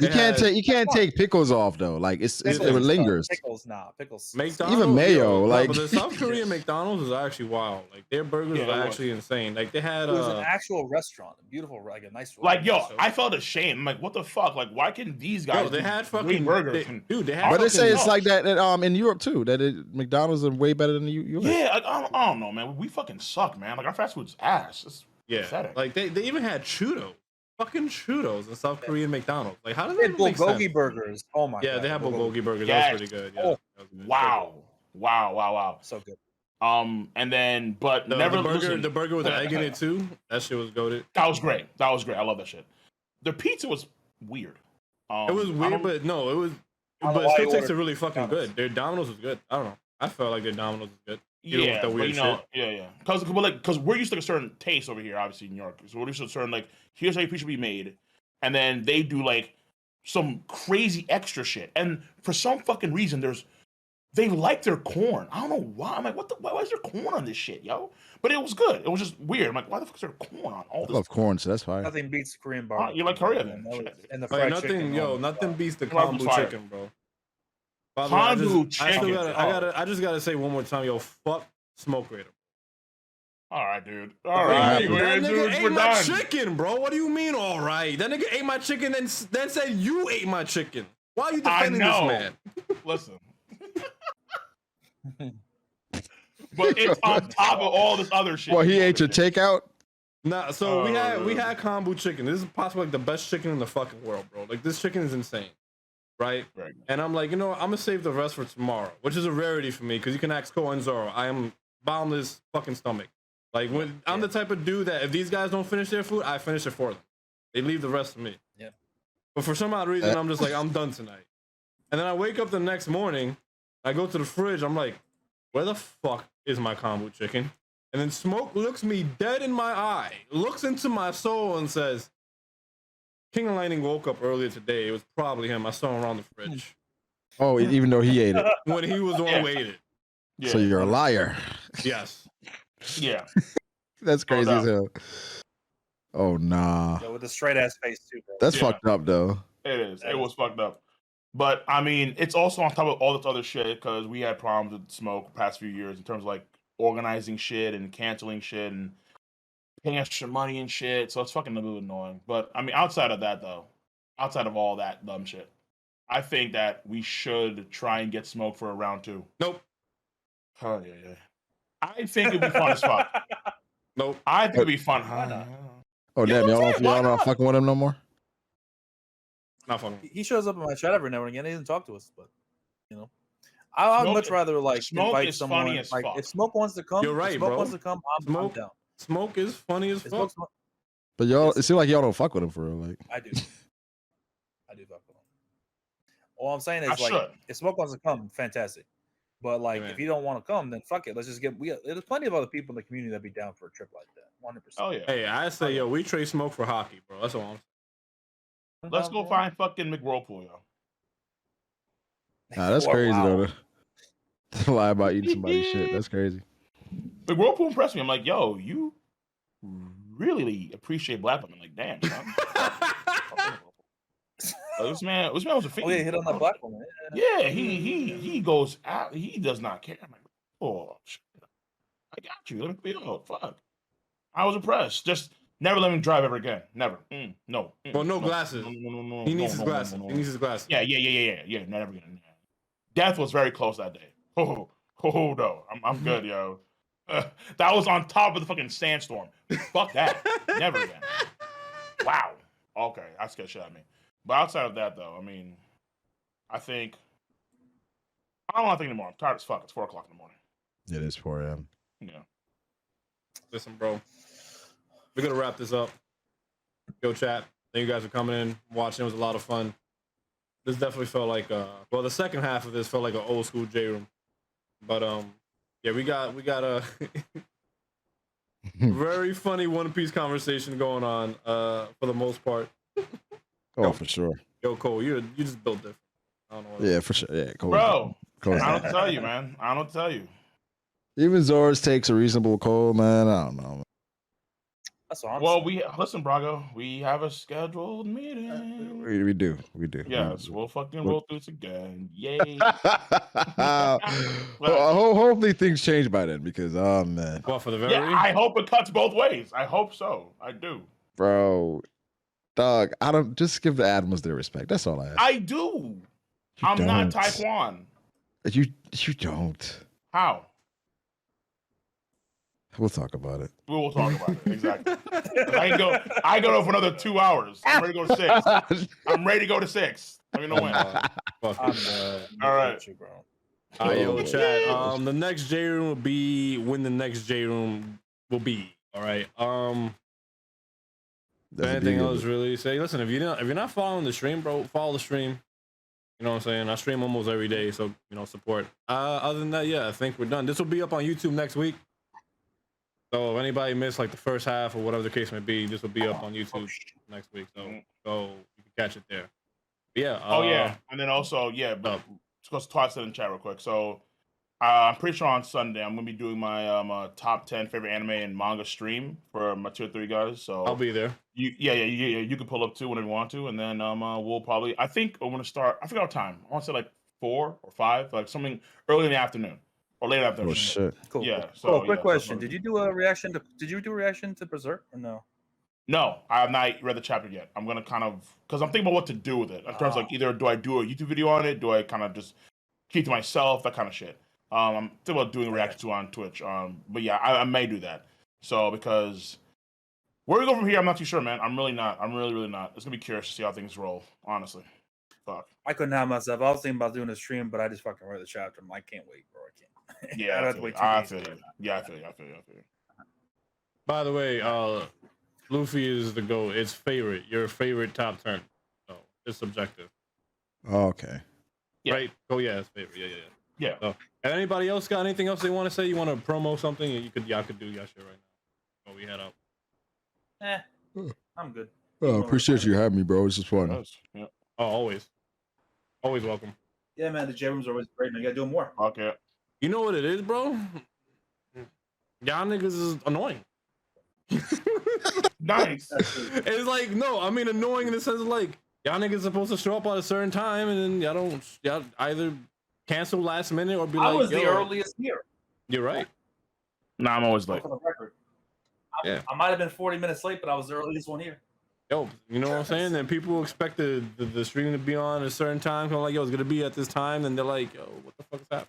So, you know? That's why you Yeah, gotta sure. tell us an hour before it actually is, you know. Yeah. But the thing is, when you retweet it, you're gonna be like, oh, so it's not starting till 10. Oh. Yeah. Yeah, exactly. That was a misprint. Oh. I got a good 2 hours. Oh. Oh my god. All right, we're out of here, boys. Peace out, chat. All right, peace out.